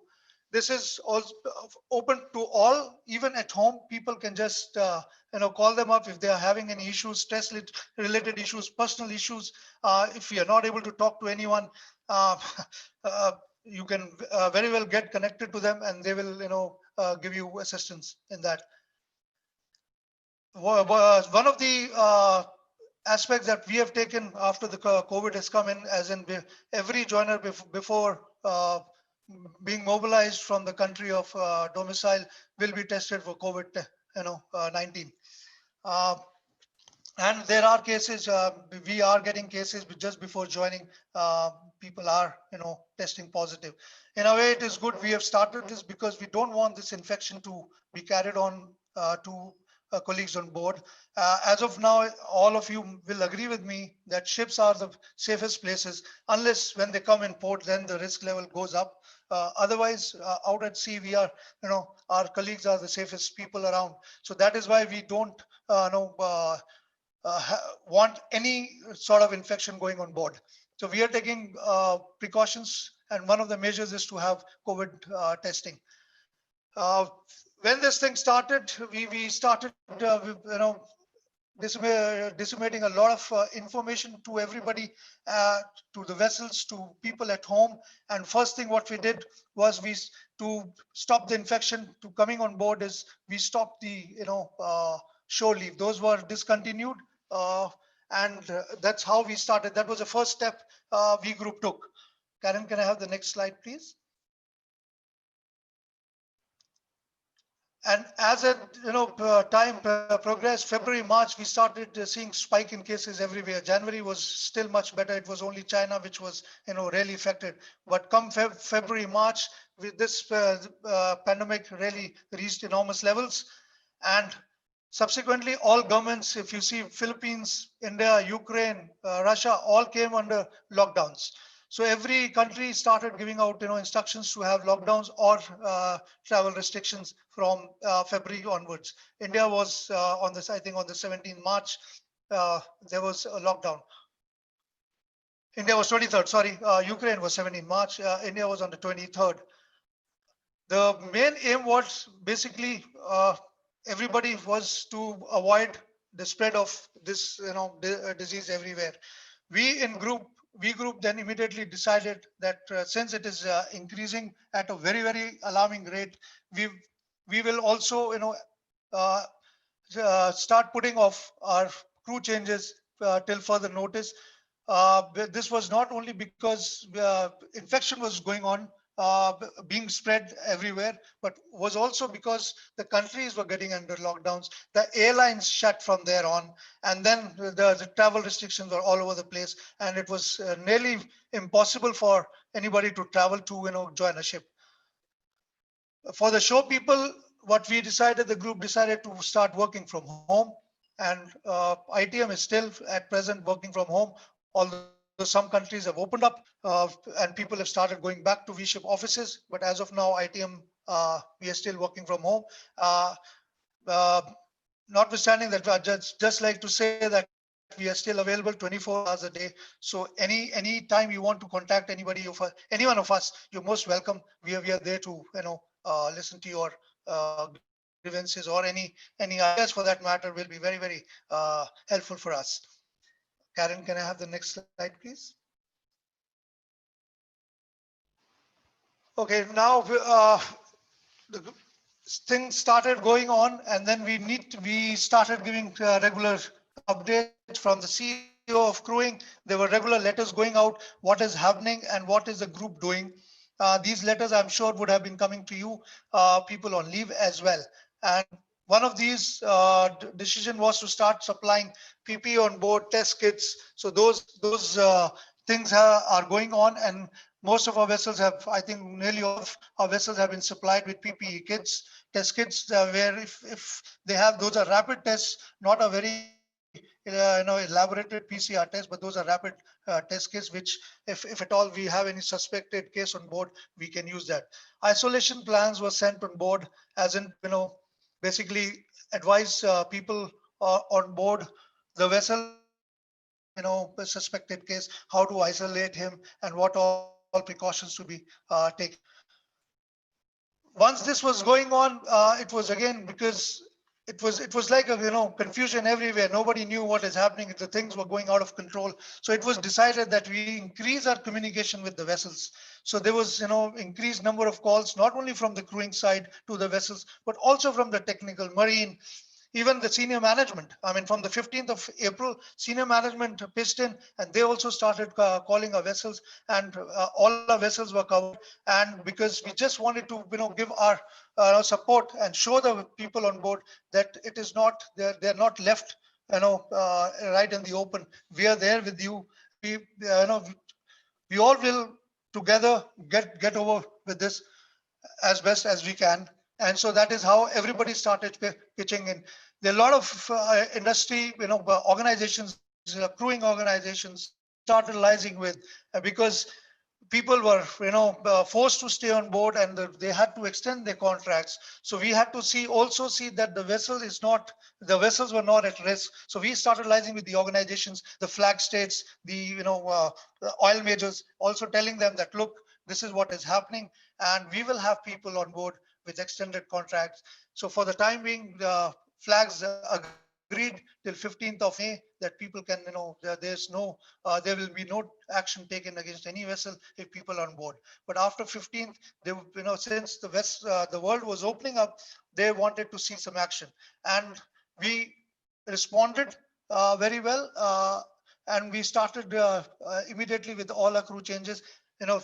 Safe crew changes wherever an opportunity arose. and we were there to do our crew change. Karen, can I have the next slide, please? Okay, so this is just a slide to show what what all places we've carried out crew changes. We've been having a lot of challenges with India and Philippines. Russia, we have a channel which we, out of Minsk, although there are no flights operating out of Russia, but then we have a channel out of Minsk. They travel to Belarus and we can still do that. We are trying to identify as many channels out of India, but as of now, the only channel we see are the, provisions for the chartered flights which we can arrange. Now, chartered flights, as you know, I mean, those are big carriers. They, because we need to travel. The distances are not short. Distances are long. So those either to go to Sri Lanka or to go to basically Djibouti, we are trying, or probably to Qatar, Doha. That's one of the channels because Qatar Airways are, it's operating. So we use that service from Qatar. So we are trying to get our seafarers either go to directly to Qatar from India or via Colombo. Unfortunately, now, as you see, this is a very dynamic situation we are facing. It is changing every moment. A country opens up, but when there are some cases, they decide to pull back and then the restrictions are again imposed. I'm sure you're facing the same thing in India because India, some areas they open and then suddenly they close down. I mean, Maharashtra is still, we heard that yesterday only that they will again continue the lockdown till the 31st of July. So there are travel challenges what we are facing, but we are trying to cope up with that and trying our utmost to increase the number of crew changes as best as we can. Safe crew changes. Of course, we need to be sure that people who are going do not get infected en route to the vessels and and thereby infect somebody on board. So those things we need to take care of. Karen, can I have another slide? Okay, these are week-wise figures for ITM. If you see, it is increasing slowly, but now, yes, as and when the countries are opening, we are trying. And as I speak, there are a lot of crew changes happening. Even we just had in India, but those statistics have not been reflected here. But we've just had. So as and when we get a chance, we are trying to deviate the vessels. Of course, there are a lot of stakeholders when deviations are to be considered. We need to talk to the owners. We need to they ultimately go to the charterers and get permissions for deviations. So it is not that we are just waiting for ports. We are also trying to deviate vessels to have the crew changes carried out. So as you see, if you see the last 3 weeks, it's kind of going up now. The last week has been very good. The numbers have gone to about 50, but as I speak, the numbers are still going on. So as and when now we are getting any opportunity, we will carry out the crew changes. Karen, another slide, please.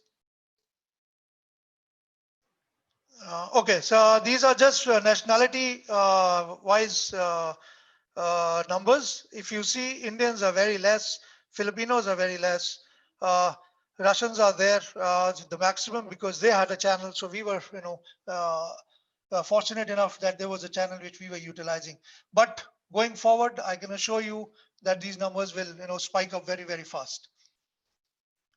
Can we have the next slide, please?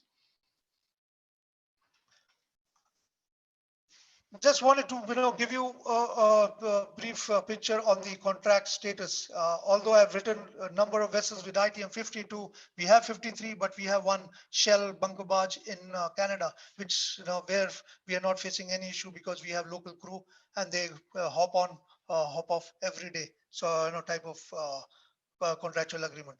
So if you see, the numbers are pretty high. As of now, if you see, we have 471 people overdue today, and that's 39% of our fleet, of a fleet of 1204 people on board. So that's pretty high. And if you go a little further to next, and if we are not able to, I'm just saying, if we are not able to do crew changes, so by July end, that will double up. And if you see, actually, it will be nearly 653, which will be more than half our fleet.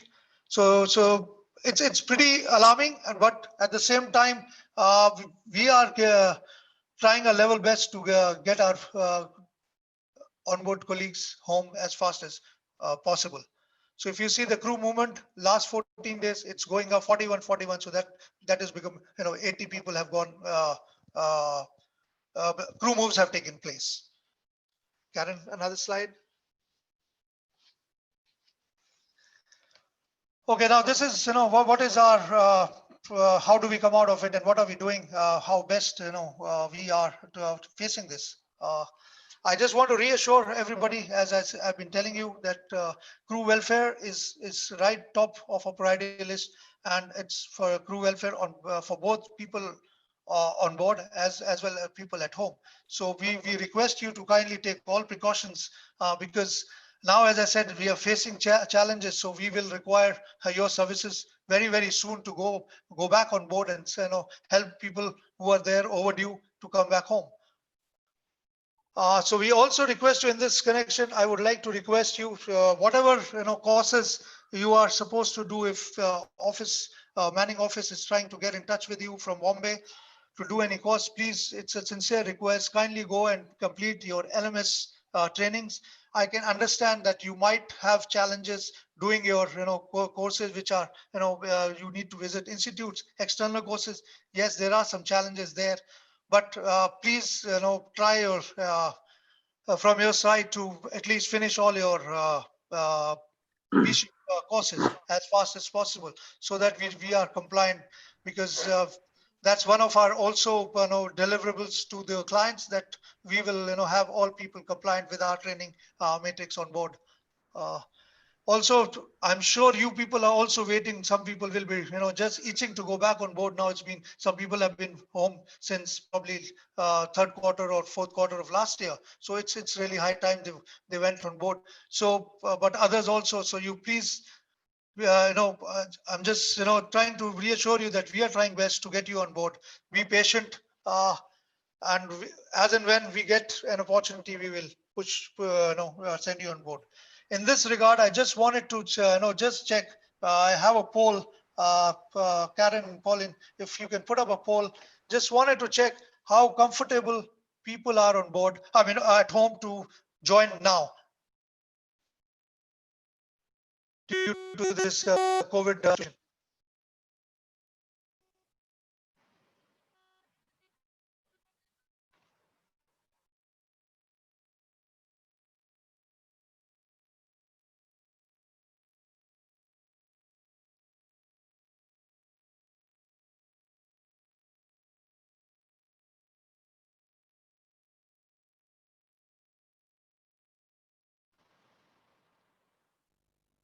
Yes, probably people would have.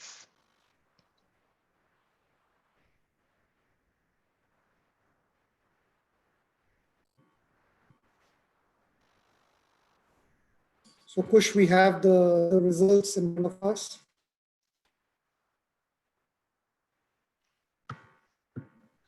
Sorry. Yeah. Okay. These are the results.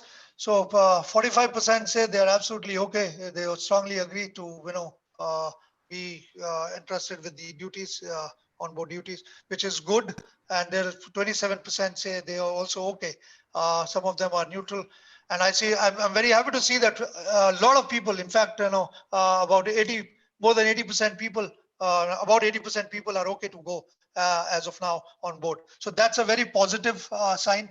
And I request, there is, when we are doing a crew change, we are taking all precautions. So if you're talking to your friends who are at home and are a little skeptical about going on board now, I would reassure them that yes, we are taking all precautions to minimize as much as possible all the risks, so that people are safe when they arrive on board.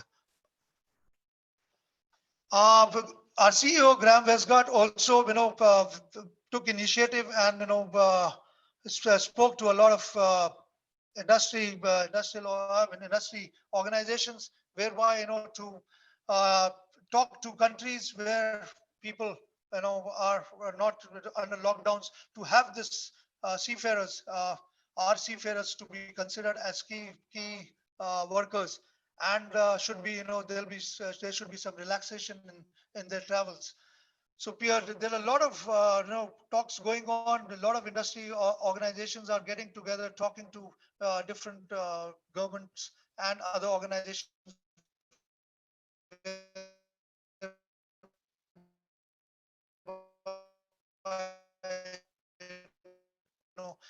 Some something can be done where shipping stops, that 90% stops, so that everybody.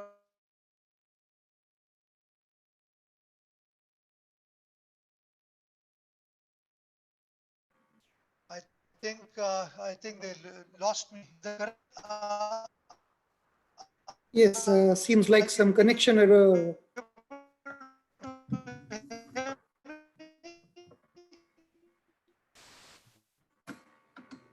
Kush, we are facing some connection problem. Can't hear you.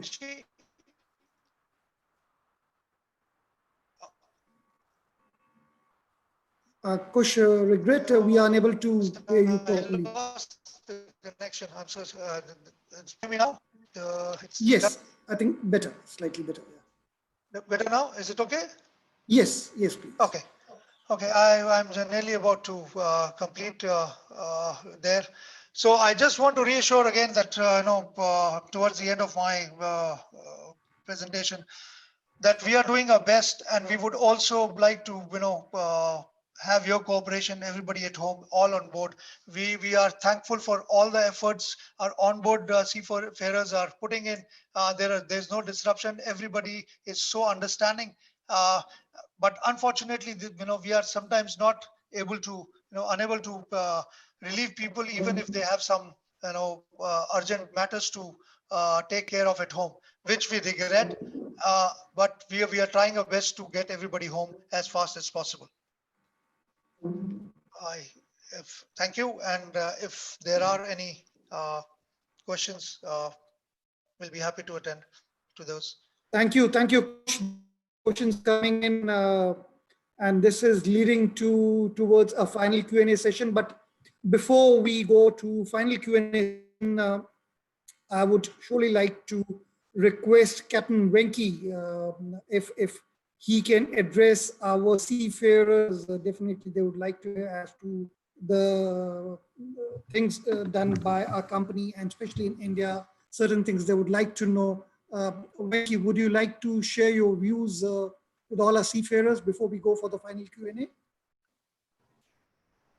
Good afternoon, all. Thanks, Rishi. Well, I heard Kush's talk, and he's pretty much touched upon all the aspects. With regards to COVID, I'm sure all our seafarers are aware what the situation is on the ground now. And we would require everyone's cooperation, that is them as well as ours, in seeing that we manage to get the reliefs, get the people on board, and get those who are on board home safely. Otherwise, like I said, lot has been said about this. I don't want to keep on flooding them with more and more, but as a company, we group per se is doing everything to see that any window of opportunity to carry out the crew change, that's what we are working. We are looking at out-of-the-box measures, very unconventional ways of carrying out crew changes, and we've been successful in quite a few, attempts at that. You will see as time goes by, we will be carrying out some crew changes, which would be very different from how we normally plan. Our colleagues who are dealing with the ITM fleet in crewing are pretty overwhelmed with the number of, the tasks that are there in hand, but all of them are burning the midnight oil, putting their hands together, collaborating, and basically keeping the V group values to ensure that we get this thing done correctly. So, Rishi, I leave it at that, and better to wait for the Q&A, and we can answer some questions what they have. Thank you. Thank you so much, Wenki, Operations Director, India. So thanks for sharing your views. Let's go and for the final Q&A session. And before we do that, we remember we have some pending things to be discussed. Karen, we have a poll which we conducted. The results we would discuss in the final Q&A. Anil, this is what we did earlier, and may I request for your views? Rishi, if you don't mind, we'll come to this, but could we finish the crewing ones first? Because I see a lot of questions. Shall we finish that and then we'll come back to this? Absolutely, we can do that. Absolutely, we can do that. Karen, we have some pending, or let's go with the crewing questions present, what we see right now. I'm going to start from top. There's a question. All right, let's go for from Robson Jacob. He said, does ITM made any study or thought about our overall improvement, especially in safety for past 10 years? Captain Robson, this is Karyappa. If I can answer this question, we carry out a safety survey of all our seafarers. Maybe when you're on a ship, you also have seen one of these things coming in. Normally it's Lloyd's who does it for us. And basis that survey, we take steps to correct ourselves. And most of the things that you see in place now, this ComPsych and other initiatives have come in as a result of that safety survey. So yes, we do the safety survey generally every 2 to 3 years. And I've seen this happening twice in the past, maybe 3-4 years. So yes, we're carrying it out and getting feedback and working on it. Thank you. Thank you so much. Going forward, these are all mix of questions. So we thought let's finish the past questions and then we go with the present Q&A, what we see in the box below. Pratik Pawar wants to know, as a company has provided many tools to report violation on board, which is whistleblowing and complaints. How many officers are actually using this tool and reporting to office? How effective have these tools been in resolving issues on board? Can we have some statistical information? We don't want information on what was reported. We want to know how comfortable sailing staff feels in using these tools. So may I request Anil, if you would like to answer this? Yeah. Hello, Pratik. Yes, this is working quite well because I see the numbers increasing. And sometimes, yes, it may look petty, but we need to put up with that because sometimes along with that come the genuine ones also. But to answer your question, I personally don't have any statistics, but at least every month I see a couple of them. And now in this COVID times, it has kind of increased. The junior officers as well as the crew are using this means, and the information does reach the group and me too. Thank you so much, Anil. Just add one thing here. Basically, it is being used freely, as Mr. Anil Karyappa said, and it's instead of calling it whistleblowing, we call it the Speak Up app. So it's basically about speaking up, and in case you have any grievances or whatever it may be. Thanks, Farad, for the clarity. Anil, probably with respect to management prospect, there's another question. ITM is a big fleet. With respect to future aspect, is there any upcoming takeovers that we see in near future? Yes, because of this COVID, we have lost basically the first half of this year. And as everybody knows, crew change is not really possible. I reckon the free flow will start in another 1 or 2 months. So in the immediate future, we see some more frontline ships coming in. And like I said I think somebody said, maybe Chris mentioned, we hope to end the year with 56 ships. So another 3 or 4 to come in for the rest of the year. Thank you. It's indeed a good news that we do anticipate some more ships coming up in ITM fleet in near future. Going forward, there is another question from Mr. Anonymous. Can the management do something to give a more sense of belonging to sailing staff? Example, something like some kind of a bonus or reward on completion of 5, 10, 15 years of service in the company, or anything for which a sailor feels happy and proud. Another suggestion for Mr. Anonymous is to have a designated grievance officer to whom the sailing staff can address their complaints, somebody who is not from the manning department and is in a position to sort out their issues.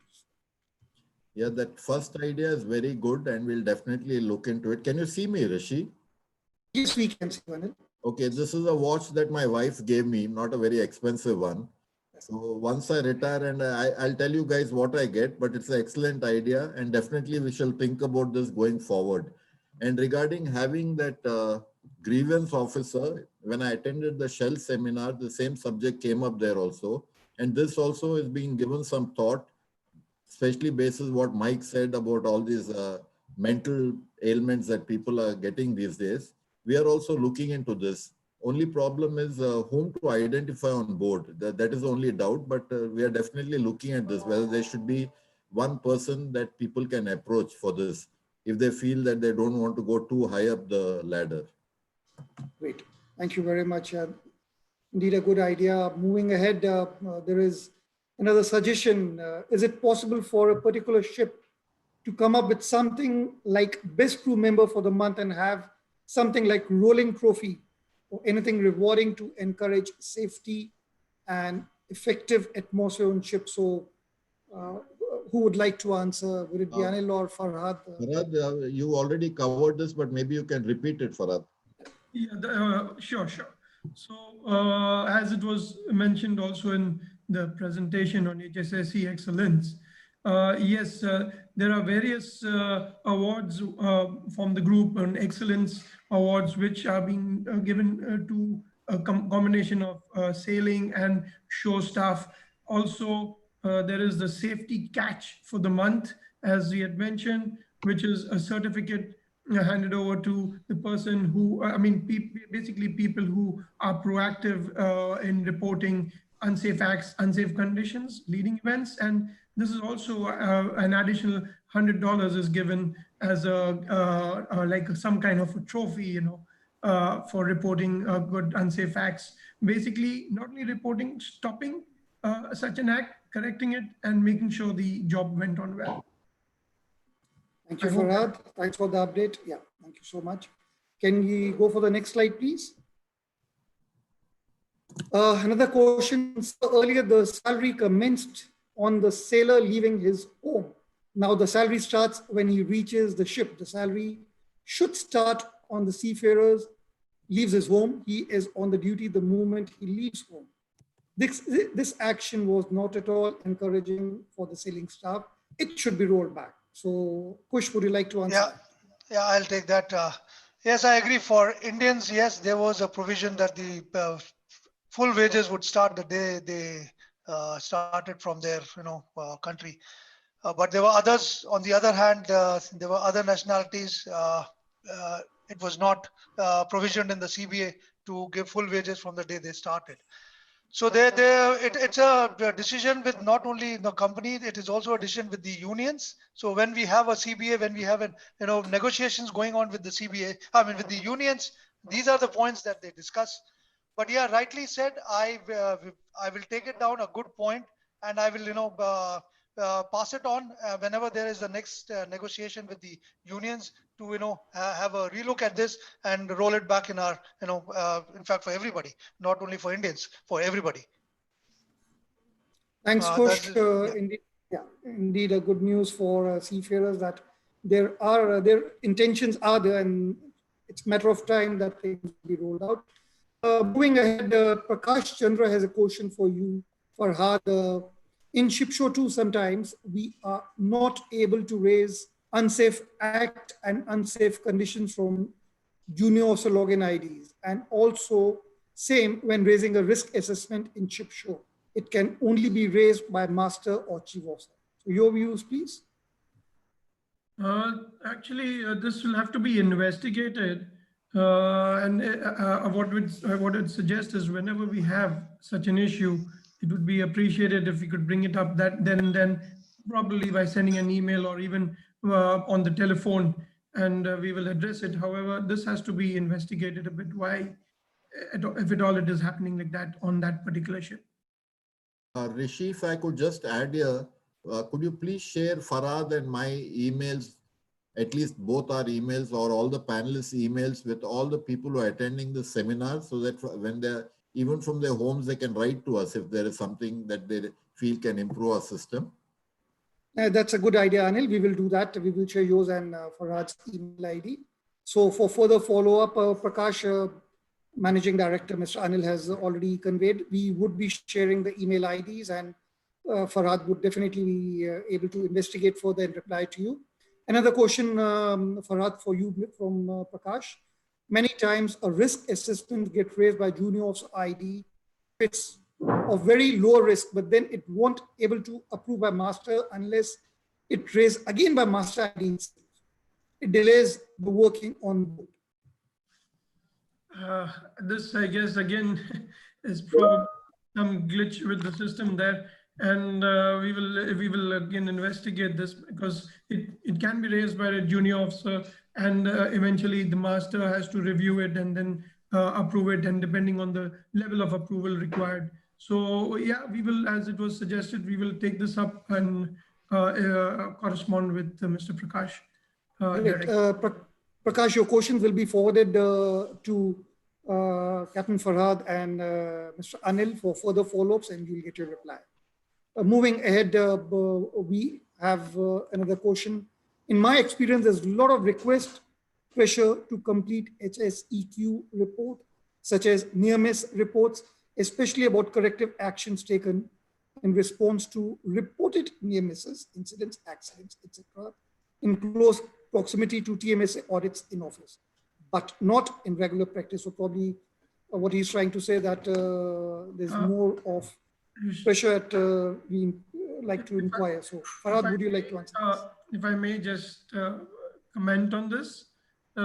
Basically, this is being done regularly. Now, if it has not for some reason, then it will be taken up, and all these unsafe acts, unsafe conditions, near misses are reported basically on a monthly basis or even on a weekly basis, and they have to be either attended to or addressed on a weekly basis. However, what happens at times, and this could have happened in this case, is when reviewing the reports, sometimes if we feel that maybe more information was required there, and we need to beef up the report a bit, we need more what exactly happened there, then it is again opened and we have to go back. Nevertheless, basically it's important that whenever information, as it was mentioned earlier, the ship show 2 has various modules for unsafe acts, unsafe conditions, etc., incident reports. And often what we see is when we are reviewing it, that proper information needs to be put in there. And obviously, if some information is missing or lacking, then we need to go back to the vessel. Also, of course, now this new ship show 2 has the facility to save reports over there. And these, it's important that relevant reports are saved there. So sometimes it could happen where we may have to go back to the ship and ask for this information. But yeah, thank you for this, and we will make sure that it is done obviously on a regular basis on board and even in the office. Just to add to this, add to what Farhad said, this is being tracked in all the offices now, not only in ITM, in all the offices, and it will be done more regularly and not piled up just before an audit. It's being checked and measured also. Yeah. Rishi, can we go to the next question, please?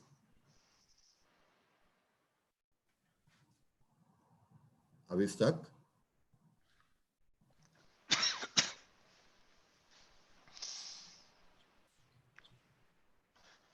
Rishi? I think maybe he has dropped off. So I'll try and fill in. Should I read the question? And yes, I'll read it out. So are we on the question, can we do something about sending the junior officers for mooring and unmooring, or we are done with that? No, that is the one. That is the next question. Okay, Karen, can you flip over to the next slide, please?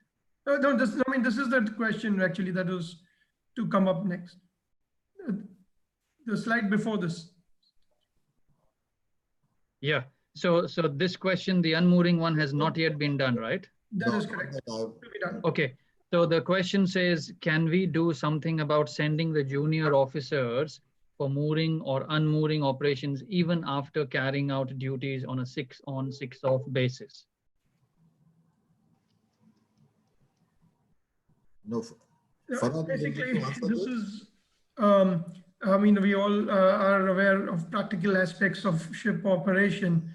And it's been a practice that duty officers do 6-on, 6-off. Now, as we have operating a fleet of tankers, and basically, once a ship is in port, we know that there could be some overlaps or extended work hours. And the important thing is that either before or after that people are given adequate rest, and that request is made to even incorporate or record that in the work and rest hours.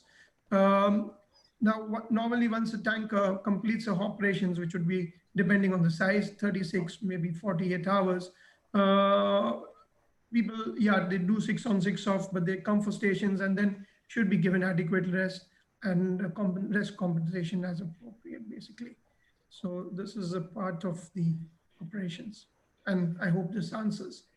But people should be alert, should be attentive, and a real toolbox meeting is held prior to mooring operations, as we need to be absolutely safe and sure.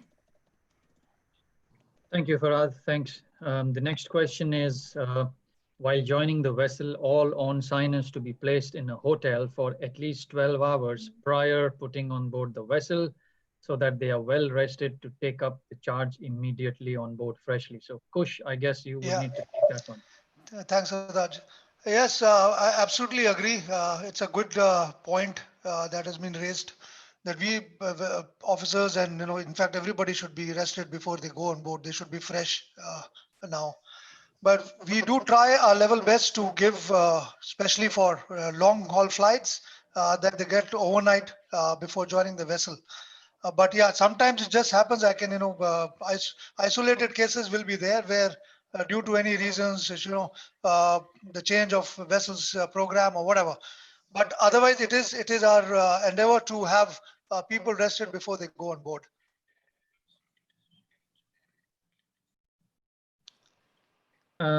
Thank you, Kush. Thanks for that.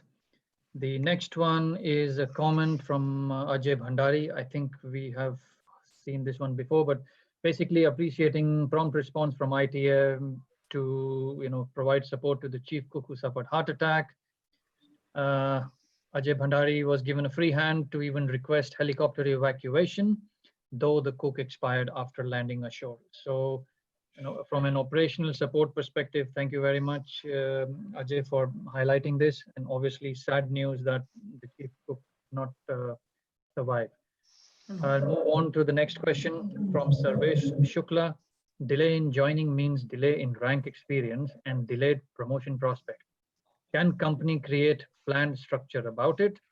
Junior officer getting promotion post 30-month rank experience, which can take 5 years, is so stressful. So maybe Kush, you would need to take that again. Sarvesh, thanks for letting us know that. I'm sure that there is some issue with your promotion. I do agree. Delay in joining means definitely delay in your time to get all your, get your certification exams, COCs in place, and then getting promoted from second mate to, of course, chief officer. Anyway, from third mate to second mate, you don't need any other exam to be taken. I totally agree with you on this, that we should be promoting people anytime after 12 to 15 months. But 30 months is on the higher side for sure.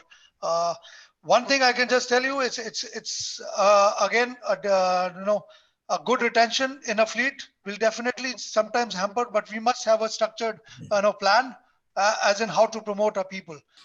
So yes, we will have a relook at your case for sure, Sarvesh, if there is any issue there.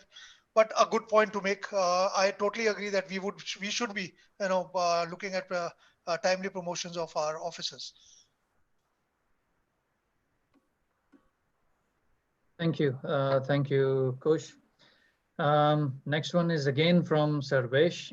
and he's saying many times seafarers unable to complete sea time for competency and NRI by just a few days. So company should help them in such a case. Yes, I do understand, but there's another point to this is if it's a couple of days, I would suggest you extend your contract before getting down from the previous vessel. You finish your time, because it will also not be fair, to put somebody on a very short contract and charge a cost to the client. I'm sure you will agree with this concern that the client will probably will not be very happy that people just join for 15 days or 20 days. The best solution to this is to plan your stays. Extensions, yes, there are chances that we can give you extensions, but this is a very difficult one that to send you only for a couple of days on board or whatever, a couple of weeks. Okay, thanks, Kush. The next one seems to be quite a specific point, and this is from Robson Jacob. It says how to deal an agreement on TCP which may hamper a master from taking a safety decision which may violate the TCP. Example, the TCP have an agreement between cargo insurer that the vessel will not enter the EEZ of US till she is 200 nautical miles away from destination port in US. The master receives this instruction after sailing out from load port to destination.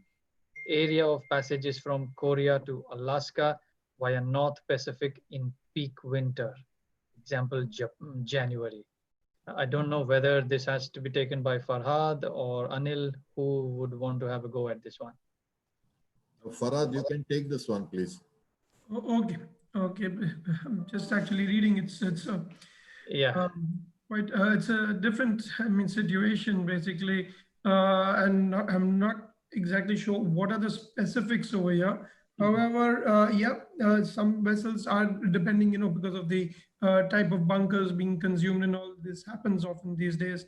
And this is more actually of a commercial matter. And if the master finds any difficulties or any, that it could hamper safety or hamper the, safety of the people or the ship in any way, he should immediately bring it up, take it up, and we always have our full support.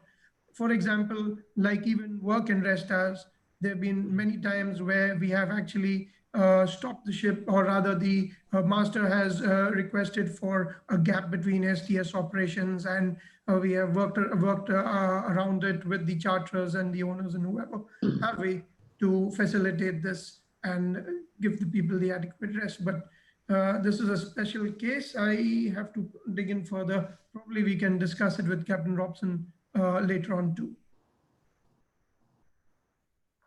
Okay, good. Karen, you want to flip over? I see Rishi is back online. I don't know, Rishi, you want to take over? I just jumped in since you dropped off. Yes, I think some internet connection. So regret, apologize for that. Going ahead, next question is by Prabhat Kumar Pandey, who is inquiring, how can we reduce information overload from the office to the ship? We are getting a lot of circulars, information exchange and advisories, etc. We hardly find time to go through all the pages. Captain Prabhat, this is Karyappa. I couldn't agree with you more, but I feel, in all honesty, we must exchange information between ourselves. When you feel yourself getting overloaded, right at that moment, please send a message saying, could we please stop this overload if you feel it's not at all applicable to you. I must agree with you that yes, this is a problem and people tend to send messages left, right, and center. I am also a recipient of such messages. So best thing is to stand up at that time and say, my friend, I don't need this. Could you please spare me? Thank you. Also, if I may add, in today's world, information exchanges and information has become a very key thing, a very important thing. And especially with things evolving and changing regularly, some circulars, information needs to be sent to the ship, needs to be circulated to the fleet so that, everybody, to increase awareness basically. And a suggestion there is that if you feel it's too much, take out the information that is relevant to where you're going or what you're doing, or relevant to the type of ship, and you can always, leave the others aside. Thank you, Farhad. Thank you, Anil, for the detailed reply. Moving ahead, I think this particular question has already been addressed with respect to bad quality of heavy fuel oil. Let's We've done that, Rishi. Yes, right. So moving ahead, there is an inquiry when all the ITM vessels will have internet on board. I did see this question. I'm a bit puzzled because as far as I know, all the ships have internet. Okay, some have good internet, some have not so good internet, but I don't know of any ship which doesn't have internet. All right. Okay. So let's move ahead with the next question. This is pertaining to sulfur cap 2020, is termed as super pollutant as environmentalist. Any comments on that, sir? So, Chandramohan, would you like to take Chandramohan,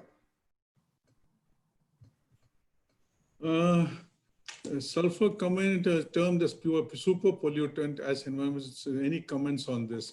It is going to be a mess also, because this open loop sulfur system may also in another few years be taken off because we are still polluting the water.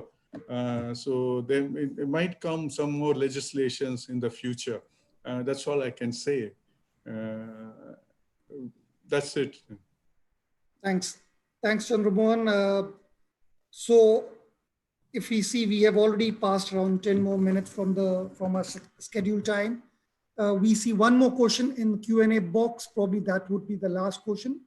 Nevertheless, we encourage our seafarers to send us the questions on this chat, or maybe later directly to our panelists, which will be answered.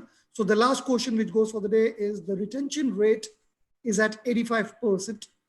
Does slow promotion play a part in the remaining 15% leaving the company? So would like to answer that? Would it be Chandramohan? Anil, would you like to answer, or? I'll answer, no problem. Kush, yeah. Kush, before you start, Rishi, please remember we have that poll questions also that we need to cover. Right. We will do that. Yeah, for sure. A high rate retention definitely is a very good aspect for the client, the company. Also shows people are there. That normally should not affect your promotions, but 15% people who are leaving, it's not about only promotion that people leave the company and go out. As we said, there are so many factors. It's not just one factor which, there. So that is why if you have a high rate, that means people are happy to stay with you. So that is what I would say, that those 15%, no, it's not necessary for just for promotions they go out. Thanks, Kush. Thanks very much. Probably we said it's going to be the last question. Nevertheless, we have the poll questions to answer. But before that, Anil, there is something for you. The name has not been displayed. It says, "Dear Mr. Anil, your retirement news pains us as you have been a fantabulous support at the top spot of the office support system. We were relieved having you at the office for any problems we would face to be solved. Your email, gray cell ticking time, and many other informative articles have given us a lot of important information and new point of view. With your retirement, definitely a void will be formed."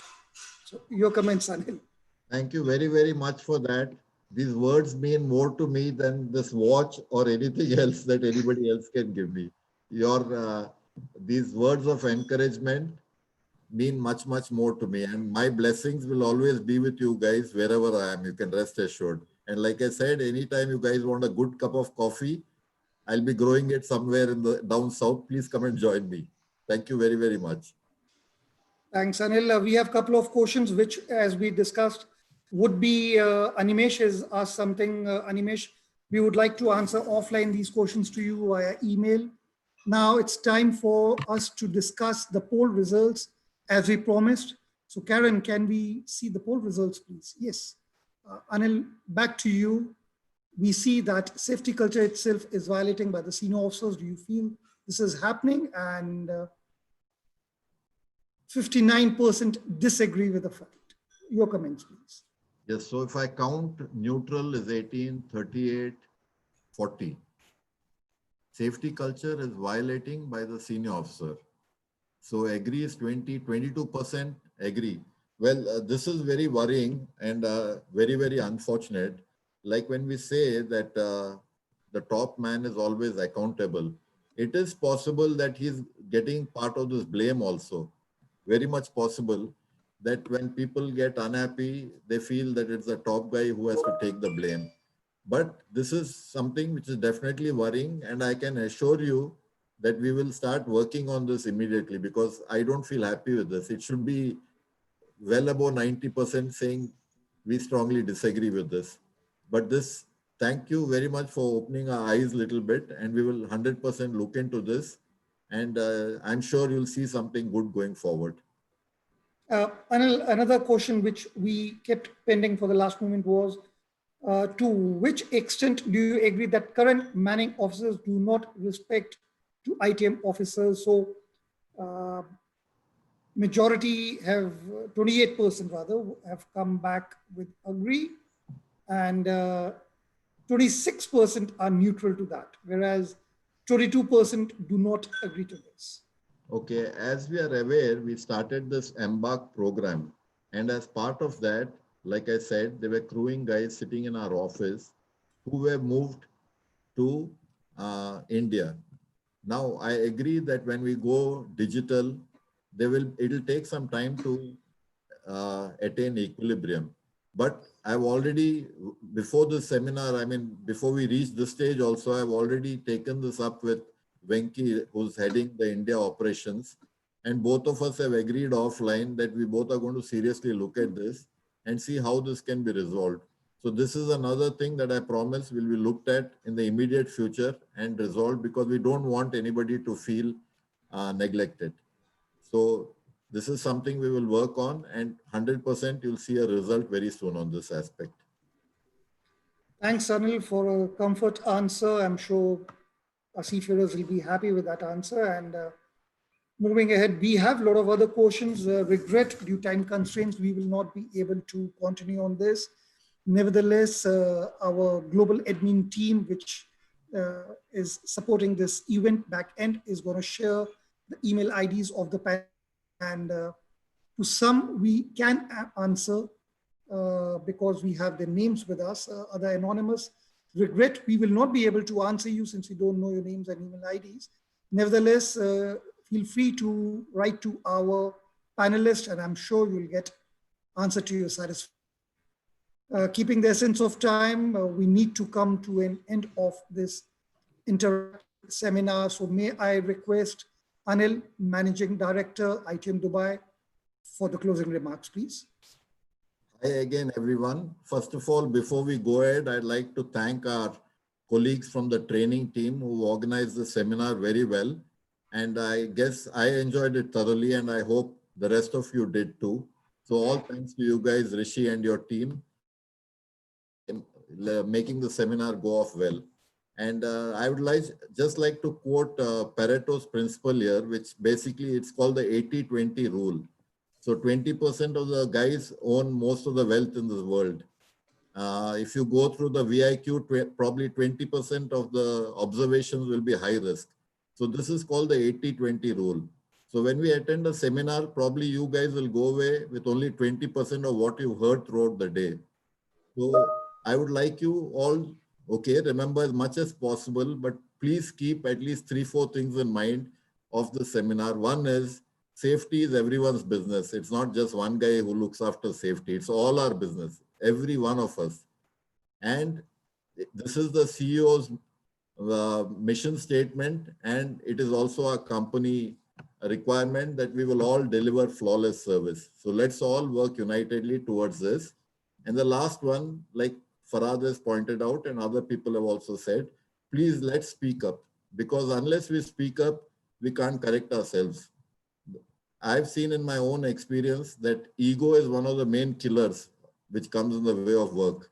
And ego, unfortunately, is like our backside. However big it is, we can't see it unless we stand in front of a mirror. So please, guys, let's speak up. Let's tell each other. And let's, even if we have some drawbacks, let's correct ourselves. But let's follow like the army or buddy system, where each one of us looks out for the other guy. And rest assured, that will make us work safely. Thank you all very, very much. It was a pleasure. I really enjoyed the day, and I hope you guys did too. Thanks a lot. Thank you, Anil. A lot of messages still pouring in for you. That love and affection people have for you. So good to see that. With respect to other things, as we said, we will definitely keep your questions answered separately. Nevertheless, moving ahead, I would like to thank all the panelists who took their valuable time to attend and interact with our seafarers. Closing thanks for our seafarers who took the time out to be a part of this seminar, a virtual seminar rather, and hope you all have enjoyed the event. So thank you once again. In order to make improvements for a future seminar, we would surely like to hear from you and would appreciate your feedback. So may I request on leaving the webinar, a survey page will automatically open on your screen. We request please fill in and let us know your feedback.